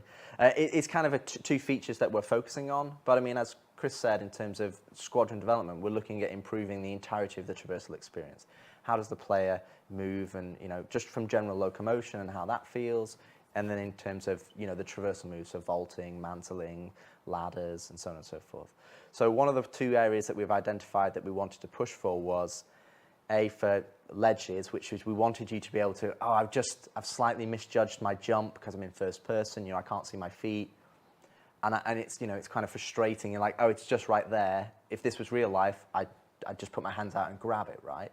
So that's the first part, that we can actually grab onto ledges now that you're falling past, so that you can actually then pull yourself up, which adds just, it's to be honest, it's huge. Like we've built traversal levels now, and it's the difference is night and day, because when you're in a first person, it's very difficult to judge like right on the edge. So we can add a bit more challenge to the traversal so that you're actually moving around with ledges and grabbing and pulling yourself up.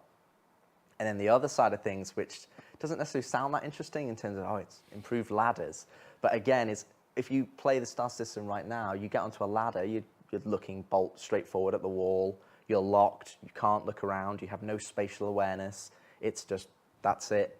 You're locked in, you can't get off halfway, you can't jump off, you're kind of very locked. So what we've done... Jump on halfway too. No, exactly. So what we did is we kind of leveraged how we did body dragging, and that, even though you're attached to this thing, you want to be able to look around.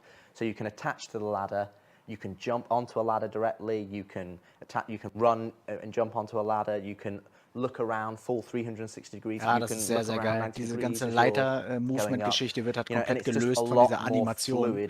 Das ist auch echt wichtig. It doesn't feel like, I've just gerade in FPS-Kampfsituationen ist das super a wichtig. human being on the ladder, and you can look around.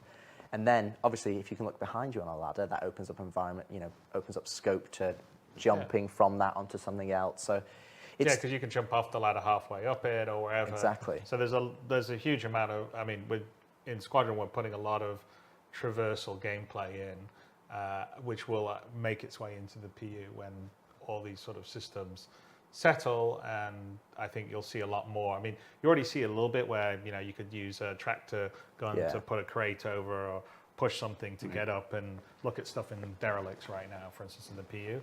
But imagine a whole level above that, which is kind of what's in Squadron.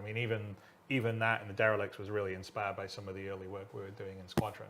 But there's a lot of like physical and traversal gameplay and puzzles in Squadron, and we're building the systems to also work well with that. And then again, with a systemic world like we have in Star Citizen, where you can move things around and they can persist, there should be multiple ways to solve the problem you're trying to deal with, which is how we've approached the Squadron design. Is like, in most of the areas that you go through, there's more than one way to get to the end to solve the problem. To, do you stealth around? You just take it on head on and start shooting. Flo kommt auf jeden Fall. There's a way that you can, do it without seeing anyone, because you've just, taken this difficult traversal path. So those are all things that are important, and so it's little things like this, and I would say, we've got a video to show, but we're still, like, some of the finesse of the the animation detail is still to come. So a lot of it is this is a lot is still the block block out. out. But we have this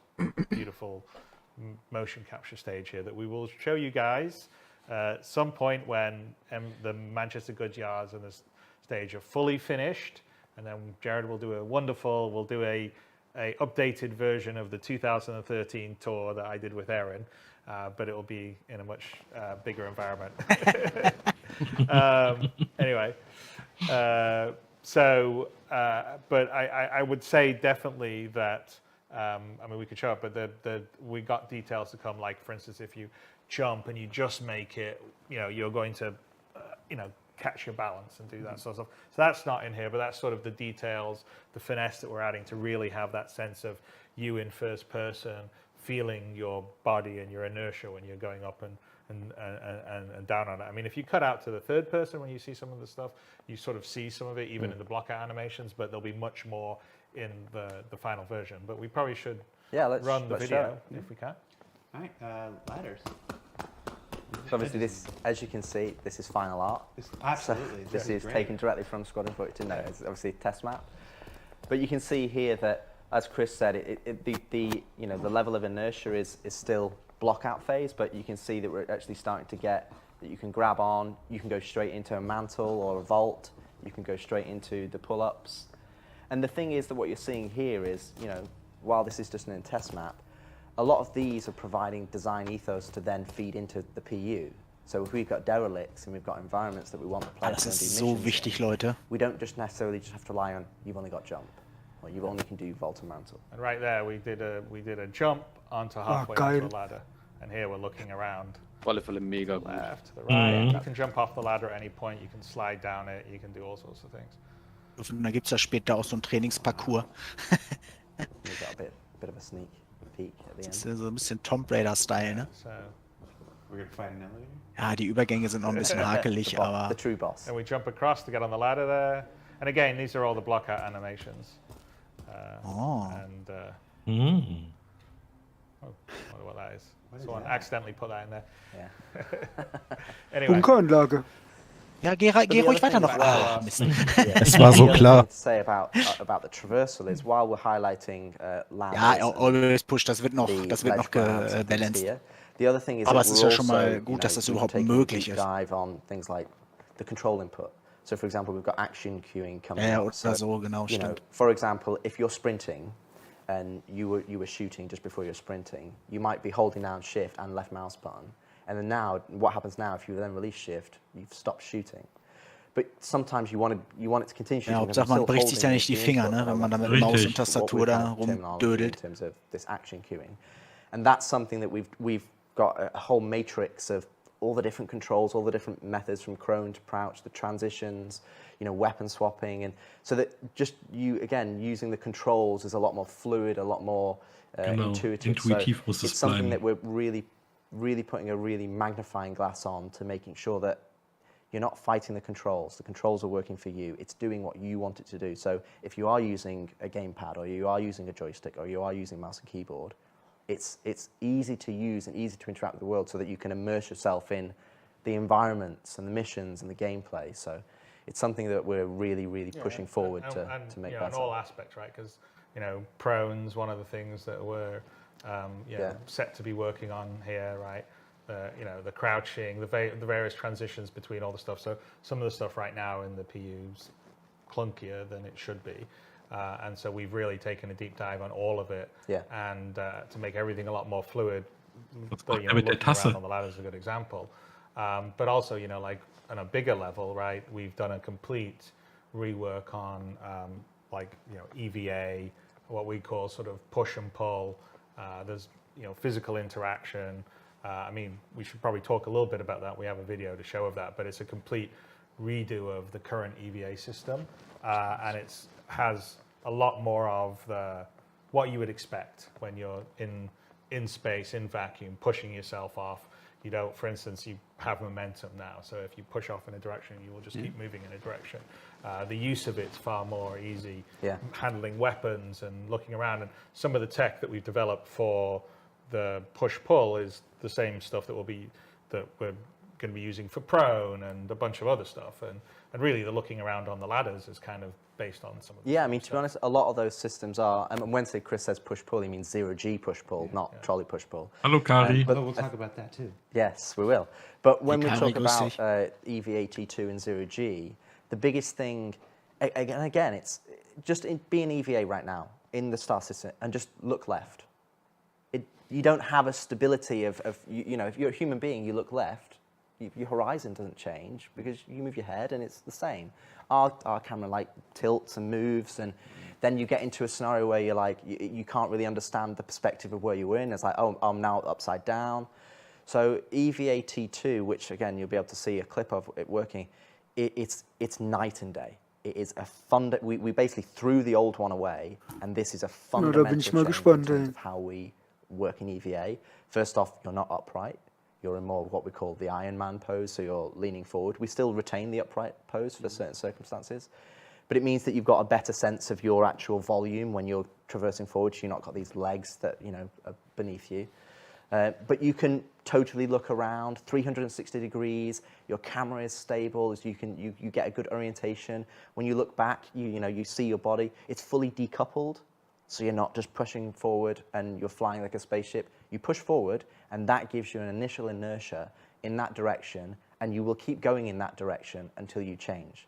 But then when you want to change, you just need to look at another direction, and you push that way. And the way we've implemented it, it's almost like your suit's kind of similar to the IFCS on the ships, that it kind of like counters the forces and then allows you to go in that way. We actually originally tried it where Ich you kann would mir auch drift vorstellen, and, dass Astro sich daran you know, setzt. actually do the curve, but it just makes Auch wenn er in letzter Zeit nicht mehr so viel macht, aber ich glaube, da kribbeln ihm die Hände, glaube ich.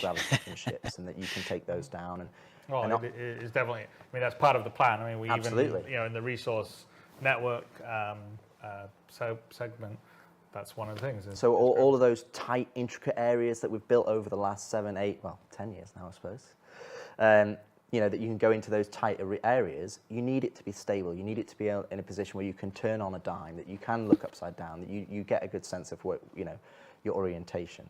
And I think that's something that we've really pushed ahead on EVA-T2. And to be honest, the engineering team have done a really fantastic job. I find it a lot of fun flying around in EVA. Yeah.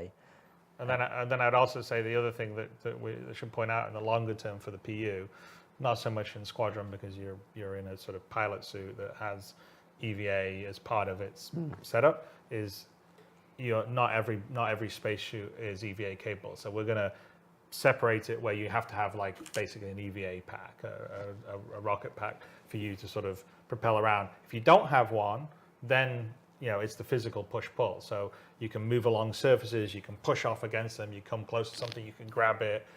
If you're in close things and there's handholds, you can grab them and move them around. So we have this physicalized interaction that happens, and you don't actually need to have your EVA pack or jetpack. And then the EVA jetpack is if you go out in open space, that's how obviously you can stop or change your direction and do the rest. And that will be more limited on fuel. So I think long term in the PU, there's going to be some pretty interesting gameplay. So if you do, I don't know, a boarding action or something, maybe you need a spacesuit that has the EVA pack, or you're doing repairs out in space and your spacesuit with the EVA pack. Yes, you will not be able to repair the ship in that outfit right now, Jared. But I think it gives a really good. It's just going to give more options, more context, because like longer term, what we want to do in the PU is what you wear is important, right? So right now, everybody just runs around in a big suit of armor, a big space. And we haven't really turned on some of the features we've actually put in there that says, for instance, you shouldn't be able to sit in a seat of a space fighter in heavy armor.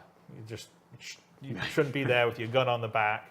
You should have a flight suit on, or you come into a city, you shouldn't be wandering around in heavy armor because that's antisocial. Maybe they don't let you go in there. So we want people to have reasons to wear different things, have storage. That's the whole point of the physical inventory system. And as we're starting to roll out, more of it's coming in Squadron, and then in the PU, that's definitely coming online. And things that we're doing like that with the the physicalized cargo and everything else. And if you look at all the new ships, there's always locker and storage. There's we have a whole system for outfits now that was first going to be in Squadron, but then coming to the PU, it's designed so there'll be a nice sort of lock, almost like a wardrobe system that you can go in and hang up your outfit and switch quickly into another outfit or switch into this clothes, spacesuit armor, everything. Yeah, so we want it to be your virtual second life, and we want to make it as easy as possible for you to manage all these different things that you can wear for different roles. And EVA is one of the minor parts of that, where, like I said, you either have an EVA suit with a pack or not, but you still will be able to move around. And we should probably run the video so we can. Good job bringing it back around to EVA at the end like that. Let's take a look at the EVA video, see what we're looking at here. Well, and as Chris says, in terms of here we go, the EVA, this is what you're seeing here, is that you'll probably see some of it in the third person. The thrusters are not firing because it's decoupled. the old VFX, but it's also the old VFX code. So we haven't part of the proper. This is a current PU suit versus what we'll have is a new one with a proper pack that has the thrusters in the right position, and when you go forward, the thrusters going from the back. So what you're actually seeing here is you've actually connected to this surface. So now it's almost like you're in a prone situation. This is going to be what more our new prone will be. Again, you've got full 360 degrees. You can just move your mouse and you look all the way behind you or all the way in front. And right now we're moving along here, not because we're thrusting, because we're using our hands to move ourselves along, and we're looking around as we're doing that. If we went out to the third person here, you would sort of see us moving our hands around. I think we'll see it a little later on. There we go, here we go. So we're just sort of pulling ourselves along. And if we wanted to at this point, we could stop and we could push off against it, and then we would just go floating out into space. So that's the sort of idea of what we call push-pull. And so what you're seeing here, he just pushed himself off. So what you're seeing here, that's actually kind of, you're just floating alongside the actual this Jumpsuit, this Asiata station. And this is actually das ist halt die echte Bewegung in der Schwerelosigkeit, ne? Ja, super gemacht. Where you can actually jump off into space.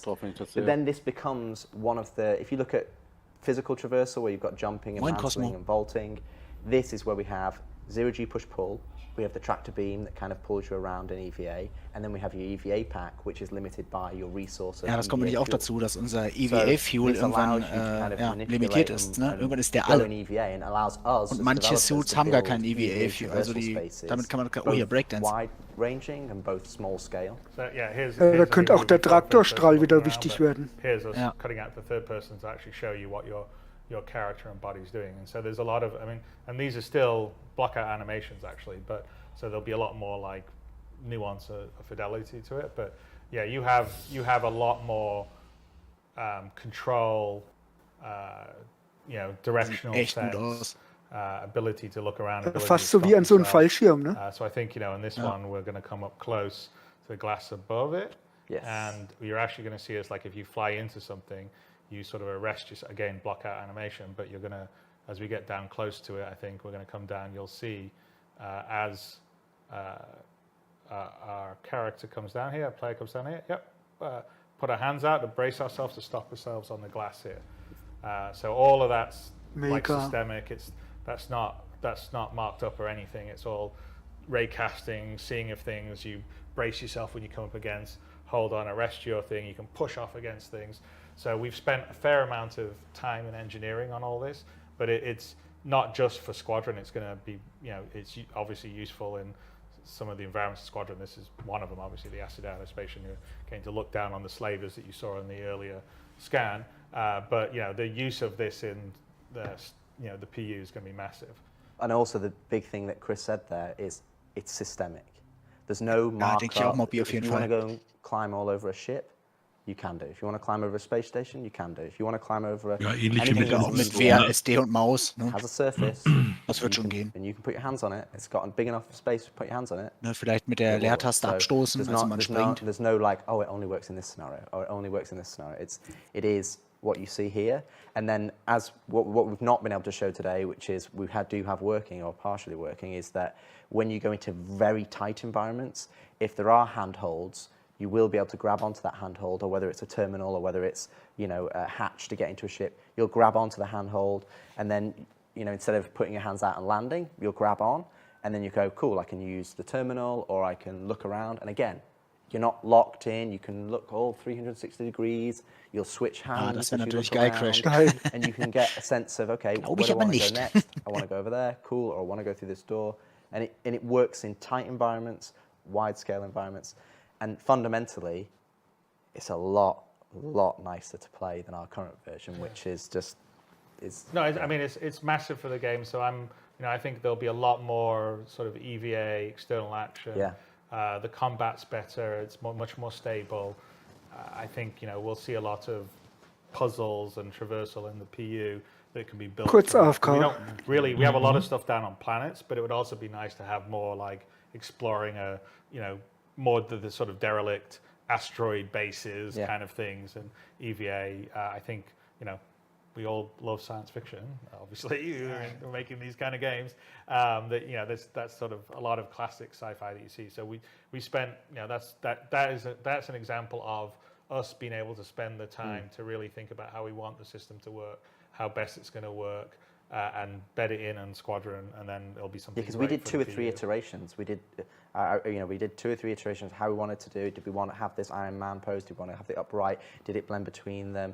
And we were playing it. And it's like, it doesn't feel right. And now you can just, you know it when you get it right, because you can just go, and you're like, oh, this feels really nice, and you just end up flying around the level and connecting things. And so yeah, this unlocks content for the PU. Oh, absolutely. I mean, I purposely didn't watch the videos. I wanted to be able to react as honestly while we were recording these as possible. And I know you said those were blockout animations, but as somebody who's been with Steve Bender on a Friday night at the Oust House, like that looks just like Steve Bender. Yeah, it looks just like Steve Bender crawling around. Sorry, Steve. But no, it looks great, and I think everybody who saw that now is going to see the potential, the absolute gameplay potential for all kinds of zero G gameplay possibilities. That is really cool. That's great. I mean, there's some smaller things, like we have one other thing here. We have a video for, which is, it's not as big as a system as, like, say, the EVA replacement, but like the hover trolley that we've got. I know that I saw. I really like the hover trolley. Yeah, no, I like it really a lot. like I saw the Reddit thread saying, "Why didn't someone do a hover trolley?" Well, actually, that was something we've been working on for quite a while. But the thing we can show you here in a few minutes. But the thing that's really good about this, because obviously the physical trolleys, the wheels get caught. I mean, just like in the real world, right? And you've got problems of going upstairs and all the rest of the stuff, just like you would in the real world. Is that it sort of opens up the potential, and this really plays into the PU. We use it in Squadron for certain things, like you'll see in what we show here. But for the PU, it's actually much more interesting, because now you have the ability. We always had this design for our like bigger cargo containers, right? Ones that you can't just pick up yourself. We originally had this design where there was sort of a grav-lev system where you stuck in this thing, and the grav-lev, it would come up, and then now you can push around a huge container. And we're moving for physicalized cargo. It's going to be in 318. I think Tony's trying to squeeze a few things in. We'll see if he manages to get everything in. But this isn't necessarily going to be in 318, but it will come in probably not too far in the near future. But this allows you to not just have your little tractor beam and pick up something and move it around, but okay, let's have a bigger container. And what happens if you turn it on, up it goes, and then you just push it into your cargo hold, turn it off, locks into the cargo grid. And now that cargo container, imagine a bigger one. Well, what happens, like right now in the inventory system, you can put things in your local inventory of your ship, or other various inventories. Well, imagine your container, say one of these bigger, like maybe a 16 SCU one or whatever, that's sitting there, and now I can place, I don't know, large vehicle items in it. I can place all sorts of stuff in it. So I could load up this container, I could push it into my ship, then I could fly it off to some remote planet and put it next to, where I'm camping out, or longer term where you say maybe a player base, or some group of players with persistent decide to take over a derelict or something. And I can basically load up a bunch of supplies in a container, like bigger supplies or weapons or armor suits or whatever, and put it in there just by doing this. So I think the underlying sort of hover tech for the trolley stuff is really good, because it will really play into the cargo and the logistics that are going to come with that, because longer term with persistence and what we're doing, I think there's going to be a whole bunch of gameplay that will be revolved around the logistics of living, right? Like how do I have my food? How do I have my drinks? How do I have my raw materials? How do I have my weapons? You know, if two orgs are fighting a war over a patch of land, someone's got to show up with extra, you know, ammo and missiles and, you know, all that kind of stuff, and or weapon replacement, especially as we get repairing and the salvaging and stuff. You know, okay, well, rather than have to fly it to a place that can do your repair, maybe there's an on-field repair that's happening right there, and someone's changing out a broken weapon for another weapon because you've loaded it up and stored it Ja, Schizo.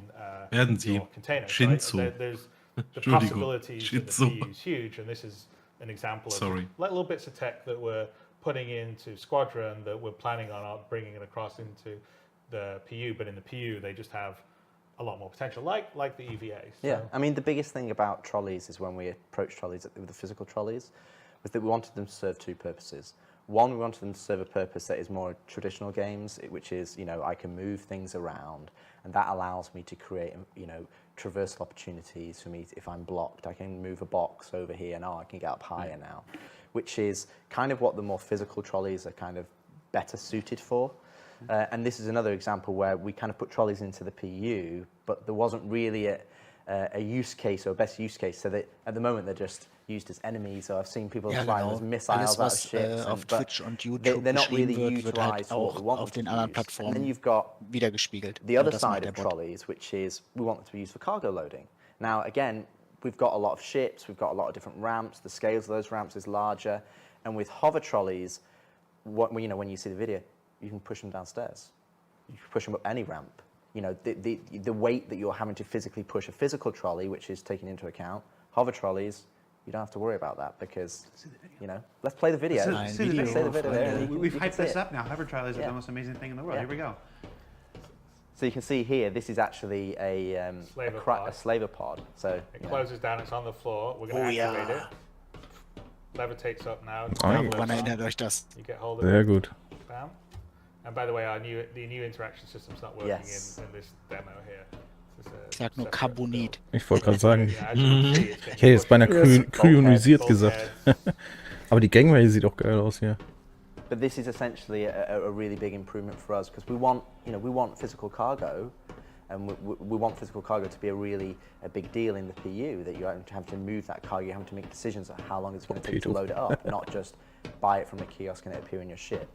So this gives us the ability to do that, and like Chris says, move much larger things than what you'd normally be able to push as a human being.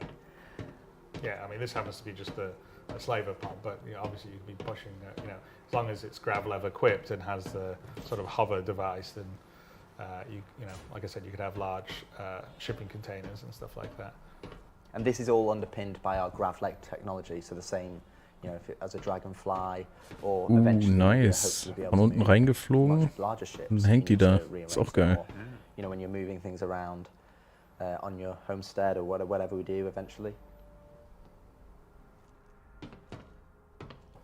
And we've actually had this working on a planet, so you can just push this over planet terrain. You don't let go. You stay stable because it doesn't actually undulate. Das ist richtig geil. Unless there's something actually physically touching it. So it allows it to be much. Kriegen wir das bitte jetzt? And what we want to do for your Ich will jetzt von unten in eine Raumstation reinfliegen, wo das Schiff drin hängt. The cargo grid that you'll be able to snap things on top of it. So if you have a flat platform, you'll be able to snap cargo boxes onto it so they won't fall off. Then you'll be able to, you know, reliably move them Das ist without sehr nice frustration. mit dem Again, Hovern you auf can jeden see Fall. some of our design ethos coming through is that we're trying to remove the barrier to entry. We're trying to remove the control mechanism, the things that frustrate you as you play the game, and kind of make that a lot simpler. I see this and all I can think about is Spock and the photon torpedo tube. That's true. Yeah. Very cool. So we've talked about a number of things now that are related to the player, to the first person and stuff like this. And we got a couple more we're going to come back to later. But let's move up into spaceships. Yep. Because spaceships are a big part of the experience. Our heroes. We just had earlier in the day, we had our flight experience a segment where they talked about master modes and quantum boosts and stuff like this. But at a higher level and stuff, let's talk about how the flight experience is changing a bit through the work in Squadron 42 and anything you want to share with us on that. I think the biggest thing for me, and I think it's what Chris and I have talked about, is the difficulty of developing a game over a period of time when it's a live product is that you're developing things in isolation and you're putting them out. So you're going, okay, this is our T0, this is MFDs. And okay, now we want to do the flight HUD. And we put the flight HUD. And now we want to do this section. And what happens is, maybe it's a different designer over the years, or maybe it's someone else, or maybe they've learned from what's happened or gone out previously. And lots of things come together, but they don't necessarily feel right. Because they've not been approached where you've gone, we're going to do it all at once. Because you can never do it all at once if you've got to hit quarterly releases. Right. So with Squadron development, what's it allowed us to do is allowed us to look at the HUD and the MFDs and everything together and go, well, actually, we don't need all that information on the HUD if we've got it on the MFDs. Or we don't need all the information here if we've got physical switches. And it's allowed us to approach the design of the cockpit experience holistically so that we can go, okay, let's pull all this noise away because we've tried to fit everything onto the HUD. We've tried to put everything on there. You need to know your G-forces and your heading direction and I need to know my ammo and master modes is a good way of going down that road is kind of going, okay, we want to have traversal and we want to have combat. So if you've got SCM, combat, if you're in QCM, you're in quantum mode, so that's traversal and flight. And then we've taken that approach and gone, okay, well, do you always need an altimeter? Well, no, maybe not if you're in space. Maybe you only need an altimeter when you go down to atmosphere. Your MFDs, if you're in SCM, what do you really care about? Well, you care about your health, your weapons, your target's health, how they're doing. But as a default experience, we're only giving you the information that is needed to you at that point in time. And what we actually saw is that you're flying Wenn ihr euch an die Cutlass Blue erinnert zum Beispiel, da hängen diese Dinger ja praktisch drin. Ne? Ich denke mal, zum Stapeln muss es auch eine Vorrichtung für geben. Gehe ich auch von aus. Big initiative on the vehicle side for Squadron is the sort of complete redo of the HUD and the MFD system. Ja, Bioshock, ich glaube, die sind weiter, als wir denken. Also we have to refactor it to move away from some of the old flash that's been around forever, which is what the MFD displays. And on the HUD, we sort of took a look at where we were going and felt like Rich said, it's just too much stuff's there all the time. We want to be more contextual. So, and we're doing this in a overall holistic way that would be ja, richtig Morpheus in so einem ähnlichen Teil auf jeden Fall, ne? In the PU. So, most of the vehicle team is working on this as a sort of group. In the need for multiple speeds that we saw earlier, you sort of saw some aspects of it, which is the different modes die werden noch nichts sagen. depending on what you're trying to do. Ist aber auch gut so, weil wenn sie jetzt wieder was sagen und dann wird es doch nichts, dann ist ja wieder der Shitstorm groß. Ne? Also ich würde da auch nichts sagen. Nee, ist richtig, die sollen mal in Außer Ruhe ich wäre fertig machen. hundertprozentig sicher. Richtig, die sollen mal in Ruhe fertig machen und dann ist gut. That won't be the case for everything. Every suit, like for instance, if you have a more combat-oriented ship or suit that you would wear, I don't know, a Gladius or a Hornet, and you've got the appropriate equipment, then you should be able to cast. If you're just flying an old rust bucket like an Aurora. Well, what was the Drake ship we saw the other day when we were looking at it, saying all the HUD was on there? We're like, well, it's kind of the equivalent of a lorry. Oh yeah, it's a Caterpillar. Yeah. So you wouldn't have the Caterpillar. You wouldn't cast it up to your visor like you would as a fighter pilot. It would be sitting down on the MFDs. But in the cases that you have the ability to cast it and do stuff, in all the ships are also building in the ability, like there's not just a game screen in your ship. You go Seine spielbare Alpha. Like settings screen, and the settings will be remembered on a per ship basis, and you can set up one. Okay, I want this display to be this, or this display this. I want this to cast here, and so it's all been built about building blocks and being in a very sort of top-down, one system, clean approach. So we're pretty excited about that. We're not ready to show it yet because we're still in the sort of early, Superjährig, finde ich gut. It's a little further before it's all fully. An den Baumarkt eine Leiter kaufen. It's going to be, I think, a pretty sea change in terms of how it feels as you're flying around. Besides the different modes Yalo, of die kannst du, you know, combat and traversal ja, and ist all eine the rest of spielbare stuff. Alpha. It's So. how you get the information and how it's relayed to you is going Vielleicht to be zeigt Sitko das much nachher more nochmal. contextual, much better. Kann ich machen, ja. And it's huge in combat. It's going to be big, yeah. It's huge in combat because in combat right now you're either, you know, we're obviously trying to bring the combat closer, which is obviously what Yogi and the guys and Dave talked about in their talk. But you don't want to have a little clutter on there, and you want to have that spatial awareness of, okay, who's my target? And the other aspect is that on that level of, you know, again, a holistic approach is your player information is only on there if it's relevant, and also the targeting we've talked about redoing in terms of right now, if you go into the PU or when you play squadron level, with 100 players in you just get big 100-player billions of markers, and it's like it's just massive information overload. You know, and some players. It was definitely a problem in squadron because we have absolutely quite a few areas of the game where there's massive amounts of ships. Yeah, and you know, some players can deal with it, but you know, it's just so much information. It's just it's unnecessary. So what we've done is that we want to strip back the targeting so that, again, you're only targeting the things that are important to you. So, you know, we're relying less on all these markers, and we want to put more of a focus on your radar in the cockpit, because you have a radar in the cockpit. You know, fighter pilots in real life have a radar. They don't have in-world AR markers. Oh, there's 20 guys coming over there, you know. We want to make sure that you've got the information that you need, but also we want to basically make sure that you're using the tools that we provide. Because what's happening right now is that everybody's just reliant on the HUD, because the HUD has everything on there. But you've got MFDs, you've got a cockpit radar. You know, they're there for a reason. So what's happened over the years is that we've redone them at separate times, and you know, the MFDs are still in Flash, and they've done the building blocks. So we've kind of got into this cycle of trying to, oh no, this is it, this is where the player should be. And what we want to do is we go back to kind of what Chris's original vision in terms of, well, there's an in-cockpit radar. You should use that. There's in-cockpit MFDs. You should use those. Okay, now I'm in this specific combat mode. Okay, they're cast, so I can see that information. But the radar doesn't become redundant. That should be what the noise is on. That's where all the information should be. Okay, I should be able to go in there and select targets. That information should be clean and delivered to me.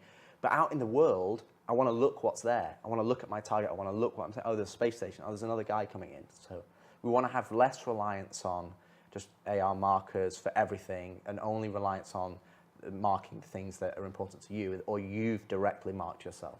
Yeah. And I think when you fight combat experiences where you're fighting 15, 20 ships, it's just a lot more fun because you're not having to deal with all the extra noise. You can just focus on being the best pilot you can be. I think it's really important. And I would say that definitely, you know, we're putting a bunch of work into the radar, which is really radar / star map. So like what you've never had in the PU. The original design was that that radar that you would see would also scale up, or you would scale out basically, to be a nav map, your star map, right? Your nav map.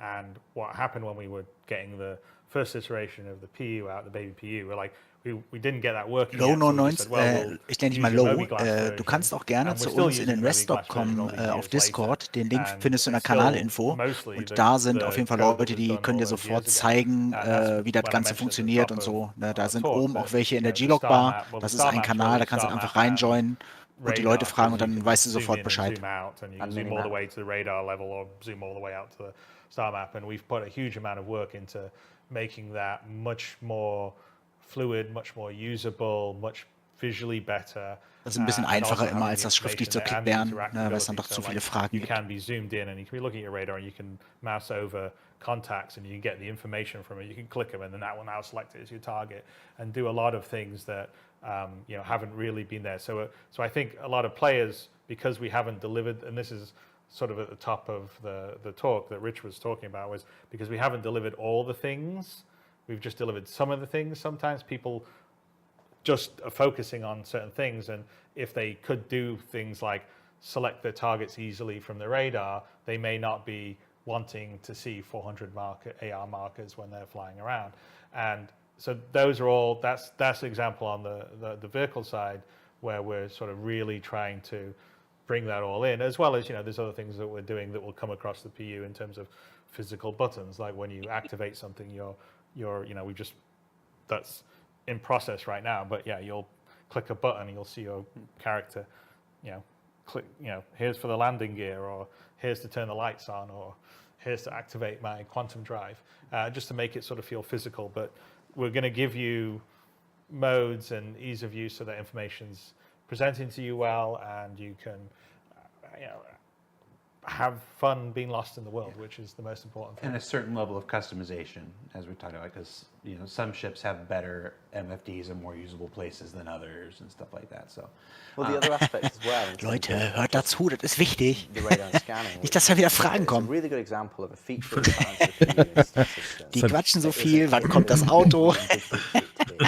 Because right now, ich warte auch auf das Fahrzeug tatsächlich. Es kommt aber nicht. Now, really, I think you've seen Quantum Boost in some of Die anderen Varianten von dem Spirit sind jetzt auch als Upgrade zu haben. Als Upgrade sind sie die ganze Zeit schon drin.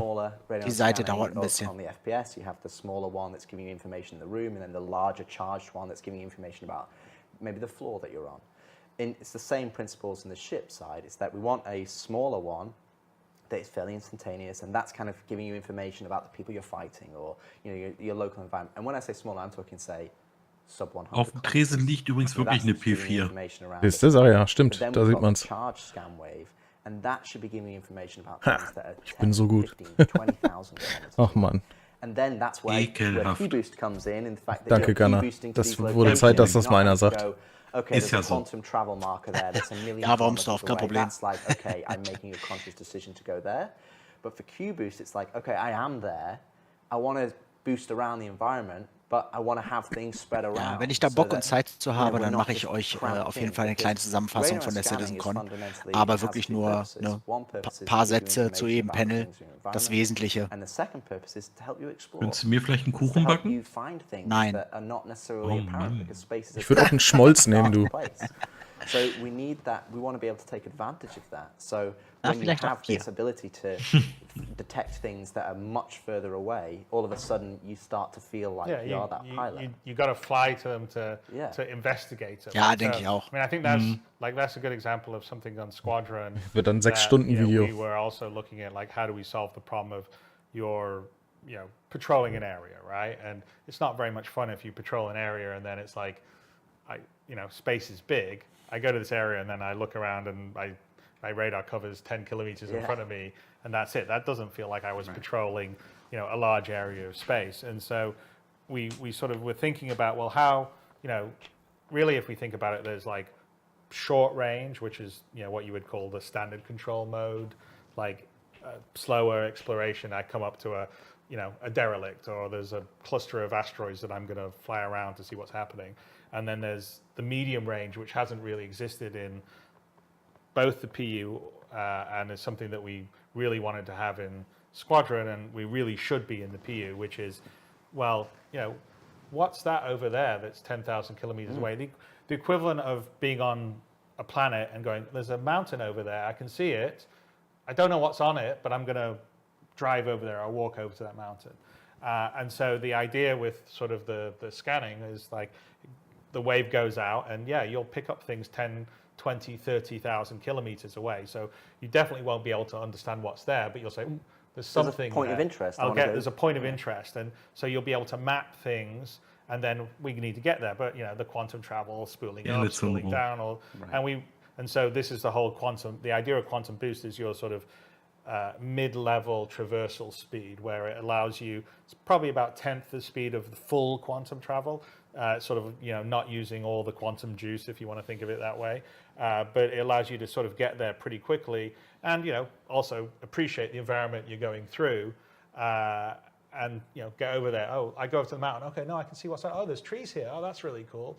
And that opens up a whole bunch of gameplay. I mean, definitely helps out in Squadron, but in the PU it's massive, because in the PU, when this rolls into the PU, now you can have exploration gameplay in space. So for instance, you could be we've never had. Yeah, we've never had. So you could be in, a big nebula gas cloud, and you scan and I get a contact 20k away. Okay, I'm going to boost over to see whether, I come up, look, it's it's a derelict, or there's a abandoned mining station, there's a group of rocks over here, or I go over here, and we can even in the PU be in a case where you can sort of procedurally generate some points of interest when you start to scan that you can go and visit. So I think the whole idea of sort of these three sort of levels of traversal. One is you sort of regular non-quantum one, where you're just using your regular thrusters, which is much more sort of limited and works for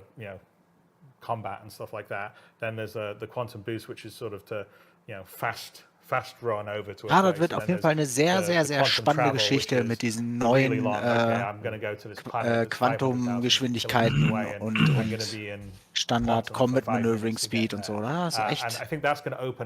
Freue ich mich ja schon so ein bisschen drauf. Hätte ich Bock zu machen jetzt. I mean, it definitely makes a big difference to the gameplay. I mean, makes the exploring in Squadron in space feel much bigger, because that was the thing we were trying to follow. And I think it's a problem in the PU right now is when you're in space, it's sort of like, most of it is point to point. It's empty for you, right? It's like you spend your time around the space stations or some asteroids here around the planet, but we want to open it up a bit more and have that. I can detect something, I want to investigate it. So the whole sort of exploration, investigative gameplay that can happen in space now because of these different modes of travel and the scanning is going to be a huge deal. So I know we have a clip for this. For folks who maybe joined the program late and didn't see the flight experience segment earlier, or if you're watching this separately on YouTube and you don't know what this looks like, let's take a look at the quantum boost clip that we have so we can see it one more time here. So just to call out, that's going to be the old HUD. Yeah, that is the old HUD. That's too busy. That's geiles HUD, sehr geil. Earlier we were showing the Auf jeden Fall, sieht richtig gut aus. Scan here. That's also the old point of interest, because the point of interest will be just points. Yeah. But basically, we've done a scan. We've got some points of interest that are, multiple 10Ks away. And you can see the distance there. It says 13,000 kilometers on the right-hand side. So this is obviously just placeholder UI for the quantum boost. Genau, das ist jetzt kein Quantum Travel, den macht. Das ist halt dieser Quantum Boost. This interactive gameplay, which obviously went into. And this, by the way, is. Du drückst mal kurz aufs Gas. Mal kurz richtig Gas geben, ja. The quantum boost mechanism, because you're just going to have to stay in the Booms zone in den Asteroiden. to keep the boost, otherwise you'll fall out of boost. But we've gone over to the planet here. So ja, da haben sie sich jetzt, bauen sich die Schilde langsam wieder auf. Ne? Oh, was ist das denn da Geiles? Das habe ich mir auch gerade gedacht. Station, ne? Grimhex? Spend forever at 1200 meters per second, or quantum traveling over, and it's over too quickly. So just to clarify again for folks, if you watched the flight experience segment earlier in the day, that's the old UI, which is probably closer to what you're familiar with in the PU today. Ja, du musst, glaube ich, sogar währenddessen lenken. Ja, so ein bisschen korrigieren. The one that was intermediate now, Und das Schöne daran ist halt auch, das haben sie vorhin auch nebenbei erwähnt, dass du einfach dann auch an bestimmte Stellen hinspringen kannst, wo du hin willst. Und nicht immer vorgefertigte Quantumrouten springen musst. Genau. Die vorgefertigten Quantumrouten werden eher so die Fernverkehrsstrecken werden, vielleicht. So, ja. Ne? So denke ich mir das. Ja, das ist der erste Schritt wieder für Exploration Gameplay. Genau, ja, richtig. So that's one of the reasons why we're not really showing all the HUD and the MFD stuff now, is because dann waren sie vielleicht im Odin-System.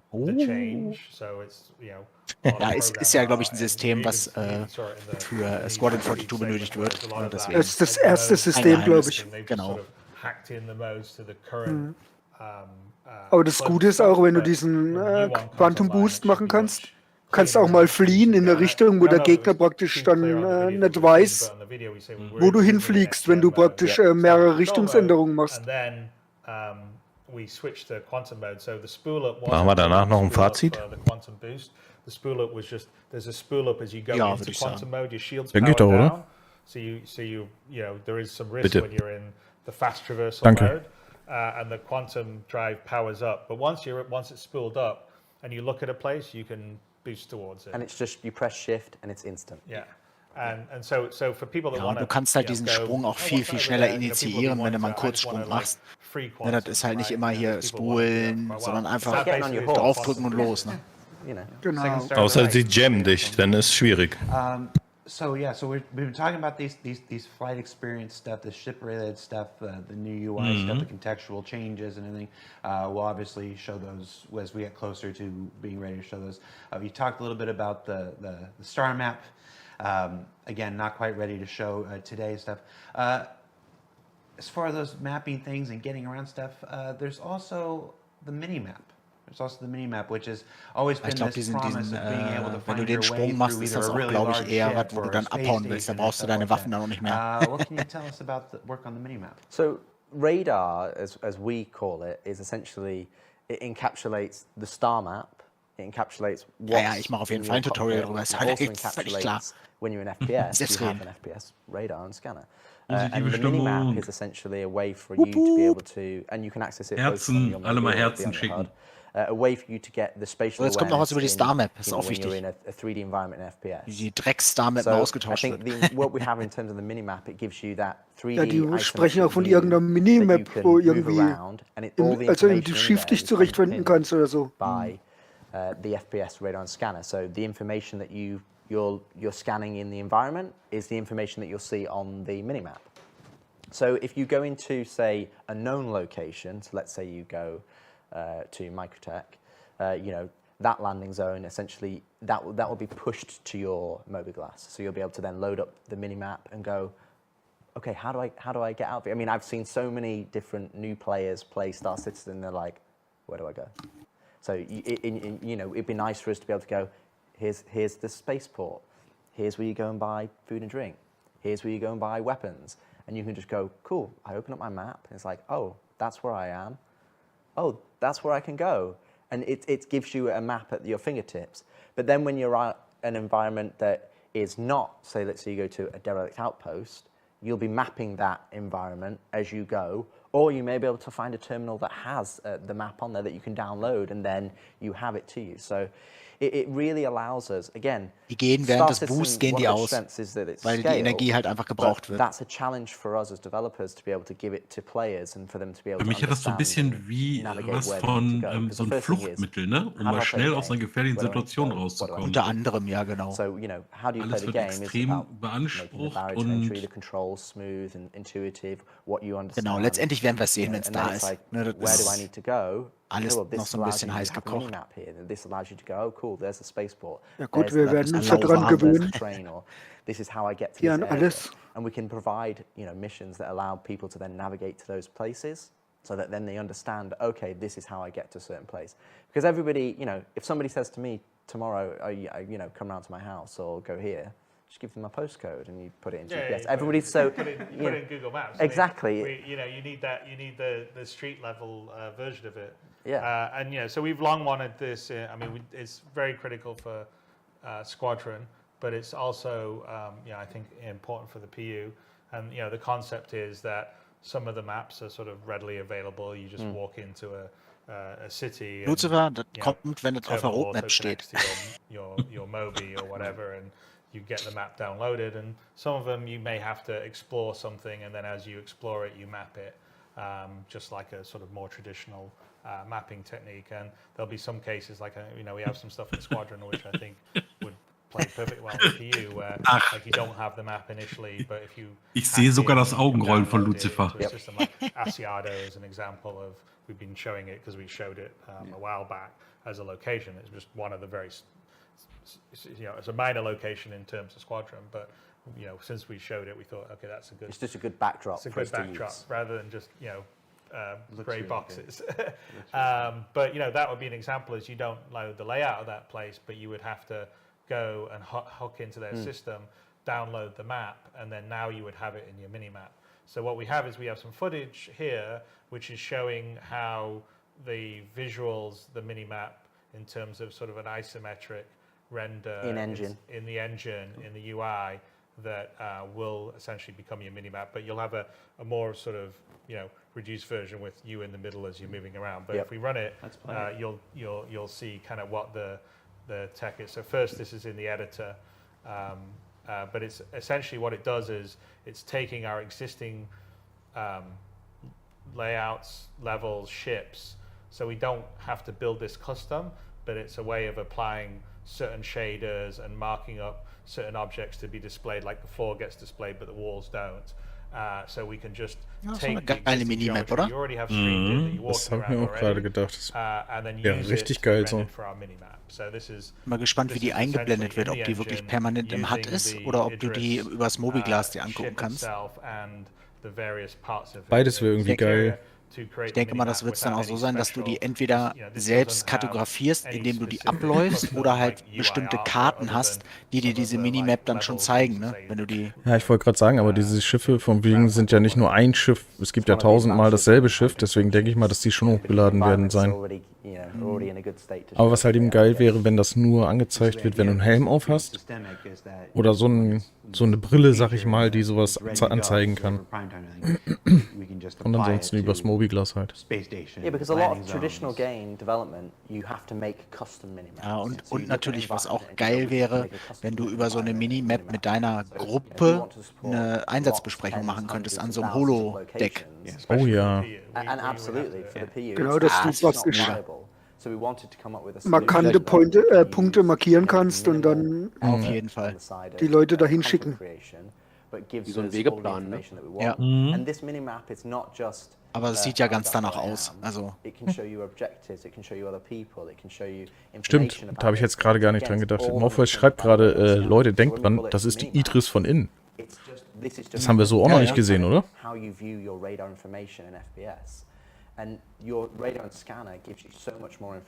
Stimmt, in der Idris konnte man noch nicht rein, ne? Nee, so von innen haben wir die noch nicht gesehen. Doch, es gab mal eine Führung, ein ganz früheres Video war das. Durch die Idris. Habt ihr auch so einen schlechten Sound von ihm? Mhm. Ja. Grisselt alles. Okay, sehr leise gerade. Oh, his body's injured too. Oh, he's got a tier 1 injury. I'm going to go and help him before he bleeds out. Chat, ja, das ist hier genauso. Also das ist nicht nur bei euch so, dass das gerade durch OBS kommt. Das ist tatsächlich bei uns hier auch so. Die Übertragung von Twitch. Genau. Aber wird besser, glaube ich. Jetzt gerade, ja. Well, this will also underpin resource network. Yeah, so exactly that the same visuals and tech is planned to drop into the resource. So if you're looking at like your schematic for the ship to where your relays are going to be, or security reasons, which doors are open or closed, basically it will pull up your holographic view of your ship like that using the same tech. So that the idea is those two things work well together. All right, so we've been talking about the FPS stuff, the stuff that affects the player specifically, and we're going to touch a few more of those things before we leave today. We've moved up into space and talked about our flight experience and the scanning and the minimap and stuff. Now, from ourselves and our ships, let's talk about our enemies, our opponents, the entities we're going to encounter, and talk about some of the AI improvements that have been coming. Die haben echt noch coole Themen am Start, ne? Echt ganz geil. So the AI systems that we have. Und wie gesagt, die sprechen natürlich über die Entwicklung von Squadron 42, aber das ist alles was auch ins PU kommt, ne? Das dürfen wir nicht vergessen. We wanted to understand where we wanted to go, what we wanted to achieve, and over the years as I've worked in games, and I think probably Chris would attest to as well, is that the best AI are kind of some of the simpler AI that you have a really good solid foundation, then you build on top of it. And I think our AI over the period of time that has been there, I think it's kind of had lots of different iterations, and it kind of lost its way a little bit. Kythera, and then yeah, it's kind of lost. So what we've done, and well, they've also no one's the AI that's in the PU has never really had tuning time. No, exactly, the focus. And it was a basic implementation at the beginning, and then it's been rolled out, and there's so many other things going on that they really haven't had time to aber da kann man mal sehen, finde ich, was alles noch so kommt, ne? Wahnsinn. Was kommt alles nochmal umkrempelt, was wir gerade kennen. Doesn't help the AI out at all. Ja.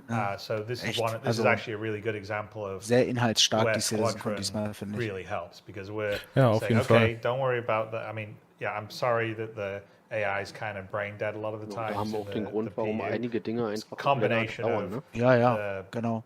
Oder einige Dinge einfach noch keinen Sinn machen, dass die schon da sind. Dieses Jahr weniger Videos, aber mehr Info. What's going to happen with server meshing is going to make a big difference for that. And there's other things that are happening in the background that will also make it better. But the advantage of taking it onto the squadron side is that we can really just focus on the AI, the behaviors, iterating on it, adding sort of interest and complexity. Ja, Star Citizen ist halt was anderes, ne, als die Spiele, die wir halt jetzt schon kennen. Ne? Ich meine, so ein Mario Brothers, das kriegst du mal schnell entwickelt. Da, Or creatures, yeah. Well, hey, let's be quiet about that. But das ist die große Frage, Lucifer. Das ist die große Frage. Multiplayer, come with online servers, and make that work really good as a single player, having fun, feeling challenged, feeling like I'm not just shooting dummies that jump up and I can easily blast. Kurze Info an der Stelle, ich habe übrigens von Cloud Imperium Games 2 Starterpakete gegiftet bekommen für euch und würde die dann entweder im nächsten Livestream verlosen oder in den Verse News mal gucken. Das ist einmal ein Avenger Titan Starterpaket und einmal ein Aurora MR Starterpaket. Schauen wir mal. Wenn wir das machen. Könnt ihr euch aber schon mal drauf freuen. Mit LTI. Aurora MR mit LTI. Richtig geil. Also als Starterpaket eigentlich super. Total. Ja. Absolut. LTI ist immer gut als Starterpaket. Da ist es egal, was für ein Schiff es ist.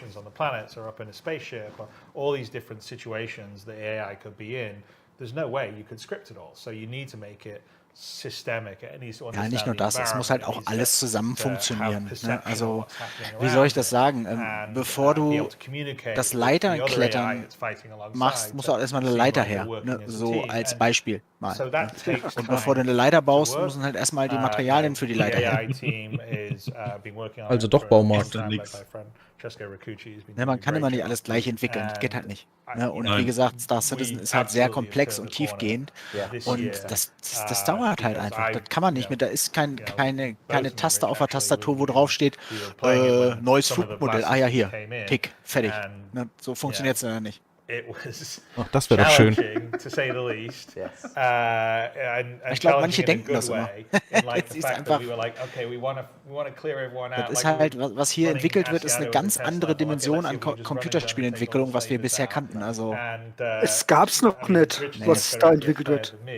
Und das müssen die Leute langsam auch mal erkennen und sehen. Ja, keine Ahnung.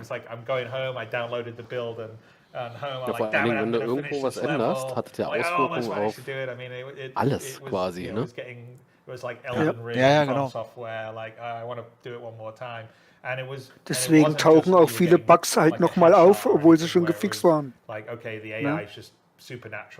Und dann fangen die Leute an zu heulen, weil sie einfach keine Ahnung haben, wie das funktioniert. Und zudem ist es ja so, es ist zwar eine Alpha, aber es ist schon teilweise wirklich eine sehr, sehr gut spielbare Alpha. Was wir schon an Spaß haben in diesem Spiel, also das ist wirklich Map-Größe, ja, genau. Ja klar, ich meine, manche Spiele, also Vollpreisspiele, sind nicht mal Chris hört sich auch gerne reden. Ja, aber das ist halt eben eine spielbare Alpha, die aber schon so spielbar ist, dass viele Leute sagen, dass es ein richtiges Spiel ist. Ja, das ist das Komische. Aber es sind noch gar nicht alle Techniken drin. Sci-Fi Gaming. Ja, quasi alles. Well,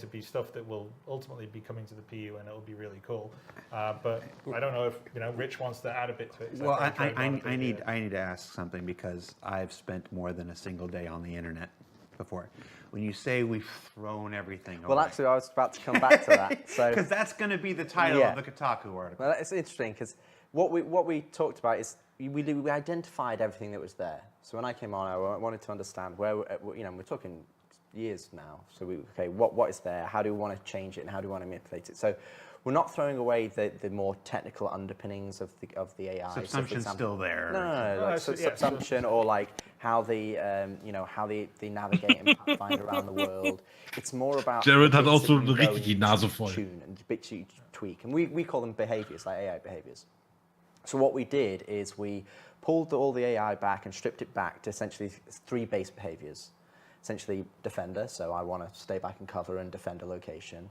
A strafer who kind of wants to get, sees you and wants to go behind you, and then pushes that kind of want to put pressure onto you. So we wanted to create these 3 core behaviors that the AI can choose to go, they can choose combat behaviors this is. So once you've engaged in combat, they can then select one of these behaviors to engage you so that you get a mixture of combat when you're fighting them. And obviously you might get 3 defenders, or you might get 1 strafer and 2 pushers. And we've got a video to show some of the behaviors. But then what we have is we have a trait system that sits on top of that. And that's where designers can go in and go, okay, I want this defender to be to always defend. He can never re-roll as another behavior. Or I want him to be like a turret, so he never moves from cover to cover. Or I want pushers to be, I want always to be a pusher. I want them to, be aggressive. I want them to be reckless. I want them to have friendly fire. So we can go in and say, we've got 3 base behaviors that just by themselves play well. You can play that and go, okay, do these 3, is that a fun experience? Then you can start adding in all the other things on top. You go, okay, I want this trait and this trait. So you're crafting combat experiences. So in a PU mission, if you've got a ship coming in bringing AI reinforcements, we can say, okay, we can weight the behavior. So you're not getting the same thing every time, but you can go, okay, you get these guys who push, they're quite aggressive because that's their faction, whether it's Ninetales, or these guys are quite defensive, they're more military. And what we have is these traits that multiply the behavior. So now we've got multiple different things. And then you add different weapons in there, so you've got sniper rifles, so the different engagement ranges, and all of a sudden you have this matrix of individual behaviors that is multiplied into the hundreds that allows us to have a really strong combat experience that is not the same. It's not, Star Citizen is a game that you're going to be playing for thousands of hours. You don't want to just be having the same combat experience over and over again. And vice versa in Squadron, we want you to be able to ramp up the combat. We want to have factions play differently. We want you to have different experiences you play throughout the game. And when we looked at the AI combat behavior, that's something we identified. But then we also looked at perception and basically tweaked that and readed that in a way that allows us that, you're coming around the corner, it's not just instant headshot. Because to be honest, AI, it's very easy to make AI that are amazing, because they're just computer. They know where you are. They know exactly what they don't have to mouse aim. It's just instant headshot. Ja, so war zumindest der Plan. It's not human. No, right? Exactly. What we want to do is we want to make it challenging but fair. And that is when Chris was talking about playing through Asiado, even though it was very challenging, when we died, it was because we made a mistake. It was like, okay, I didn't check my left. Ihr könnt euch ja mal spaßeshalber die Präsentation von Tony Z angucken von der letzten Citizencon, Alter. Dann wisst ihr aber mal, was das heißt, schnell zu sprechen und keine Luft zu holen. Da ist das hier aber noch das Kindergarten hier. Oh, someone's there. It's not instantly on you. They've got a bit of time. And then what we wanted to do is that we don't want. Alle beschweren sich, dass der Chris nicht mehr so auftritt, und wenn er jetzt mal was erzählt, beschweren sie sich, dass er alle. Ich finde das auch super. Nur genießen, dass wir das hier haben. Ich meine, es ist schon spät, die Konzentration lässt nach, aber das ist schon alles sehr interessant, was Sie hier erzählen. Finde ich auch. But pressure you in a way that you feel like, oh, what? How did he shot me through a box? Like, or, he's pushing that way, and you're hearing him. And you're like, okay, they're coming this way, and I'm being pincered. And I think that's where we want to put our real focus on terms of how they perceive you in the environment when they're socially active, how do they perceive you in combat. And then we have pretty much 90% of what I've talked about there is in the game. We've had balanced passes, we've played it, it's a lot of fun. And then what we have on top of that is future things that we're going to be adding even more. So, we've got versions of them doing medic behavior and reviving allies and ammo management and all the other advanced combat behaviors that we can pull on top, which we're already working on, but they're underpinned by an absolute solid foundation. So if you strip all of it back just to those 3 base behaviors, the defender, pusher, strafer, is it fun? Because if it's not fun there, it's not going to be fun here. You can't just keep relying on putting stuff on top and going, oh, it's going to get fun when we do this. It's going to get fun when we do this. So we pulled it back so that you have a challenge, that you feel like you're being pushed, that you feel like you're under pressure. Because especially in Squadron, you're not a commando, you're a fighter pilot. Fighter pilots don't go in and, they're not John Rambo. And again, in the PU, you could be a haulage trucker, or you might want to do something else. You might want to be doing just a homestead, so you want to do trading. And so when you get into FPS, we need to have the the AI reflect the level of difficulty that we want to push into a Ja, ich weiß nicht, ob am Ende noch was kommt. Ich glaube, da denken wir immer und dann vorbei. Yeah, it's disingenuous. But basically, but game developer is iteration, right? So you have V1. Aber am Ende kommt auf jeden Fall hier bei mir noch was. Es hat so schön angefangen. Basic combat behavior, and it was it's. Was denn Zitgo? The beginning. Sag ich nicht. Neuer Song? Nein. That's why we threw the base one away, because we have more ones that are underpinned by Besser nein, okay. Ein Kuchen für dich. Oh, das wäre schön. And within the context, you were speaking specifically of the FPS combat behavior. Ja, Matthias, ich. Like the 7 segments I did about the. Siehst du mal, die Klasse macht nur noch Quatsch. Hört keiner mehr zu. So I mean, social AI and combat behavior. Musst du auch geschimpfen? There is We've redone the chow line yet again. Social AI is staying the More same. mess hall? More mess hall? Mess hall, the mess hall will never end. But we'll also be using some of these tenets and ethos to push into the flight AI. So the flight AI, which I think was talked about in the earlier talk in terms of the jousting and how we want to have more close combat, things like accuracy and the behaviors and how they can roll different traits and how that's something that we'll have holistically across AI, across Star Citizen as a whole.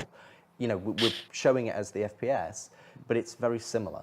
So it's something that, I mean, we can show the clip. We've got 4 Atmo esports guys waiting to do their race. So let's start with some videos. Yeah. So what I'd suggest, I think we'd probably show the investigation first before we go into the combat. Because the other things outside of, you just talked about combat. Yeah. There's a whole bunch of other behavior in terms of, because, like I said, stealth game plays a lot. Yes. So, Squadron is the test bed for that. So investigation, so like someone hears a noise, what's that, let's go check it out. They radio their back to base or their buddy, hey, I heard something here. Or if they get in a gunfight, they could actually call back, hey, I need reinforcements, and they'll come in. That's all behaviors that's working right now in Squadron. And then on top of that, you're making the joke about the bartender and all the rest of stuff, but really the main cooking bed for what we call social AI, i.e. non-combat AI, is Squadron. There's a lot more stuff happening in Squadron that will come into the PU. So it's not just the bartender or even people eating at the chow line. It's engineers going about their daily business, or a janitor cleaning up messes that people leave systemically, or for instance flight attendants or hangar personnel. Yeah, the hangar basically operating on the hangar, and then when they're not fixing something, they're having a conversation on the side. For instance, there's a whole dynamic conversation system that Francesco's been working on that allows our AI, say, aboard the Stanton, which is the interest that you're based in. And it's huge. Conversation, when you're playing through a level and you can hear them talking to each other and reacting to what's happening, it all of a sudden brings that ich bin schon so ein bisschen durch. So, yeah, Kann man nicht verleugnen. So we have some that are sort of more stories. Hattest du denn deine Pizzapause? Nee, die habe ich schon gegessen. Ich wollte gerade sagen, die hat er schon zum Anfang des Streams gehabt. Okay. Der Angst, ins Mikrofon zu beißen. Whether it's in a mess hall, they sit down and they just start up a conversation talking about the most recent vid show they saw. Or, Wie sagst du mal? Schnarch. Talking about what they think the best, I don't know, ship thruster is. And there's a system in for that, and we're creating a recording, but that's also. Ich hätte mehr Clips als mehr Laber, ehrlich. A huge amount of life. So when you go into a bar in the PU, or you're wandering around the big point of interest. Ja, das wäre irgendwie in einem 30-minütigen Panel irgendwie ein bisschen besser aufgehoben worden gewesen. Aber es ist ja trotzdem, eigentlich ist es okay. Ich glaube, ganz ehrlich, das ist nur, weil wir das nicht so richtig verstehen. Wenn das auf Deutsch, würden wir da wahrscheinlich Ich glaube auch, das wäre dann anders. Aber das ist ja auch kein Wunder. Es ist ja nun mal so, dass wir nun mal Deutsch sprechen. Das ist viel einfacher, das auf Deutsch zu haben, als wenn es auf Englisch wäre. So jetzt ihr Clip. Two videos. So it's the investigation in the test map, and what you're seeing here, in some respects, you might think that this is scripted, that this is something that we just put on a track. This is purely systemic. So if we captured this 20 different times, it would be 20. It would play out 20 different ways. So those individual there is going away to hide behind that orangey boxy, whatever we want to call that color. So that's the player. Essentially. This is essentially a standard for the player. The other two AI are searching for him at the moment. The white Das ist halt das spheres you see Stealth-Gameplay, are ne, wo sie schon mal basically drüber berichtet hiding haben. cover spots. And so as AI, this is a sort of debug mode, as the AI goes around and they search, the Genau, die spheres haben go halt away, jemanden indicating gesehen that, okay, they've checked that place. und anstatt gleich so no one's loszuballern, actually ist there der dann hiding out in abgehauen cover. und die So, suchen and den they- jetzt halt, they're weil sie halt both wissen, kind da of war working halt wer. together. So their Und der oben logic schützt so ein is they need deckt so ein to bisschen clear ab these da. rooms first, and then once the rooms are cleared, they can sort of go on. So they from share this information. So as they're clearing the cover points, and the cover points are basically all the nooks and crannies in the room, they're clearing the cover points and they're sharing Den rechten together. Balken So hat you er aber see nicht here that they're kontrolliert, going, ja? okay, Gefährlich. this guy's Ja, okay, das there's an open andere. vent. Again, this is systemic. He's just coming to investigate this vent, but he's not cleared this entire room yet, so he's not going to progress. And he's just going to go and check the rest of the room alongside his buddy. And once they've then Die cleared trennen it, sich auch they'll nicht then gut. progress. But again, here would be, you know, you'd hear them talking to each other. I've not found him yet. Where is he? And again, if that we've got vents in Jericho, here, du liegst so falsch. yeah, so we also have other usables, so it might be you know, there's something you can hide in, or they're going through systemically checking the usables, checking the cover points. And you can see there's only a few balls left now. The ones at the bottom right, and then the ones at the back that he's clearing. And then one of these enemies will then go, okay, we've checked everything in here. I'm now going to progress to the next space. Jetzt haben sie halt den Raum komplett kontrolliert und jetzt wissen sie, der kann nur da durch sein. Und der kann nur dahinter sein. Genau. He's going to check it. He's going to come through here. Cleared those, so now he's coming around here. Ja. Schlecht. Verkackt, sag ich mal. And what you're seeing here with the bar, which starts off with something haben sie ihn that erwischt, the ne? perception. So they start off in Sehr green geil. and then it goes to yellow. Guckt euch mal die and then Uniform red. von So den once it goes Wachen to an. red, that's into full combat. Das But sagst the du zu previous spät. states are kind of levels of, they go up based on levels of different perception. So a green they just might have seen you. That's the equivalent of going, huh? You know, did I see something? No. And by the way, in the game, you don't see that. That's our No, debug. that's our debug. That's just indicating the level and the level. Gleich erschossen, ne? But Hätte we'll ich auch mal have mit dem audio and Gewehrknauf visual einfach mal. representation Ich for hätte ja this erstmal stuff. gefragt, wer er So ist. the initial green one would just be like Bevor ich schieße. like a head turn, Oder maybe a verhaften. verbal cue. Genau. Then you're getting into the yellow and amber. That's where they like, Naja, wenn they're einer in turning meine to face Bude the eindringt, noise frage and ich auch nicht, wer er ist. Erst schießen, dann fragen. Mach ich gleich platt. Maybe they'll walk over there to investigate. Or if there's two of them, one of them would go, hey, you go check it Hast out. recht, And then Warhawk. he goes and checks it Sehe ich out. auch so. And then we have obviously the red, where it's like, there's a definite threat here. And once they've Jeder amerikanische Art, Probleme zu like lösen. in most games, what happens is if you wait a long enough time, they will then de-escalate to the green, and it's like the Amerikanische mind Art, can, Probleme it's like, zu I don't know, lösen. it flashed in memory, it's gone.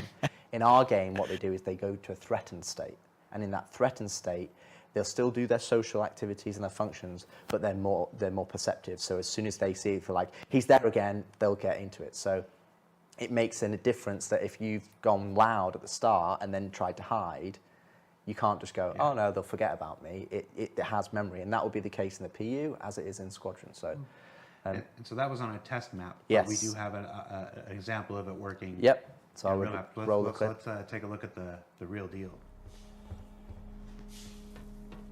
So here's in Asiado in the decommissioned area. You can see the two AI in the distance catch you, and then this is kind of just a representation of it doing the same thing in a real environment. But obviously we wanted to show you the kind of the thing behind the curtain. What are they actually doing? They're checking cover points. They're checking. Das ist übrigens wieder die Arcado-Station, wenn ich das richtig ausspreche, falls a lot einer of the fragt. cases when we actually captured Ja, this das ist video, die, wo wir in diesem ersten Showroom gesehen haben. failed because they pincered the Station. player, and they actually found you before we were able Letztes to show Jahr. you know, what was happening. So it's really good to see how this transition from social into combat, so that you can actually play through the game. Better check that out. So here he's checking a usable, which we've set up, where he's just kind of like looking and checking, okay, is there anything there? Nothing there. And again, he's sharing that information with his buddy. So if you've got 2, 3, 4 AI that are searching, then obviously they're sharing and talking to each other and letting them know that nobody's found you.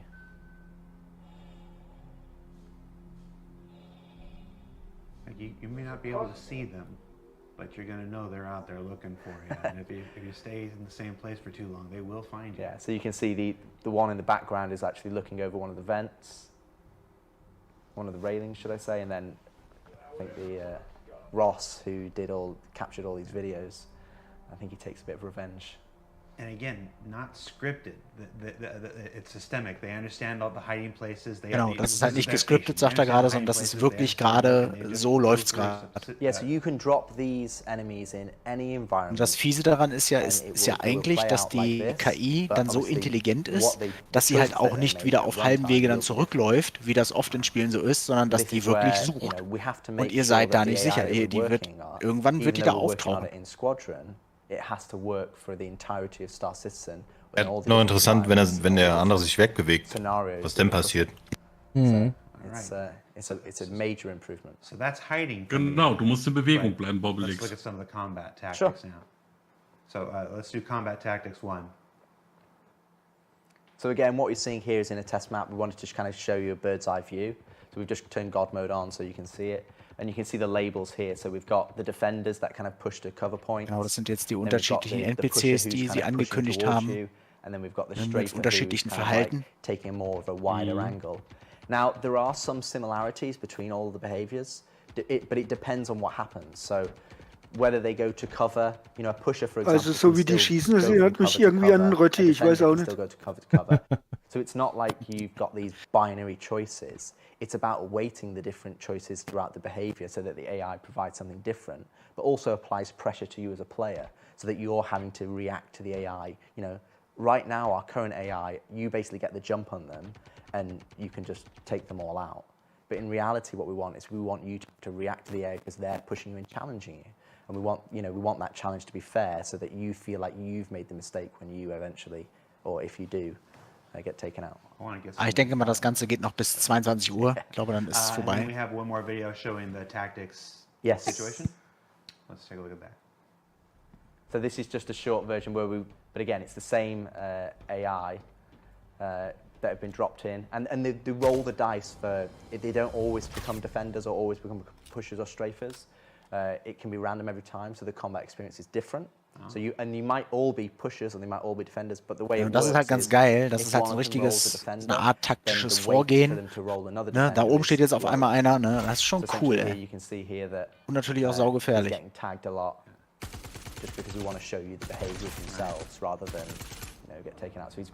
Er hat natürlich den God-Mode hier. Ach ne, hat er doch nicht. Guck mal. Nee. That's gonna make the eventual speed runs a lot harder. Zwei kassiert. Just Goombas that do the same thing every time. You can't memorize the patterns. And the other thing you might have noticed as well is that we're starting to have traversal opportunities. So, das da oben ist der Straver, glaube ich. Da ist der Pusher wieder. Crouch, mantle, climb ladders. Euch aufgefallen, dass die Medisticks eine Nadel haben? Haben sie aber jetzt auch schon. Ist mir noch nie aufgefallen. Das sind die Defender da hinten. Ich denke mal, die schützen den ursprünglichen Punkt oder den Rückten so ein bisschen. Ah, finde ich gut.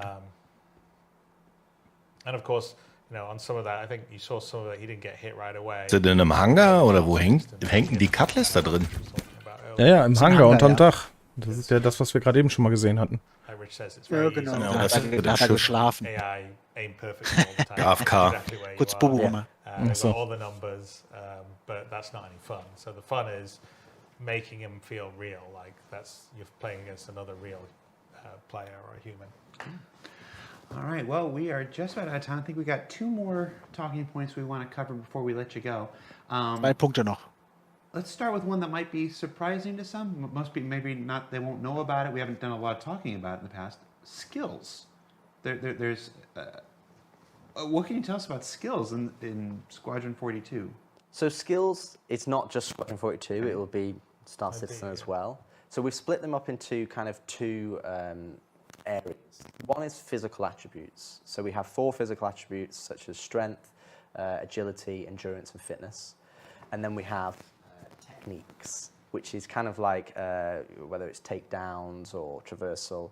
So if you look at the physical attributes, what we have, essentially we're going to have a skill system that you can go, and the way that you play the game will dictate how you level up these particular skills. So if you're constantly carrying boxes, you may get stronger, so you can actually lift stronger things. But getting stronger doesn't just allow you to lift heavier boxes, but it also means that your equip load that you can carry in your inventory is higher. That weight doesn't affect you as much, so you can sprint further because it's not affecting your stamina as much. You know, your force reactions, you're more resistant to that because you're stronger in yourself. Agility in terms of like weapon swapping or going to ADS. We have endurance, so that's, for example, like how resistant you are to the environment. If you look at, say, Navy SEAL training or SES training in Britain, essentially, you know, they have cold weather training.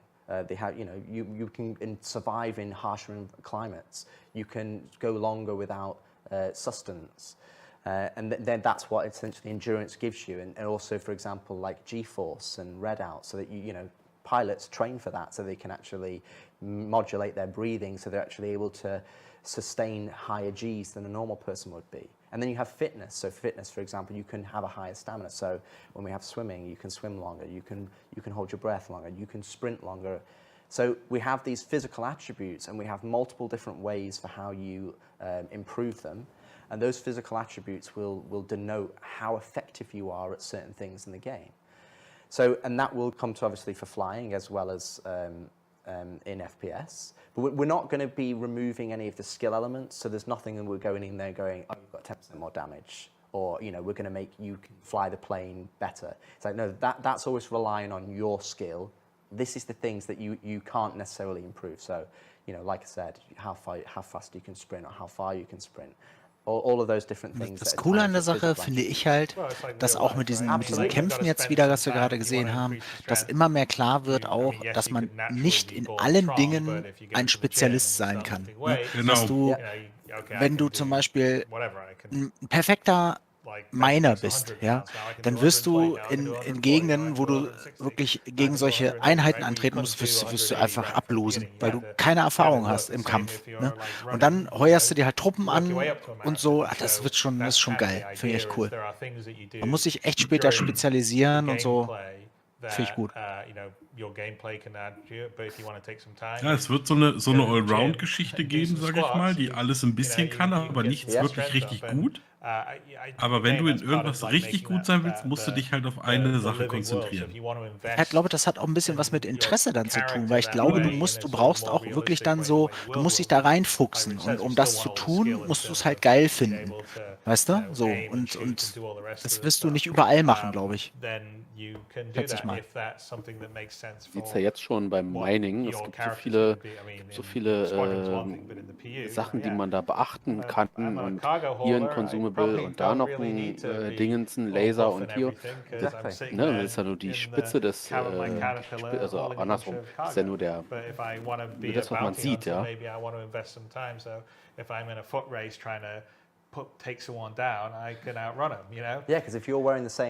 denke mal, es wird später viele Gebiete im Verse geben, wo sich viele nicht hintrauen werden, weil es einfach viel zu gefährlich ist. You know, you can run further than them. You can carry things, you know, that are heavier than Sitko, wenn du dann Angst hast, dann frag einfach mich. Alles klar. So all of those different physical attributes, it allows you to progress your character in those ways. And then we have the technique side of things. So we're going to have multiple different techniques for lots of different skills across the star system. But a good one to how to explain it is, it's almost like the 10,000 hours. You know, if you do 10,000 hours kind of thing, you're better at something. So takedowns is a good example. So the first time you do a takedown, you know, that's going to be quite sloppy. It's going to take quite a long time. You know, you might struggle and, okay, eventually you take them down and it's like, oh, okay, the guy over there heard me. It's not very good.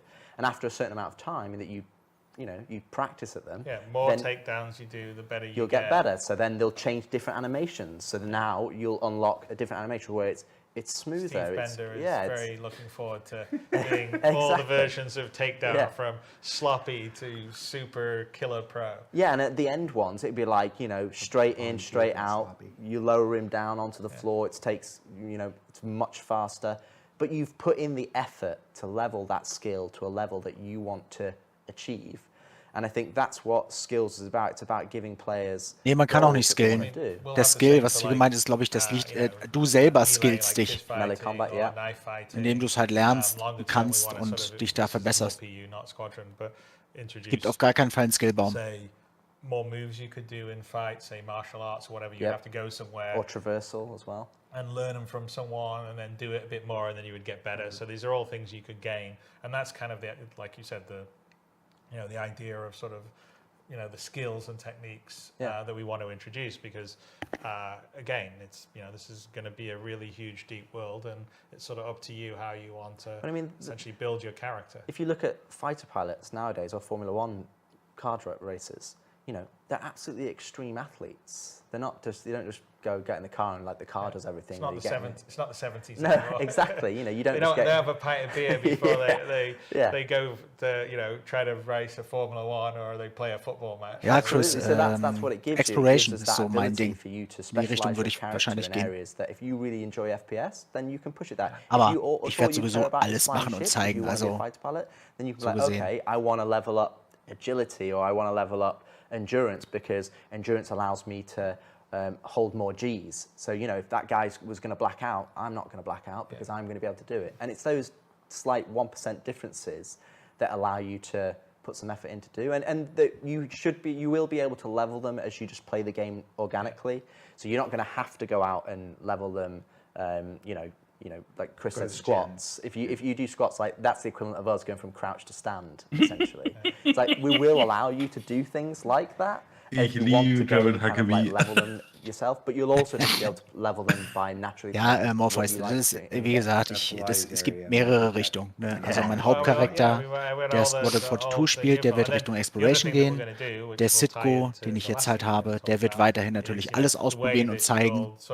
Und dann habe ich ja noch den Evil Sid, der wird halt eher ins kriminelle Gangstergeschäft einsteigen und also muss wohl dann doch meinen Job kündigen und dann Vollzeit hier. Aber dann müsst ihr mich auch bezahlen. Ich muss ja leben. Ne? Things that we're going to talk about as far as some of the stuff we're doing in Squadron is, you know, there's a complete redo of the Moby Glass, and the first iteration is in Squadron.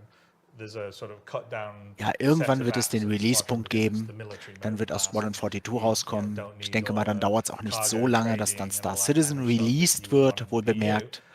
Und dann wird es sowieso immer weitergehen. Es wird immer weiterentwickert werden. Immer neue Sachen, immer wieder Überholungen und neue Techniken und das wird nie aufhören. Ja. Man kann davon ausgehen. There's been some tech and thought into how it looks and rendered, which is much nicer and transitions much better between the modes. And you know, in Squadron, it's where you'll sort of be able to see, oh, you know, this is who I am, this is how I'm doing in terms of like my health and stats, but also like, okay, here's my personal log of what's been going on in my life, which is basically sort of how I've been playing the game. You know, here's my mission assignments. You know, here's the ship chat channel. And, the ship WhatsApp. Yeah, the ship WhatsApp basically.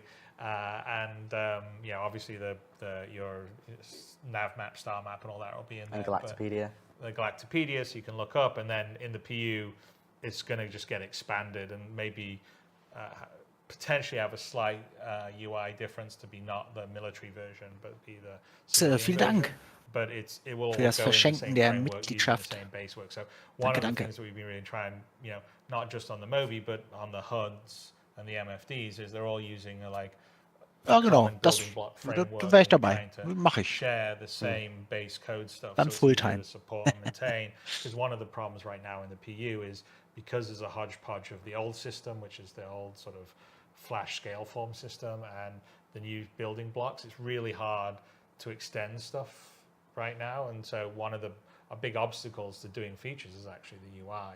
And so Squadron's one of the ways that we're really going to sort of just, you know, clean the house and make it easier. So then in the PU, extending things will be easier and simpler. Yeah, I don't know if you want to say anything more on the Moby Glass. Well, I'd roll the clip that we have, and we can. Let's roll the Moby Glass. Let's take a look. So the first page that you'll see that's coming up right now, Das ist übrigens das neue it's the overview of your player, it's the overview Alter, of your ship, ich will. and then it's like your primary objective. So and all of these widgets that we call them are kind of shortcuts to the kind of the main focus areas. Alerts as you go to the other page. So you can see here we've got your Settable messages. replay So this is kinda tonight. like, the email client, and then on the right we've got kind of like the ship chat that's coming in with, you know, general ship chat from the AI, which again, it's kind of just making it believe that you're in this, you know, believable environment or a real life environment rather than just you alone. So responsive compared to the old one. Yeah, and it's just a lot cleaner, and you know, the information, it's something that we've tried to be consistent across the HUD and the MOBI, is that we want to make sure that we're giving you clean information. And you can see like the alerts, so the alerts are now cleared from the messaging app because we've read the messages, so it's gone, but there was an alert down on our mission side here, but now we've gone and looked at it, it's cleared. Sitkus wird gefragt, ob du die Panelübersicht ausmachen kannst. You know, you'll get notifications or alerts. Oh, look, I got a new message over here. I'll click over to it. Now we're back.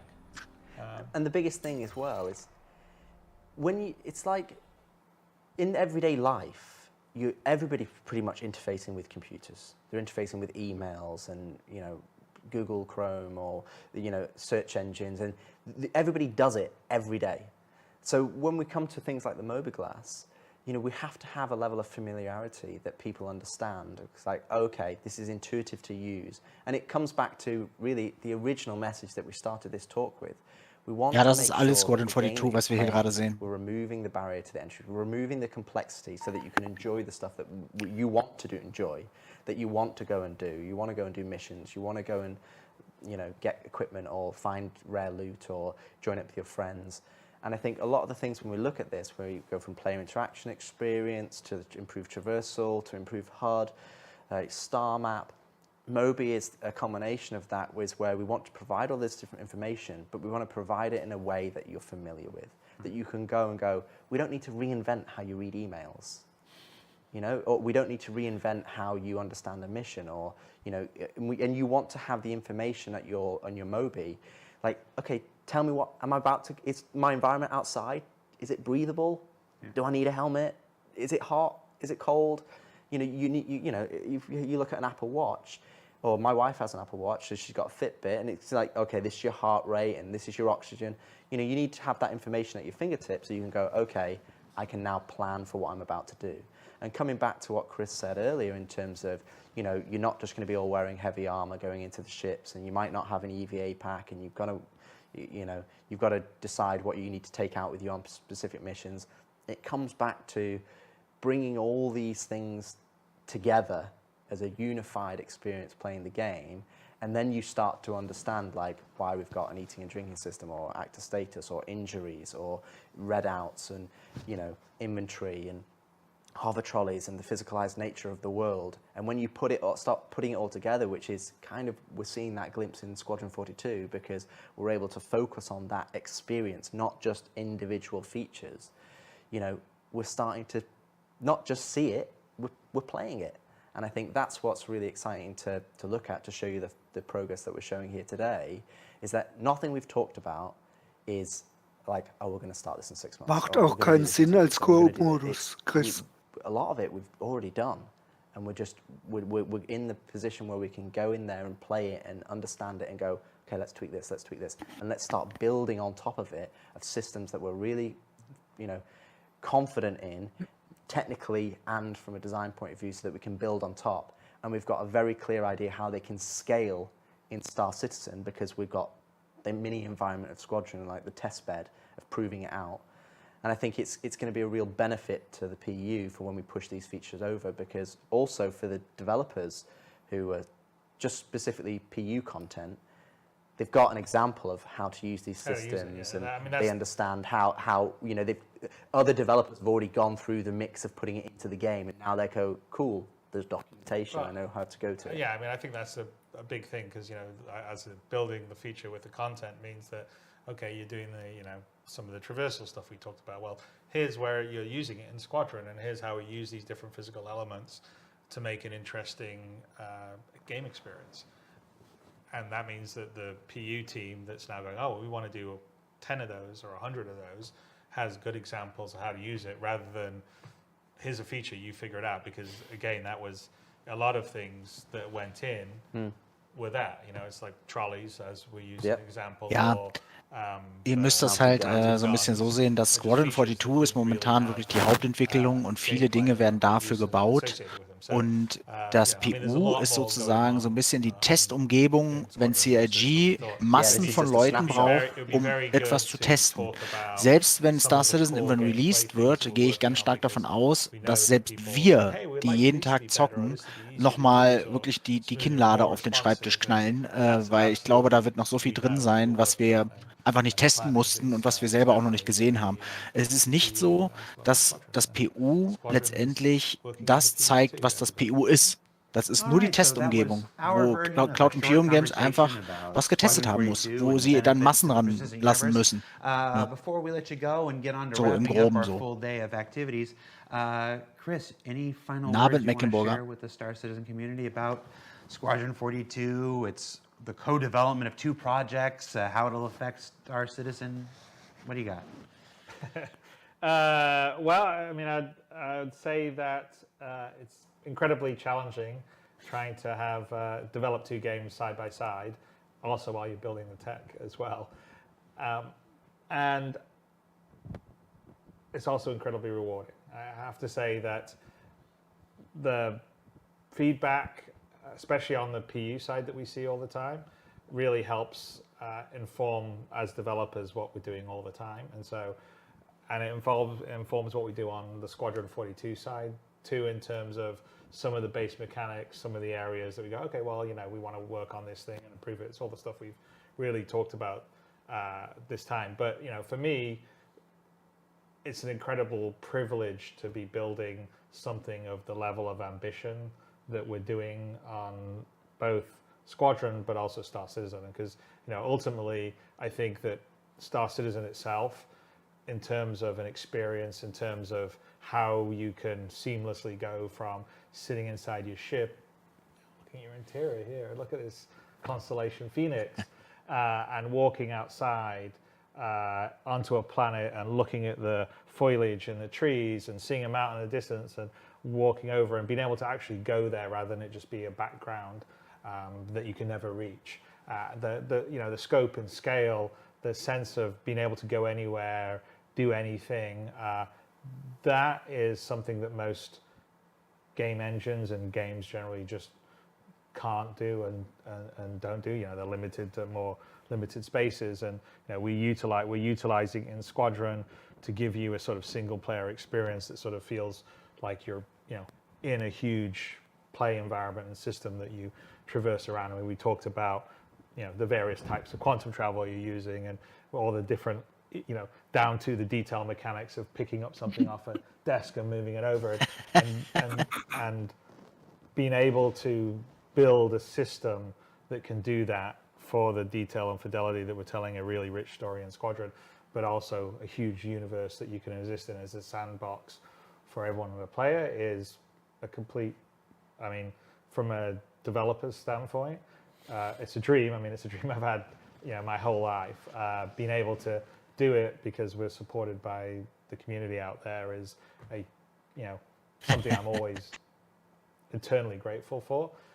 And, you know, it's the best job in the world. So as much as it can be difficult sometimes, as much as it can be frustrating when you see everyone bitching about something or something's not working, or, you know, what kind of idiot did this, or which, you know, doesn't this person know how to run a project and all the rest of the stuff.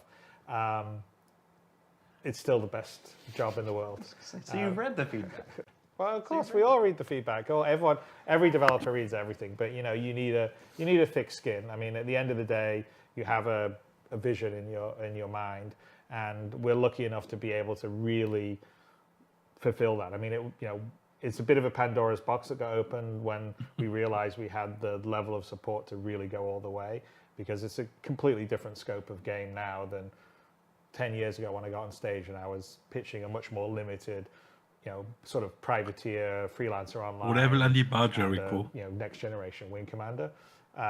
What we're building now is a completely different experience in terms of a lot more just fidelity and scope and possibility and the idea that you can do and Es gibt übrigens auch ein Crusader Industries Spirit Q&A. Da könnt ihr eure Fragen dann zu den Schiffen einreichen. That is, you know, like I said, I think there's almost nobody out there in the industry that has got the opportunity to do that. We're getting to do that here at CIG. It's thanks to everyone that supports the project. Aber das machen wir alles. You know, and so, like I said, it's hard work. You know, this, you know, no one slacks off. We're working really hard. We all wish we were doing stuff quicker and faster than we end up doing it, but it's not because we're just sitting here, you know, eating bonbons. We are working really hard, and it's exciting. I mean, for me, I look at things we have in development and how far we've come. You know, how far the game itself, even Star Citizen. I mean, you know, this year there's more people playing it. There's more, you know, spending more time in the game than there was last year, than the year before. I mean, we're accelerating. I think that's partly a testimony to the game itself. Over the last few years has become more stable. It's become more performant. There's been more features and content added. So even though we still have a lot of things to go, and we talked about a lot of things we want to improve, it's more of a, you know, yes, it's rough around the edges, but there is something there that keeps people coming back. Despite the frustrations, right? And I think it's that sense of you being able to go and do anything and be anything in the universe, and we're really committed to finishing that off and making that a really great experience that's frictionless.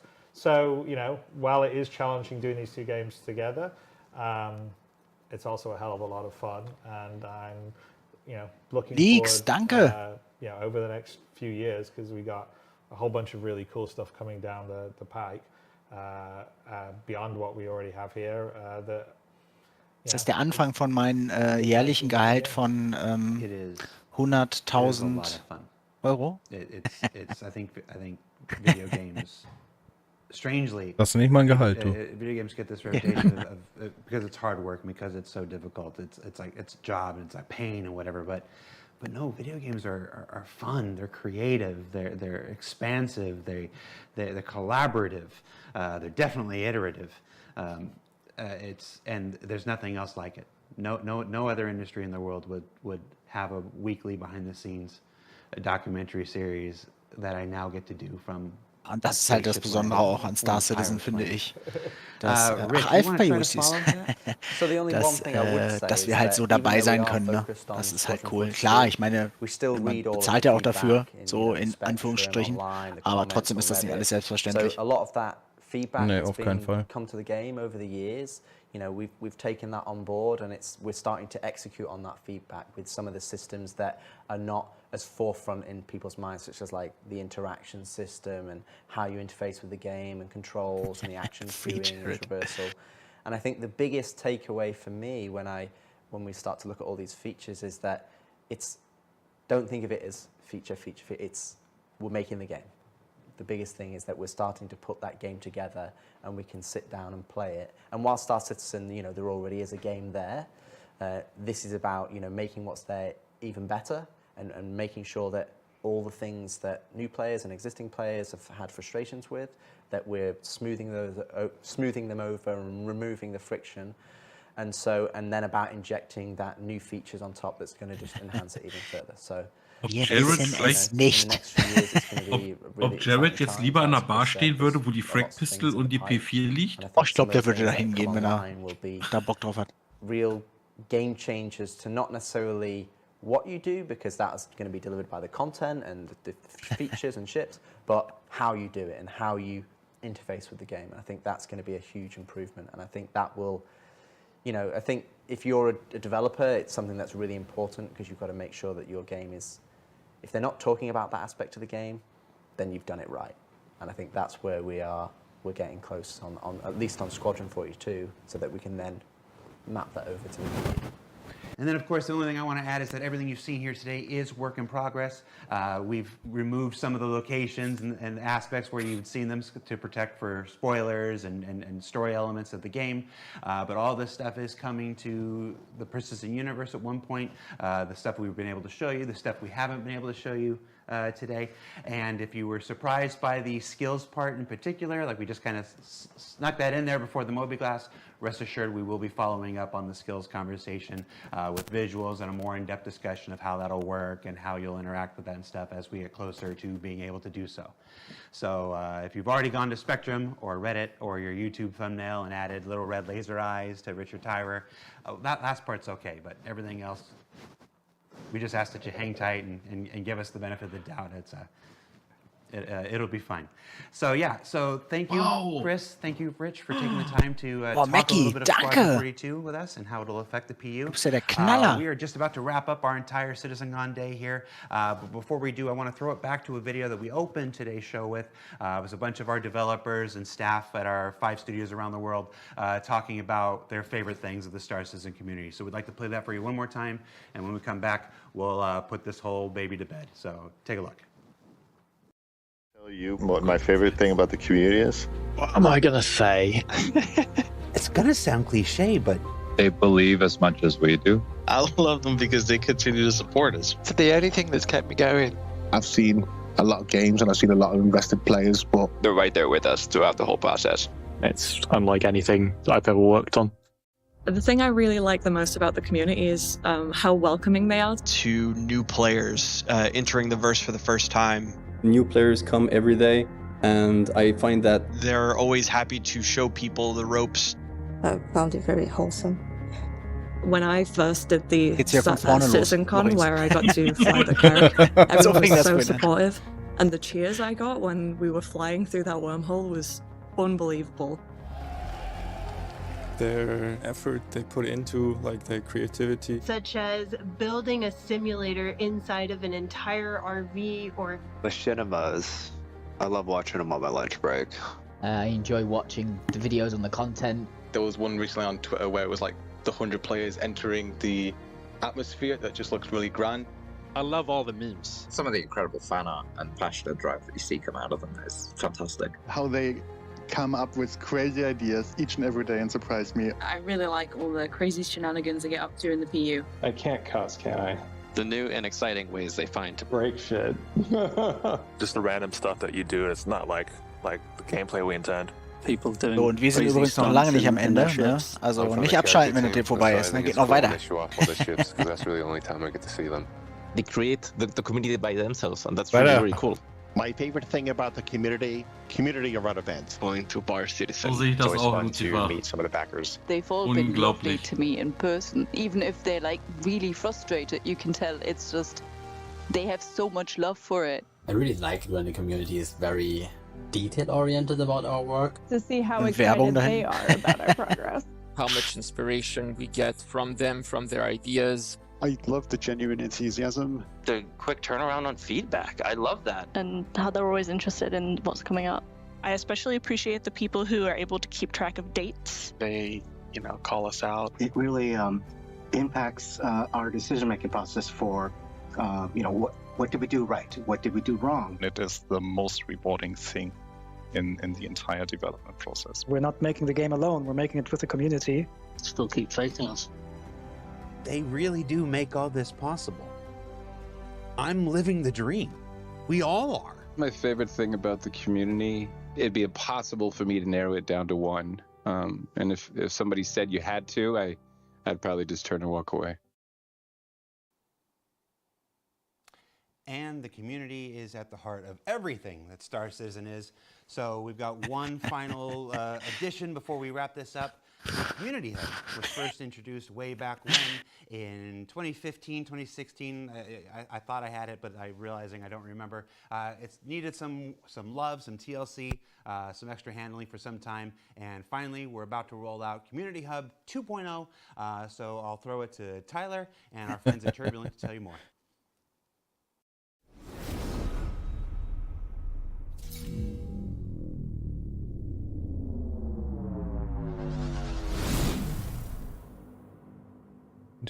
A new community up. Hi everyone, my name is Tyler Whitkin and I'm the Director of Community at Cloud Imperium Games. Each and every day we're taken aback by the tremendous amount of creative community content coming from all of you. From a small 3D printed MSR that fits in the palm of your hand, to a full-size replica sandcastle of a 300i. No joke, someone actually did that.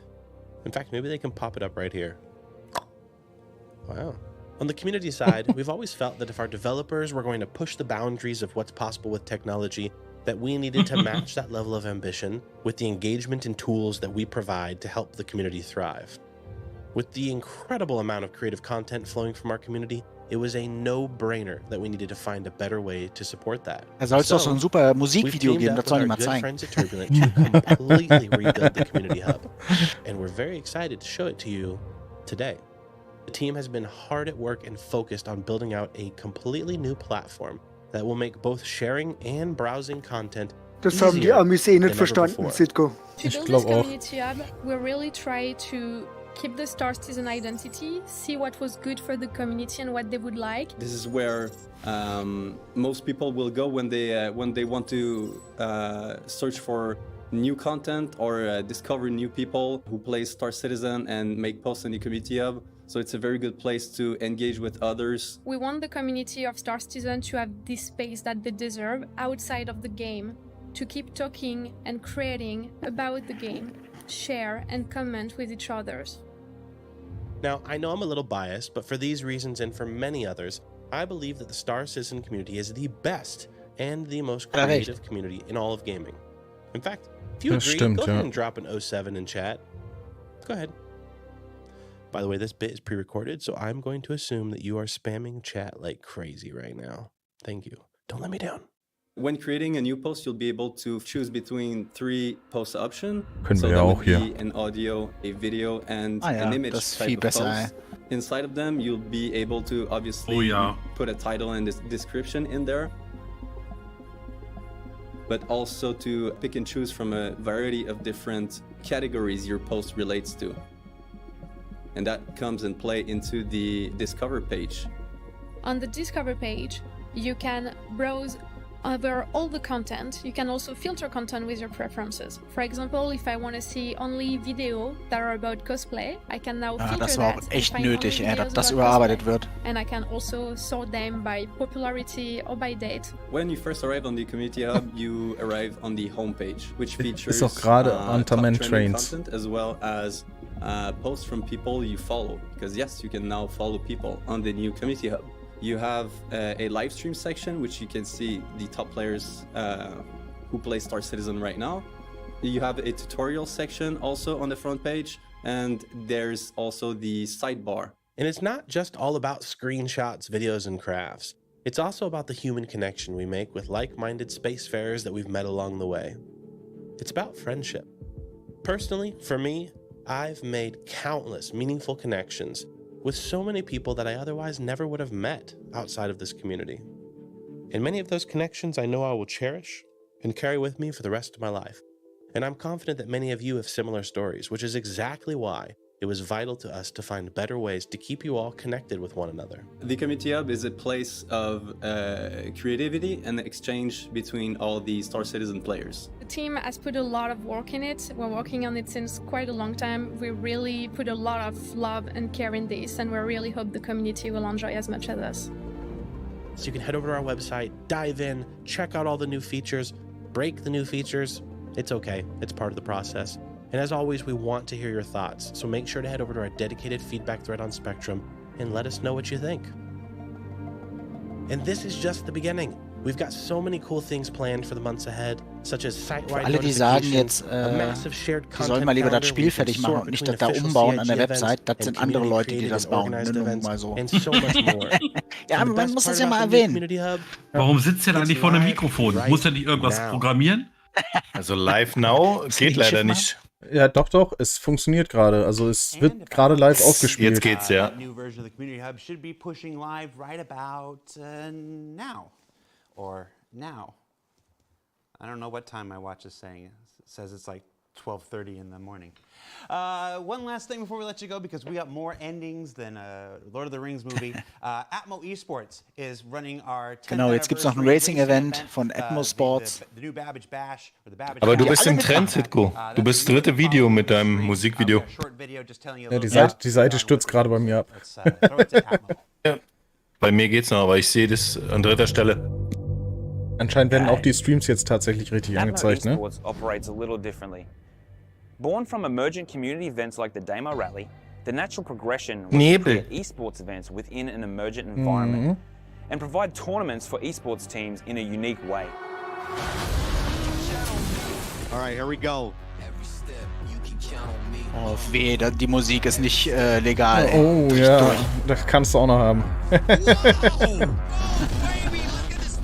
Dann schneide ich das raus. Im Live-Video. And we work with talented community gamers to supply supporting roles such as camera crew, shoutcasters, event organizers, and so much more. Our team is a group of passionate professionals from all over the world, all with gaming in their veins. We operate purely online, and everything we do is created collaboratively. It's gonna change the way we play the game.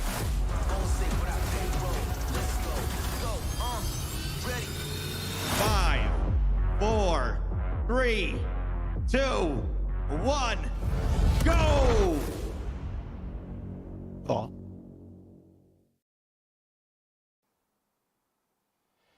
And well, that's it. Another Citizencon in the bag. The debut of our new home for our evergreen, recurring weekly video content for the foreseeable future. Hope you enjoyed it. There's a ton of information that I'm sure is going to feed our content creators in the community for months and months to come. But the last word on things shouldn't come from me. Let's throw it over to the peanut gallery, to our esteemed group of guests and visitors. Chris. Jetzt wird erstmal gepichelt. Get in here, get in here. Hey, what do you want to say? I think I've said quite a lot already. I don't really need to see that much more. You can do like 15 minutes more. Well, let me start with back in 2012.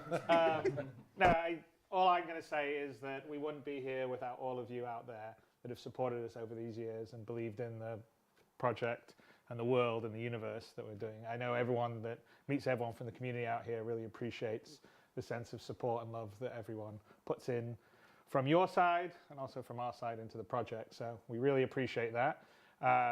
This year's Citizencon didn't quite have the big flashy demos that we've had in the past, but that's mostly because we've got a huge amount of people heads down working on getting Persistent and streaming out, and 3.18, which hopefully we're going to go to Evocati this coming week, right, Aaron, we think, maybe? We're absolutely working on it. All right, so we'll see Guillaume over here. He's not Mike, so he can't really say much, but he's our Director of Development on Star Citizen Live.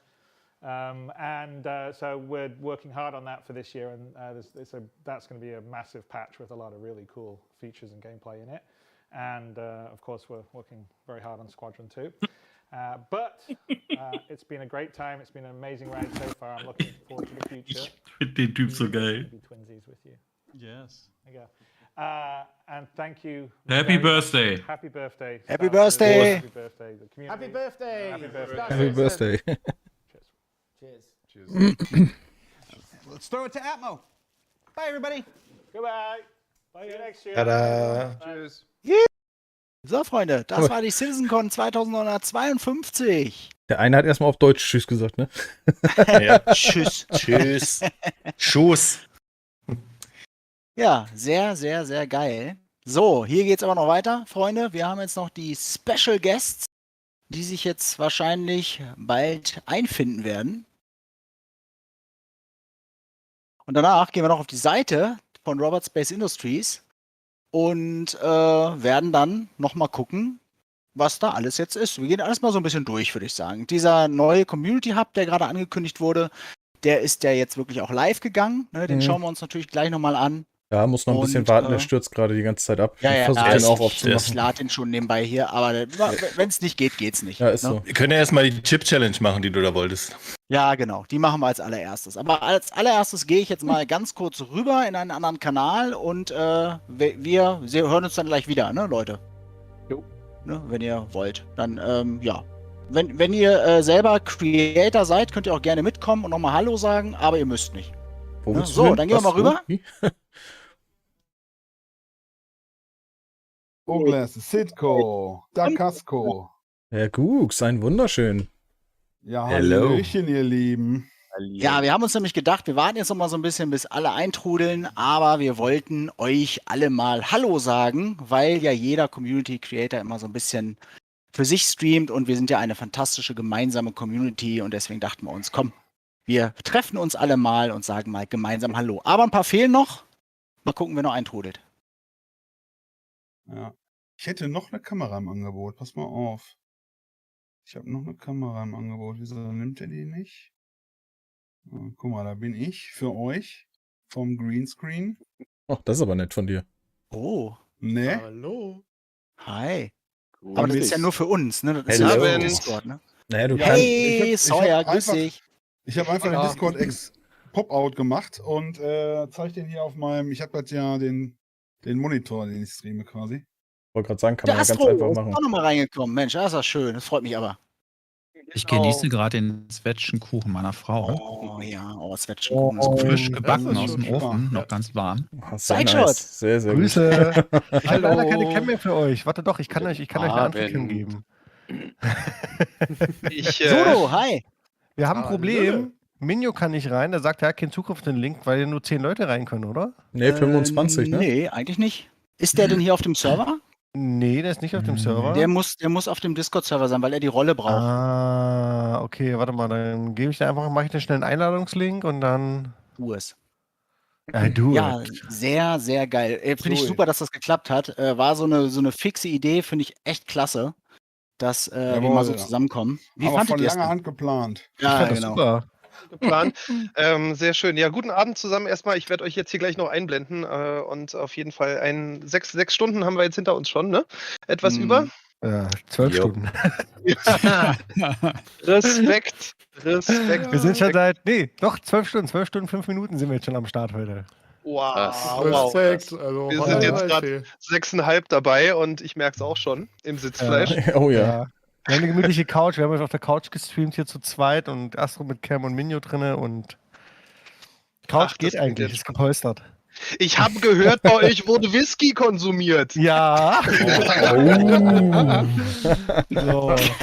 Musst du mal vorbeikommen, Sawyer, ist doch kein Problem. Du bist bestimmt mal in der Gegend von Dresden. So, Ja.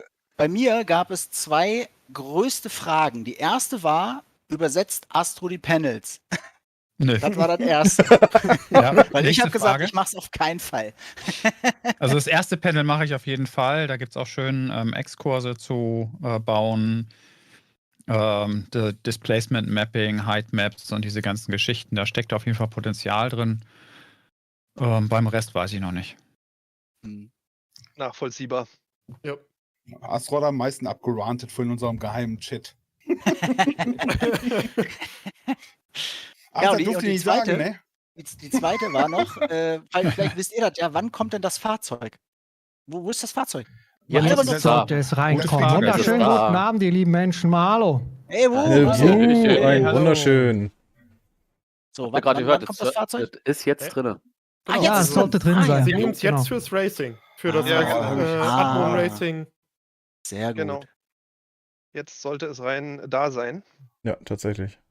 Ja, das Besondere an diesem Zusammentreffen ist jetzt natürlich, dass wir, wie viele Streams haben wir jetzt noch gleichzeitig? Ich glaube, bestimmt 5 oder 6, ne?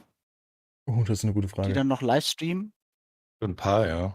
Wo ist der Zeigshot jetzt hin? Ja, hebt mal alle die Hände hoch. Ich heb die Hand, aber das sehen nur meine Leute im Stream. Also ich heb meine auch hoch. Ich bin mal so frech. Sawyer, streamst du auch? Ja, wir sind auch noch Aber live. Sitko, du bist auf YouTube, ne? Ja, genau, YouTube und auch so ein bisschen auf Twitch, aber da sind nur die Ah, Leute, okay. die wirklich nur Twitch gucken, die habe ich gesagt, komm hier. Der Greycat STV ist jetzt zu kaufen, hat gerade jemand geschrieben. Ja, Ich habe mal kurz eine Frage für Minjo. Welche Rolle muss denn der sich geben? Wie macht denn der das bei dir? Der ist jetzt drauf, aber der weiß nicht, was er als nächstes machen soll. Und Ja, warte, ich mach das. Dani hat dasselbe Problem. Minio. Ja, der Theokolis, das ist mein Moderator, den wollte ich rübernehmen. So. Grüß dich, habe ich dich. Oh Gott, Jetzt kommt er schon mal rein, auf jeden Fall, Minio. Hallo. Und Danny müsste eigentlich hier reinkommen. Kommt er nicht? Ja, guck mal im Chat, da hat er gerade geschrieben.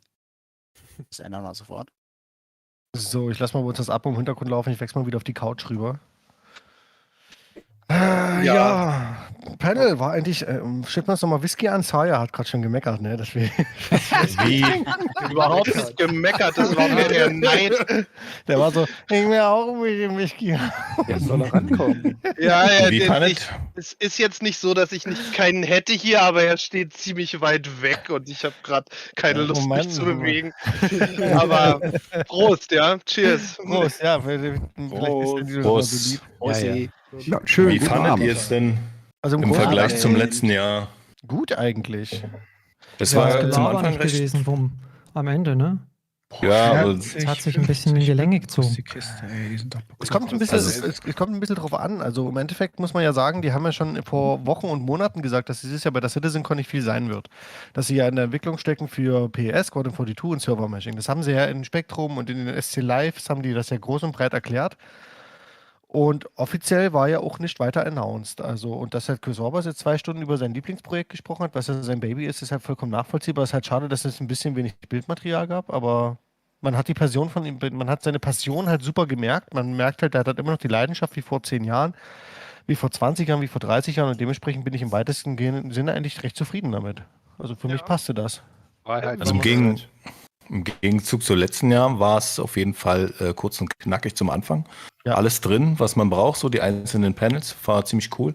Zum Ende hin ja etwas lang gezogen, weil der Chris hört sich schon gerne reden, aber war sehr informativ, klar. Ja. Aber so, ja, super gemacht. Letztes Jahr war sehr lang und extrem auch irgendwann ging gar nichts mehr. Da ging es ja, glaube ich, bis 1 Uhr oder so. Wir haben letztes Jahr gesessen, 3 Uhr, Danilo, oder? Ja, 8 Stunden, oder? Wir waren Ja, genau. 2:30 Uhr waren wir fertig. Ja. Na, Das war für letztes mich, Jahr echt knackig. für mich war wieder ein ähnliches Problem, was sie schon lange hatten, immer wieder bei Citizencons, wo es auch mit Chris Roberts und solchen Überraschungssachen war, dass sie den Überraschungsteil natürlich als Ende hängen müssen, weil es ja ein Überraschungsteil ist und Aber man war ja auch das nicht so. ein Aber eben, Überraschungsteil? naja, es ist halt, es war ja Chris Roberts nicht angekündigt und so weiter und so fort. Aber letztendlich, dieser Teil am Ende, natürlich, da ist die Aufmerksamkeit von allen schon ganz weit runter. Man ist einfach schon müde von 5 Stunden vorher. Und sie Tony haben Z, doch- ne? Wie letztes Sie Jahr, haben aber doch genauso. Sie haben Dinge erklärt, die in jedem Spiel auch normal sind. Also erklärt, was der Spieler will und wann er drückt und wann er guckt und wann er sich bewegt und so. Ja. Und der Mitch hatte das vorhin bei mir, der Mitch und ich streamen ja zusammen, wir sind auch noch live. Also Mitch hat das so schön gesagt, wenn die halt andersrum gemacht hätten. Die zeigen das Filmchen, ne, hat der Mitch gesagt, zeigen das Filmchen und dann erklären sie kurz dazu, warum sie und was sie da gemacht haben. Also das mit dem Was sie sich Greifen dabei und gedacht das war zum haben, Beispiel- ja. Genau, und nicht so Weil andersrum. du hast 20 Minuten, hast du was irgendwie erzählt bekommen, das ist meine Vision, dann musstest du dazuhören und versuchen zu verstehen, was will er mir denn jetzt sagen? Chris Roberts ging ja noch, aber der andere, dessen Namen ich jetzt vergessen habe, ging gar nicht, weil der wirklich...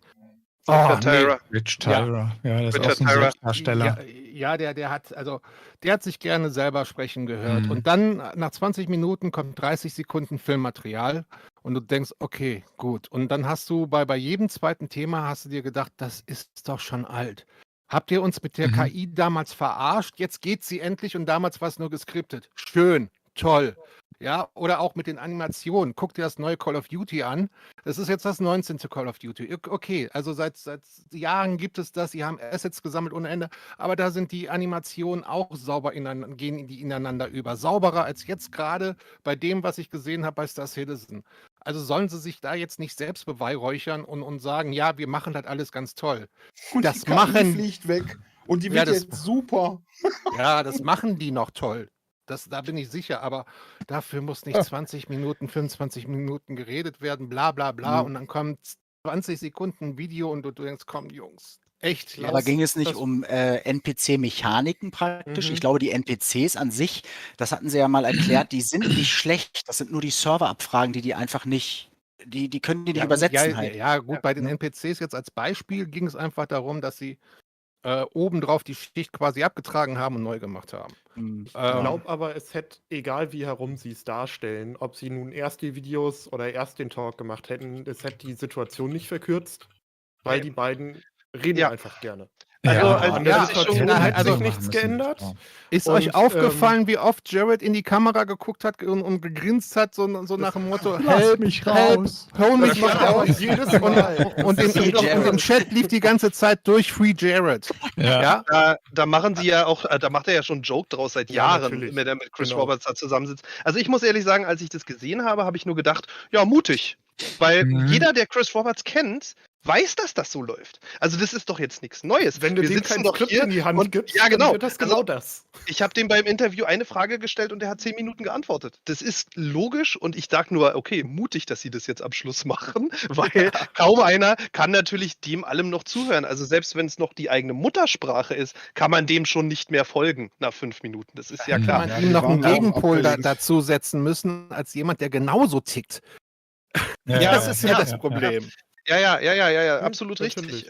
Genau, und der Richard Tyra ist halt tatsächlich auch wirklich in dieser Art, wie Astro schon sagte, auch, oder wer es jetzt gerade war, der hört sich schon gern reden, das merkt man auch bei den Videos so. Hat da dran auch Spaß. Ich meine, man merkt seinen Enthusiasmus, was ja eine gute Sache ist an sich. Aber die beiden zusammen, da hätte man, wenn wir jetzt noch Toni Z daneben sitzen, würden wir jetzt um Himmels Willen. Dann wären die immer noch dran. Und wären gerade beim zweiten Thema erst. Und vielleicht das wäre doch gar nicht so schlimm, ehrlich gesagt. Also ich meine, es gibt viele Menschen, die sich genau für diesen Part der Entwicklung ja interessieren. Ja. Und dementsprechend, nur weil das jetzt vielleicht nicht unser aller Interesse jetzt vielleicht hundertprozentig entspricht oder weckt oder weil wir vielleicht eine andere Erwartungshaltung hatten, würde ich jetzt nicht hingehen und sagen, dass das too much war oder dass es zu viel war. Ich fand das halt sehr erfrischend, mal als Bäcker der ersten Stunde zu sehen. Also ich habe ja damals die Kickstarter-Kampagne mitgemacht, dass immer noch diese Leidenschaft im Unternehmen von all diesen Mitarbeitern, wie sie waren, da waren und vor allem vom Geschäftsführer und dem Verantwortlichen für Squadron 42. Natürlich war es ein bisschen zäh zwischendurch, aber die Euphorie, die hat mich auch wieder ein bisschen gepackt. So, ich habe mich das ein bisschen sacken lassen und ich finde das immer noch schön, dass nach 10 Jahren immer noch so viel positive Energie für das Projekt da ist, egal ob sie sich selber gerne reden hören oder nicht. Und das hat auch wieder mehr positive Energie auf mich und wie ich Star Citizen für mich in Zukunft weiterhin behandeln werde. Also ich fand es für mich halt gut. Er wollte halt auch nicht spoilern, ne? Ja. Also letztes Jahr haben wir gar nichts bekommen und dieses Jahr wollten sie halt irgendwas bringen und da war er halt im Zwiespalt. Also so hat es sich für mich angehört, dass sie wollten nicht zu viel zeigen, aber trotzdem den Menschen irgendwas hinwerfen. Und wir haben ja schon ein paar, die kurzen Sachen, die gekommen sind, die sahen doch echt toll aus. Also ganz ehrlich, klar, es ist langatmig und er hört nicht auf zu reden und du denkst, scheiße, Mann, komm jetzt bitte, echt jetzt. Aber es braucht's. Ich find's toll. Wir haben wenigstens was bekommen. Und die Panels davor, die waren alle mega super. Bevor das der Herr Roberts gekommen ist und so lange gelabert hat, wenn sie dann gecuttet hätten oder einfach alles reingepackt, das wäre der letzte Part von ihm ein bisschen kürzer gehalten. Das wäre perfekt gewesen, meines Erachtens. Ja, man kann es den Leuten aber an der Stelle auch leider nicht so recht machen. Viele meckern dass der Chris Roberts sich so raushält und gar nicht mehr für die Kamera tritt. Und dann kommt er mal und dann alle redet zu viel. Da muss ich auch wirklich machen. Da wollte ich euch mal fragen. Also bei uns war das allererste, was hier direkt beim Streamstart war. Ja, also man hört ja gar nichts mehr von Chris Roberts und wann kommt er denn? Und der ist ja auch gar nicht angekündigt für diese und überhaupt und ich möchte die aber jetzt mal wirklich sehen, ja? Und dann sehe ich die Emojis hier, wenn er dann irgendwie 20 Minuten redet und die Leute so und ich denke so, ey, kommt doch. Also bitte, ja. Das ist ja genau das Problem, genau. Also ich muss auch sagen, ich fand das ganze Ding super geil. Also von vorn bis hinten, ich fand es mega spannend. Man denkt die ganze Zeit nur so, oh, gib das her, ne? Also auch diese Kleinigkeiten wie das überarbeitete Mobiglas, ne? Und das ist alles so, oder das Scannen im FPS-Bereich. Ich habe schon die Hälfte schon wieder vergessen. Das ist so, als wenn man 3 Filme hintereinander im Kino guckt und dann über den ersten Film reden soll. Das ist, ne? Also, aber wie gesagt, ich fand's mega cool, von vorn bis hinten. Super interessant. Echt. Aber es war doch mal wieder ein super Ausschnitt sozusagen aus der Community, der Star Citizen Community, ne? Erst meckern, erst meckern, aber dann nicht wissen, warum sie meckern und zum Schluss irgendwie meckern sie, dass sie genau das bekommen haben, worüber sie endlich gemeckert haben. Genau. Ich wollte gerade sagen, das sieht man dann ganz viel drüber geredet. Ich glaube, was vielen einfach geholfen hätte, wäre wir haben noch ein Special Panel und das dauert 2 Stunden. So, also, dass die Leute damit planen können. Genau. Ja. Ich glaube, das hätte vielen geholfen, weil sie dann zumindest gewusst hätten, okay, ich darf mich hier jetzt noch 1,5 Stunden hinsetzen und warten, bis sie fertig sind. Ja. Nee, das haben sie anders gemacht. Letztes Jahr standen ja immer die Zeiten drin und das wurde ja gar nicht eingehalten. Aber ich muss sagen, also die ersten Panels, die waren eigentlich genau richtig, genau die richtige Länge, alle guten Informationen. Und zum Schluss halt das. Aber ich finde es gut, dass er überhaupt da war, weil letztes Jahr hast du gar nichts gesehen von ihm. Und das fand ich sehr enttäuschend. Also dieses Jahr war es schon gut. Ich dachte so, okay, kurz zum Anfang. Naja, okay, aber er war da und dann kam es halt zum Ende nochmal. Aber das, Ein so ein inhaltlicher Eindruck, wo ich endlich von mir selber beeindruckt war, dass sich das zweite Panel mit den unterirdischen industriellen Anlagen, dass mich das noch mehr gehypt hat als das erste mit den großartig aussehenden Planeten. Aber ich war irgendwie gewohnt, ich hatte schon in der Erwartung, dass Planeten toll aussehen werden, wenn ich sie sehe. Aber dieses Untergrund da, das hat mich richtig abgeholt. Also da bin ich total gespannt drauf. Auf die das haben sie ja schon gesagt. Ja, und sie haben ja gesagt, dass das in Basenbau letztendlich mit einfließen wird. Ne? Sie haben ja schon bestätigt, dass Basenbau auch unterirdisch stattfinden wird. Und wenn das in diese Richtung geht, Wahnsinn. Na, mal gucken, was die Pioneer denn noch kann. Ja, Ne? ich sag mal so, wie es ist. Ne? Ich mit Jörg als Pirato, ich werde mich freuen, wenn ich bei euch mal vorbeikomme und an die Tür klopfe. Also von daher. Die Bunkertür. Ein Bunker. Aber weißt du, Gux, du hast recht, es waren nur Bilder, das ist richtig. Aber ich meine, das kennen wir doch, das Spiel. Ich meine, das kommt. Ich glaube auch, es kommt. Es ist super, ja. Aber wie lange, es ist toll, dass die uns das zeigen. Mit den Untergrundfacilities. Aber es war nur Concept Art. Und wie lange warten wir auf Housing von NPCs, die da draußen rumlaufen? Das war nicht nur Concept Art. Sie haben da auch noch was gezeigt. Die sind schon ein bisschen weiter. Sie haben das Whitebox oder Greybox-artige. Das ist schon viel. Nee, aber selbst ich verstehe schon, was du meinst. Aber es ist riesig. Und brauchen wir diese Missionen? Das brauchen wir vielleicht. Ich weiß nicht. Brauchen wir diesen Bunker, also diese Art von Bunkern, und dann sind die ja auch wahrscheinlich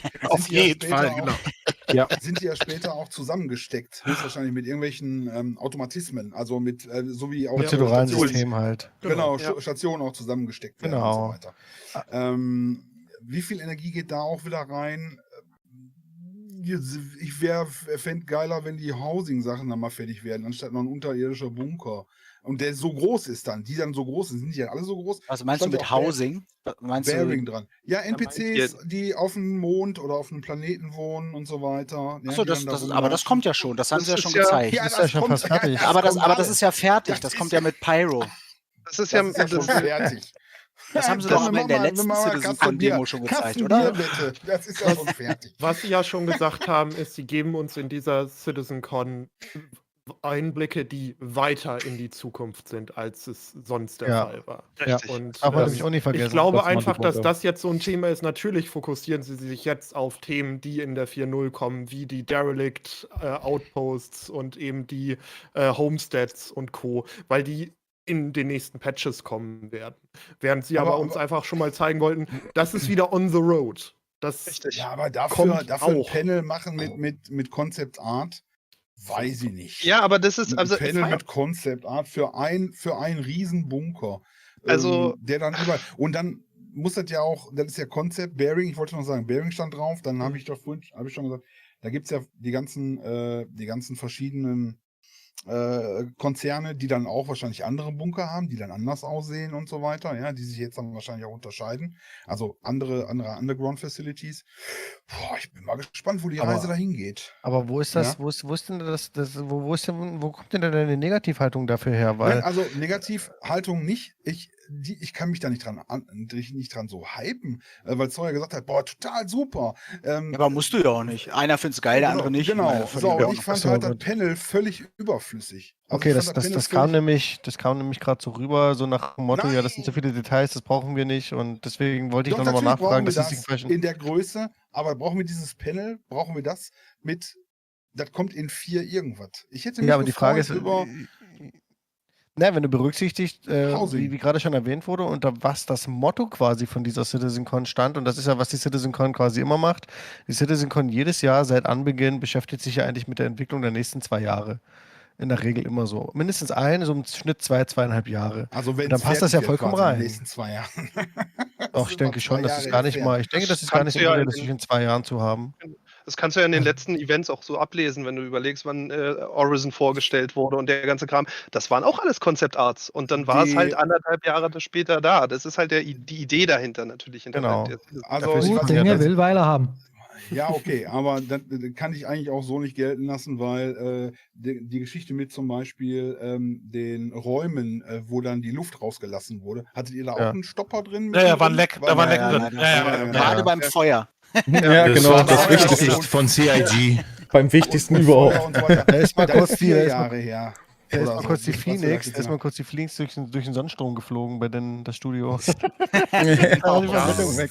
Genau. Oder Aber auch dieses 2018 wurde Pyro Raumsystem, gezeigt, genau. da Also werden sie über die nicht seit Zeiten- 4 Jahren dran arbeiten. Das sind so Themen, das hatten sie damals angefangen, haben dann festgestellt, okay, wir haben wieder andere Themen, Umpriorisierung und jetzt liegt es halt wieder auf dem Tisch. Also, es kommt halt Aber jetzt gerade wieder. Was sagt ihr denn zum Speed? Weil ich fand das eigentlich das Wichtigste. Speed, wieder mal. Ich würde Astrosam reden lassen. Was meinst du mit Quantum oder? Ich würde Astrosam reden lassen. Genau. Der ist am meisten motiviert über das Thema. Wieso? Okay. Astro. Warum? Ist Astro da? Doch, ich denke, oder? Ich will mich gerade verabschieden, weil es ist spät. Ich wollte gerade sagen, er ist so motiviert, dass er da keine Lust hat, drüber zu reden. Also ich kann euch die Kurzfassung geben. Ich bin tot zusammengebrochen vor Begeisterung und freue mich riesig auf das Clicky-Bunti-Interface und dass wir, nachdem CIG vor 3 Jahren die Flugmodi abgeschafft hat, weil sie gesagt haben, das ist gar nicht immersiv, wenn man sie hin und her schaltet. Wir machen jetzt das Tollste vom Tollen. Wir haben übergangslose Geschwindigkeitsregulierung, alles super. Jetzt kommen sie an. Ich komme mir vor wie bei der Deutschen Telekom. Wenn wir einen Managerwechsel haben, dann wird etwas announced, was total toll ist. Und in 2 Jahren, wenn der Manager weg ist und ein neuer kommt, dann wird das gemacht, was man vor 3 Jahren gerade abgeschafft hat, weil das ist jetzt super toll, das ist der neueste geile Scheiß. Und jetzt haben wir wieder Flugmodi, wir haben den neuesten geilen Scheiß. Und ich bin maximal unbegeistert. Aber ich bin auch jemand, der erstmal unbegeistert ist und lass mich dann gerne eines Besseren überzeugen. Aber ich prophezeie CIG einen riesen Shitstorm, Balancing-Probleme, Tech-Probleme en masse und eine blutige Nase werden sie sich holen mit dem Thema, weil das tut nicht Not, was sie da machen. Ich halte das für die schlechtestmögliche Lösung. Aber schauen wir mal. Ich bin dazu am nächsten Richtung Dienstag um ne? 20 Uhr 30. So. Ich glaube vor allem, was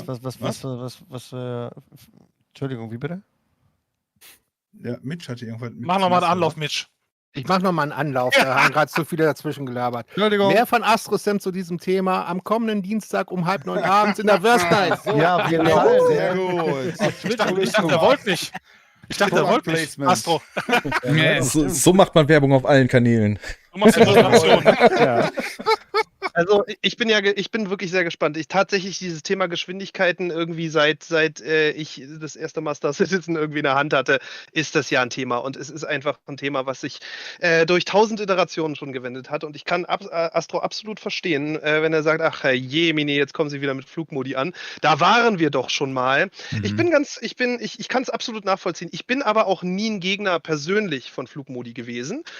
Ich habe verstanden, was sie ausprobiert haben mit diesem dynamischen. Ich habe aber eigentlich damals für mich gesagt, und wir haben es auch selber sozusagen in der Community damals quasi unterrichtet, dass das nicht das Konzept sein wird, wo sie bleiben. Also weil es für den Space Combat einfach nicht funktioniert.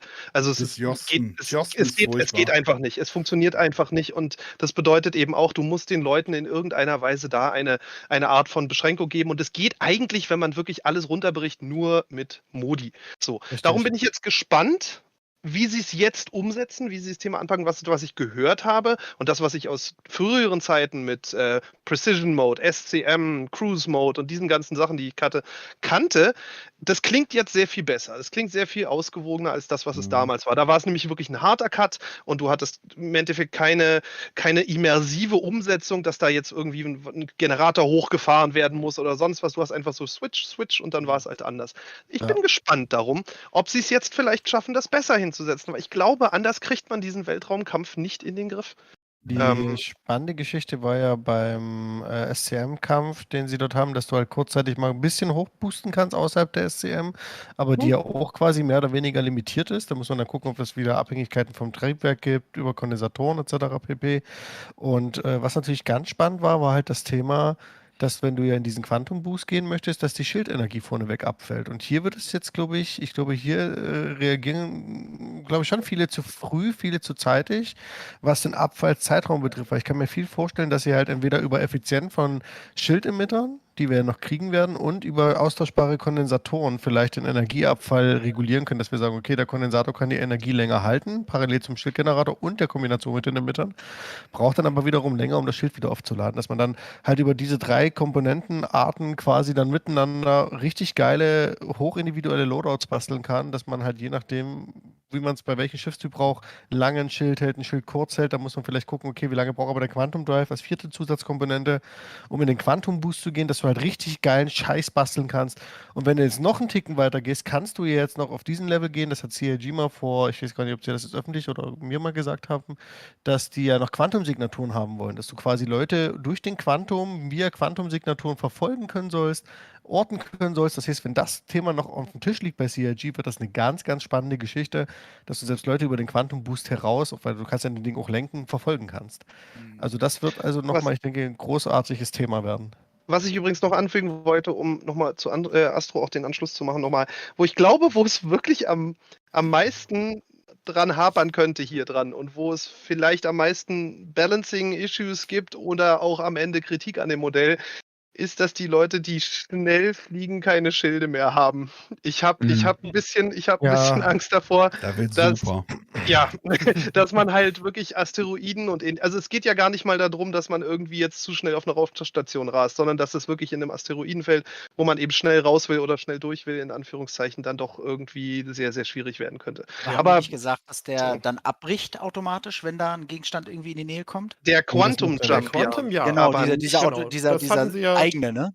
Genau, das hatten Sie ja im Mai oder Juni schon in einem Monatsreport erwähnt. Da hatten wir ja alle noch darüber spekuliert, was Sie meinen mit dem, Sie können jetzt Spieler ausgewählte Quantum Jumps machen, weil dieses neue Quantum Jump System, das Sie gebaut haben, in der Lage ist, Hindernisse auf dem Weg zum Ziel hin zu erkennen. Aber das ist genau das, also nur beim Quantum. Wenn du normal fliegst, kannst du immer noch reinfliegen. Dann hast du ja die Schilde.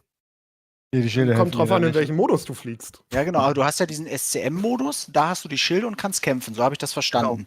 Dann kannst du umschalten in den Quantum-Modus und da kannst du dann eigene Sprünge initiieren. Zu sagen, ich möchte und jetzt dahin. Fliegen. Genau, und schneller fliegen. Nicht, und wenn du dann reingehst in Sekunde. den Quantum, dann baut sich ja erst das Schild oder geht das Schild aus, weil die Energie dann praktisch für den Sprung gebraucht wird. So habe ich das verstanden. Nicht automatisch, wenn du in den Quantum-Modus gehst, sondern erst, wenn du den Sprung machst. Doch. Du schaltest um. Du schaltest um und damit wird dieser Quantum-Generator irgendwie quasi mit Power versetzt und die Schilde gehen runter. Und damit hast du letztendlich auch mehr Output für die Triebwerke.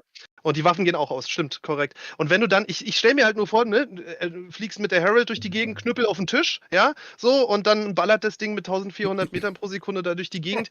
Ich glaube nicht, dass es viele Leute gibt, die das wirklich unter Kontrolle haben können im Spiel. Also bin ich einfach mit 1400 Kilometer gegen Asteroiden knallst, dann sollten da auch keine Schilde mehr helfen. Ja, gut. Schlechtes Beispiel. Theoretisch. Aber du weißt, was ich meine. Ich sehe da beim Shield dauernd zum Gux, weil guten Abend erstmal alle zusammen. Guten Abend. Ich schiel immer zum Gux, weil ich sehe, wenn jemand kämpfen will, dann hat er Waffen und Schilde. Und will er nicht kämpfen, dann ist er einfach nur verdammt schnell und kann denen entkommen, die Waffen und Schilde haben. Wie will denn ein Pirat mit so einem System überhaupt spielen? Quantum Jammer. Mit den Webbern. Mit den Webbern. Die Jammer. Wenn der abhauen will. Wenn der abhauen will, mal angenommen, also das würde so funktionieren, ich stelle mich irgendwo hin, warte bis der mit SCM raus, der wird ja wahrscheinlich nicht vom Boden aus sofort einen Quantumsprung machen können, ne? Das wird so bleiben wie bisher. Ja, genau. Der fliegt irgendwie raus, so dann kann er plötzlich, irgendwann kann er aus der Atmosphäre raus, kann er das Ding starten. So, jetzt kommen wir, oder wir holen ihn raus, also die Bösen kommen und er muss ja jetzt, um Quantum Jump zu machen, muss er ja Schilde und Waffen fallen lassen. Oder um sehr schnell zu werden, muss er auch Schilde und Waffen fallen lassen. Da kann er erstmal in den Quantum Boost gehen. Ja, genau. Muss ja nicht direkt springen, ne? Dann geht ja auch alles aus. Quantum Boost, das ist ja der. Richtig, dann hat er aber 1000 Sachen auf der Uhr. Anstatt ja, aber nur erstmal hat er noch nicht 1000 Sachen auf der Uhr. Wenn ich mit der Mantis hinterher fliege und den einfange, ja, dann mache ich dem seinen Quantum Boost aus. Genau. Ach so, okay. Und dann machen wir ihm mit EMPs, weil er die Schilde unten hat, auch noch, dankbarerweise, machen wir ihm das Schiff aus. Ja, genau. Also das wäre quasi das. Das ist das, wie ich mir das vorstelle. Wie wir das nachher ist, müssen wir dann gucken, ne? Sie hatten Also- aber auch gesagt, es wird doch zusätzliche Technologie geben, zusätzlich zu der Mantis jetzt und Ähnlichem, die dann gezielt eben entsprechend sozusagen dich festhält. Also die Ja, entsprechend sozusagen, oder die das dich schützt deaktiviert. vielleicht auf der anderen Seite. Genau, ne? genau. Und so. Also das will ich sehr begrüßen.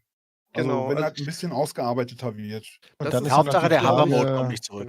Genau. Ja, ich wollte gerade sagen, aber das ist, glaube ich, das Gesamtding, an dem, wie jede große Änderung am Flugsystem, der letzte war eben der Hover-Mode, was CIG richtig machen muss. Weil der Hover-Mode ist meiner Meinung nach, ich mochte die Grundidee, ist meiner Meinung nach daran gestorben, dass sie diese ganzen Assistenzsysteme, die dieses Feature eigentlich gebraucht hätte, nicht mit released haben. Ja. Sondern sie müssen gucken, dass sie, wenn sie jetzt diese Flight-System-Änderung machen, dass eben genau diese Themen, wann kann ich springen, wie stark fällt das Ganze ab, kann ich das mit Capacitatoren, den Schildabfall abfangen und solche Themen, das muss alles mitkommen. Sie können so eine große Änderung nicht bringen mit, hier habt ihr erstmal den ersten Teil und damit das eigentlich richtig funktioniert, kommen die nächsten Features aber erst in einem halben Jahr. Ich glaube, das wissen die auch. Also das ist nicht das Thema. Die nächste Frage ist auch übrigens die Cooldown zum Thema, wenn du einen Piraten abhauen möchtest, als Beispiel, wenn du jetzt der Jäger bist, wenn jemand quasi das System verwendet und wenn das jetzt wirklich noch mit diesen Quantum-Signaturen kommt, dieser Quantum-Boost geht ja nicht unendlich lang, das haben sie ja auch gesagt. Und dann hast du noch die Frage, hat der Quantum Boost, weil er halt kurzfristig so schnell gezündet wird, hat er halt eine gewisse Cooldown von 20, 30 Sekunden. Das heißt, du könntest als Angreifer den vielleicht sogar verfolgen im besten Fall. Außer der zu flüchten, der hängt in einem Asteroidenfeld ab und hat dann die Cross-Section-Signaturen oder vielleicht andere Strahlungssignaturen durch irgendeinen Nebel, wo er dann Interferenzen erzeugen kann. Also diese Techniken, die kommen ja alle im Einzelpart und ich denke, die werden mit Sicherheit alle irgendwo sehr stark zusammenspielen, dass halt dieses Skill-Level von dir als Pilot unglaublich wichtig ist, in so einer Situation zu deeskalieren in dem Fall. Oder einer ganzen Crew, wie man ja dann auch Richtig, später in genau. dem Panel gesehen hat. Ne? Also das hängt ja dann irgendwann nicht mehr nur an dir, wenn es so ein größeres Schiff ist. Und deswegen bin ich da auch eigentlich, sage ich dir ganz ehrlich, ich bin da echt sehr positiv gegenüber gestimmt, weil vor allem ich mag ja dieses immersive, tiefgehende Gameplay, dieses, YOLO, ich gehe jetzt rein, ich muss nichts machen, alles ist voll automatisiert, mag ich persönlich überhaupt nicht. Und selbst wenn sie das System so bringen, ist es ja immer noch easy to learn. Ne? Du kannst ja dein Schiff immer noch starten, landen, fliegen, etc. pp. Kannst immer noch in den Quantum Drive gehen. Für die Casual Gamer ändert sich halt nicht viel.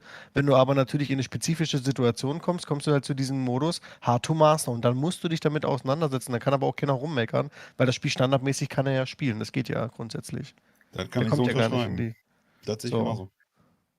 Ja, und die Komplexität, das ist ja alles dermaßen komplex, das wird immer komplexer und irgendwann, das ist ja für die Zukunft gedacht, wenn wir mehrere Sternsysteme drin haben, dass du in Stanton bleiben kannst, wenn du deine Ruhe haben willst. Da hast du halt nicht so viel Profit oder hast du nicht so viel Action oder Gameplay, wenn du so willst, aber wenn du dann nach Pyro willst, dann musst du halt einfach überlegen, wie du das Ganze machst, mit verschiedenen Menschen dazukommen oder wie auch immer. Momentan ist es halt nur, wir haben nur Stanton und hier wird alles getestet. Deshalb ist auch in der Community das Gefühl mit dem, zu viel Geballer, zu viel das, zu viel dieses, das wird halt alles vorbereitet für Pyro. Deshalb fühlt sich das alles so unbalanced an. Und wenn die neuen Sachen dann reinkommen, dann müssen sie weiter balancen und hoffen, dass wir dann mehr Gameplay, allgemein mehr Platz haben und die KI vielleicht auch besser funktioniert mit den UEE, mit anderen NPCs, die uns vielleicht auch beschützen oder die Piraten oder die Piraten sein wollen, auch die NPCs rausziehen können und damit ihren Spaß haben, nicht nur einfach die Spieler, dass man da keinen Unterschied merkt. Dann haben alle ihren Spaß. Ich glaube, ich muss dir aber trotzdem ein bisschen den Zahn ziehen, weil in der Lore Stanton alles andere als ein sicheres System. Es ist sogar eher so ein beliebäugeltes System von UE. Stanton Im Gegensatz zu Pyro ist es doch sehr viel sicherer, oder? Nee, eigentlich gar nicht, weil Stanton ist halt kein sicheres System, sonst hättest du die CDF nicht und Stanton ist halt ein Wirtschaftssystem mit niedriger Sicherheit, deswegen hast du ja auch die Ninetales, die Pyro-Piraten kommen genau deswegen rein. Weil das ist ein Schlaraffenland. In Pyro hast du ja keine Commorays, da hast du ja gar nichts. Das ist deswegen hast du musst dich von diesen Gedanken verabschieden, dass nur dass nur das UI existiert mit Gesetzen. Das musst du ganz schnell ad acta legen. Weil selbst wenn ich im Pyro bin, wirst du im Pyro Gesetze haben, die der jeweiligen Regierungsmacht unterstehen. Ob das jetzt irgendein Outlaw-Don ist oder whatever, der wird die Regeln festlegen. Sei es durch eine Lore oder sei es durch Spieler in irgendeiner Form auch immer. So, und dann wirst du dort Regeln haben. Und dann kann es ja natürlich sein, dass du dich aus Pyro vielleicht nach Stanton flüchten möchtest, aber Stanton ist ein Schlaraffenland für Piraten, für Kriminelle. Und dann bist du dort auch nicht unbedingt sicher. Was du meinst, wären dann eher so Systeme wie das Soul-System, was das zentrale Einheitssystem der Menschheit ist. Dort würde das, was du sagst, Ja gut, das würde dann aber noch sehr viel länger dauern natürlich. Ne? Also ich bin immer davon ausgegangen, Common Race, UEE, da hast du wesentlich mehr deine Ruhe als in Pyro. Davon bin ich irgendwie rein logisch ausgegangen, dass noch theoretisch mehr Platz geben. Es wird mehr Präsenz geben und die Leute werden du wirst da auch beschützt werden. Aber halt nicht, da kannst du jetzt nicht sagen, ich fliege jetzt mal los und mir passiert nichts. Nee, das habe ich auch nicht. Nee, das meine ich auch nicht damit. Absolut nicht. So, nur mehr als in Pyro. Ja. Nee, da muss man halt gucken dann. Ich hätte mal noch ein anderes Thema, oder besser gesagt noch was anderes hier. Da war ja das mit den Items oder mit den Schildgenerator, Powerplant und so weiter. Wenn man genug Schaden bekommt, dann geht es ja kaputt und so weiter. Ne? Das ist ja teilweise jetzt schon drinne. Also wir hatten letztens so eine Mining-Operation und da ist uns so ein Asteroid um die Ohren geflogen und der hat das Powerplant kaputt gemacht. Und wir sind zwar nach Hause noch gekommen, aber die hat ist immer runtergefahren und kurz vor der Station sind wir liegen geblieben.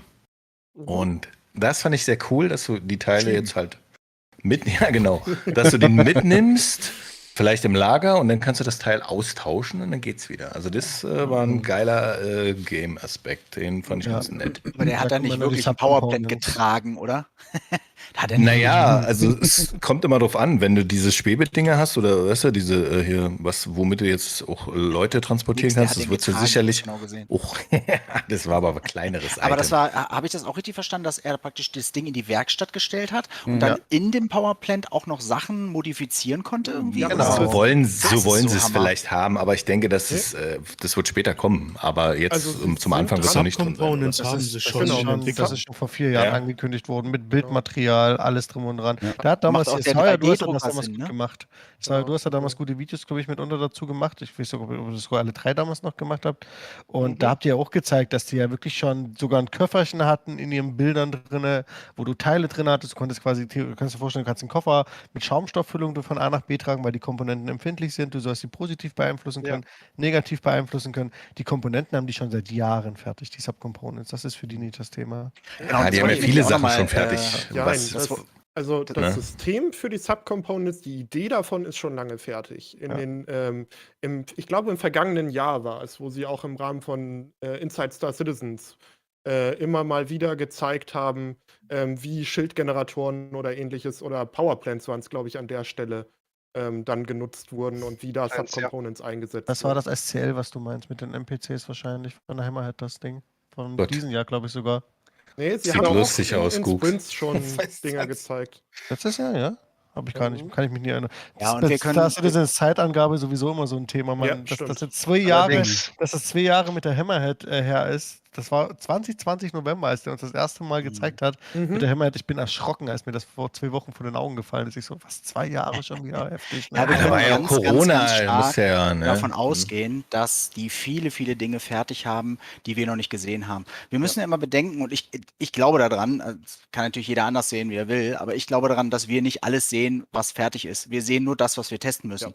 Ne, dafür ist das PU da. Die schmeißen da Dinge rein, wo sie wissen, okay, da sind jetzt Tausende von Leute, die müssen das prüfen. Aber alleine gerade das Hut, was wir gesehen haben von der Aegis Gladiator zum Beispiel, das haben die auch schon ewig fertig. Das müssen wir aber nicht testen. Das brauchen wir nicht. Das bringen die rein. Ja schon viele Sachen.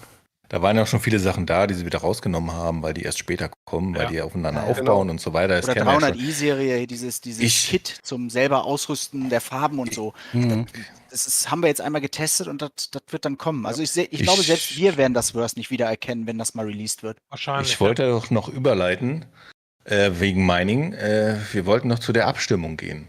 Zitko. Ja. Das machen wir dann gleich, wenn wir hier durch sind mit der Runde. Gut. Mein Schiff. Was sagt ihr? Genau. Was sagt ihr zu den Avatar-Attributen?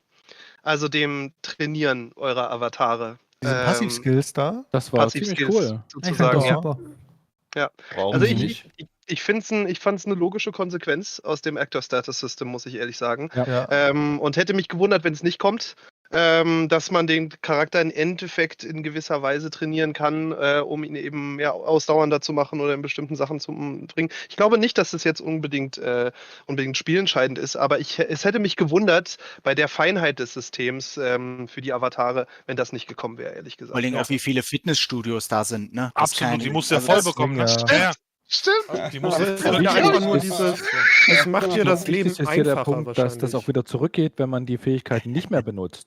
Das heißt, wenn Ja, ich viel meine alle schleppe, in wird die Stärke Schachclub. größer. Wenn ich es nicht mehr mache, dann geht es ja wieder runter. Du meinst, Ja, es solange, verkümmert dass dann du alles. immer, Ne? wenn du immer so dermaßen schwere Rüstungen trägst, trainierst du ja automatisch. Genau. Ja, genau. Und immer, wenn wenn du du es aber nicht mehr Burger, machst, dann zu geht es viel wieder Burger runter. isst, dann passt du nicht mehr in deinen Raumanzug irgendwann rein. Und was ist denn, wenn ich esse und esse und esse und nichts tue? Ja, nee, sie wollen ja nicht, dass du dick werden kannst, sonst passt nicht mehr in den Stuhl rein.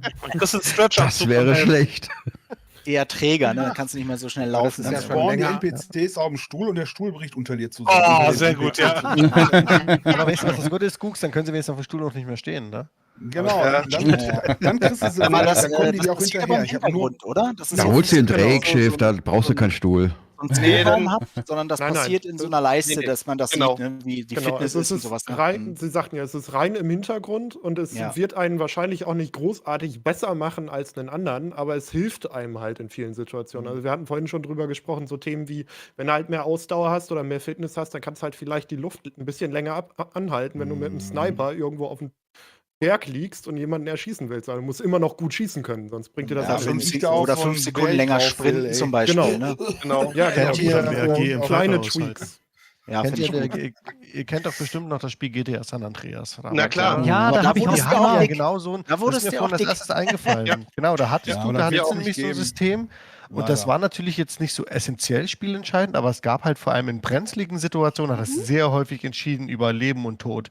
Ja. Und für die Allgemeine, da sind wir wieder beim Thema Easy to Learn, Hard to Master, für das allgemeine Gameplay wird das nicht viel ausmachen, aber wenn du dann wirklich in brenzligen Situationen bist oder Parcours-Geschichten oder wie du, was passiert, wenn dein Bein zum Beispiel verletzt ist, aber du hast mehr Sprungkraft, kannst du da mit einem verletzten Bein dann immer noch diese Klippe schaffen und dein Mate, der zum Beispiel auch die Verletzung hat, aber nicht so viel Kraft, kann da überhaupt dort noch hinkommen. Das sind Ja, die das Details, die dann relevant mal sind. spielen und nicht, welche Fasern sind gerissen. Ist das ein Kreuzbandriss gewesen? Oder? Nee, doch nicht so. Wir haben ja Muss ja der Medical Figur Gameplay, lustig wird ja machen. noch viel komplexer. Nein, das ist aber alles das eine ist geile doch, Sache. wie weit wollen die denn gehen? Wie weit? Das wirst du ja gar nicht merken. Das läuft ja dann alles im Hintergrund. Dass du wirst dann einfach sehen, wenn du genug lange rennst. Einer muss es programmieren. Ich bin Softwareentwickler. Einer muss es programmieren. Aber du machst ja nicht, du arbeitest ja nicht bei CIG, oder? Wir haben doch genug Leute da rumlaufen. Also dann was. Ja, irgendwer wird schon. Die haben da genug, die machen das schon. Ja, genau. Ja. Die wissen, die können alles und die machen das gestern fertig. Ja, genau. Ja, da haben die jetzt den Community Hub da Gut wieder Ding will Weile überarbeitet, haben. ne? Da hätten sie auch lieber mal PES da machen müssen. Ja, weil das ja dieselben Entwickler sind. Genau. richtig. Wie gut das funktioniert.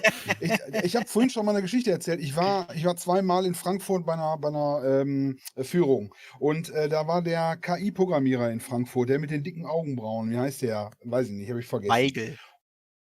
Weigel. Und das war super. Das war 2016, 2017, glaube ich. Und ich weiß nicht, wann er uns das erzählt hat, aber er sagte, eigentlich ist die KI fertig. Ich schwöre, das hat er gesagt, eigentlich ist die KI fertig, mir fehlt nur noch Motion Capturing. Ja, eigentlich und jetzt schmeißen sie den ganzen oberen Teil von der KI weg, was die alle konnte und so weiter, wird alles neu machen. So viel zum Thema, das können die alles und machen die alles. Ja, ich glaube, das wird nie aufhören. Ne? Das wird wirklich nie. Ja, aber wenn das Spiel released wird, werden die immer wieder Sachen über den Haufen schmeißen und neu machen. Das werden die immer weitermachen. Der Kram kommt weg. Mich würde mal interessieren, wo die den Cut machen. Was ist die Basis? Und was werfen die alles in ihrem Subsumption-Modell? Ja, und man muss ja auch sagen, deswegen und was aufhebt oder ob die dann irgendwie sich einen Kaffee nimmt. Wo der Cut ist, was die wegschmeißen. Das würde mich mal aber das ist ja das, weshalb Jared auch so häufig nachgefragt hat, weil er genau wusste, wie er schon selber sagte, sonst gibt es wieder einen Kotaku-Artikel, in dem erstmal gesagt wird, CIG fängt wieder von vorne an, so nach dem Motto. Das machen sie sowieso, ja, scheiß auf klar, die. es geht, Genau, das kommt dann, ja, genau. Aber er sagte ja, es geht speziell um FPS Combat AI Behavior. Und daran, die schmeißen sie weg und das auch nur das aufgesetzte Behavior. Die AI-Grundmechanik lassen sie identisch. Genau. Genau. Aber und davon ist das Social hab ich AI zum Beispiel. Das ist auch habe ich nicht aber von anders betroffen. verstanden, Sudo.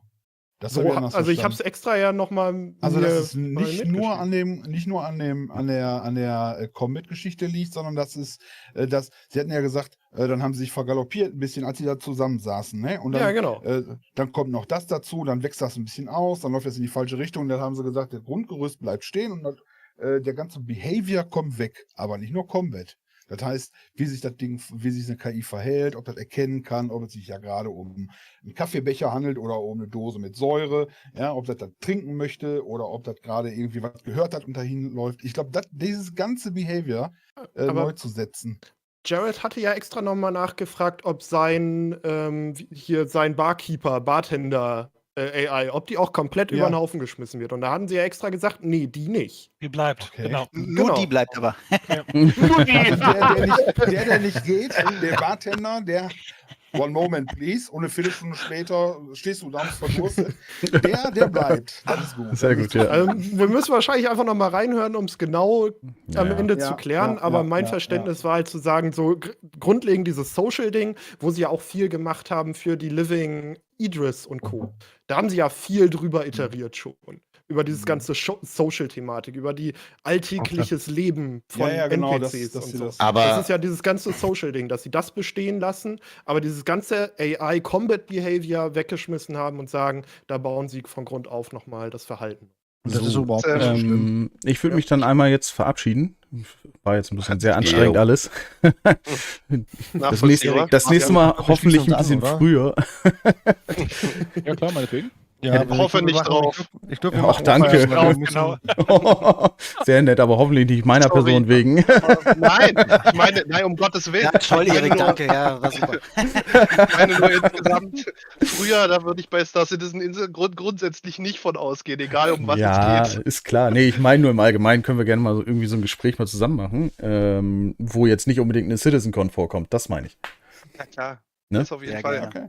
Ja. Danke Hat dir. sich jetzt nur gut ergeben. Ja, wie natürlich. gesagt, wir können das auch gerne auflösen. Ich wollte nur kurz nochmal sagen, dass die ganze, dass das alles wirklich einen sehr guten Eindruck auf mich gemacht hat. Also ich gebe ein positiven Gefühl raus. Ich freue mich auf, was da kommt.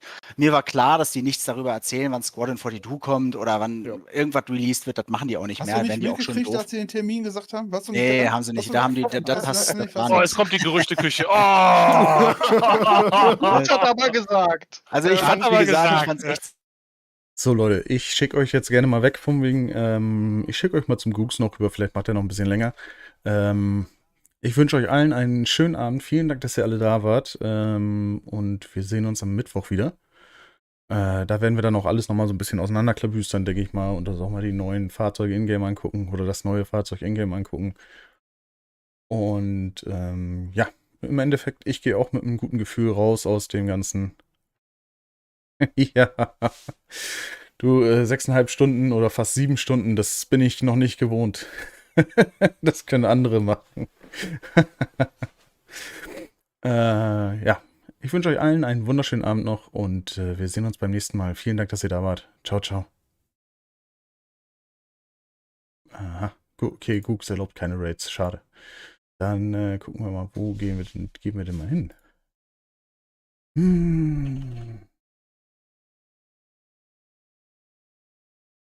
Ihr hattet ihr auch einen schönen Abend. Siehst du mal, ich schicke euch sonst zu Sitco rüber.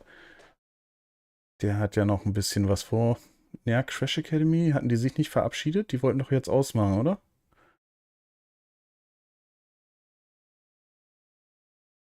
Ich glaube, die wollten ausmachen. Ich schicke euch mal zu Sitco noch rüber, der wird ja da noch ein bisschen länger machen und da alles durchgucken. Zack, da geht's schon langsam los.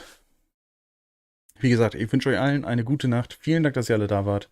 Und ciao, ciao.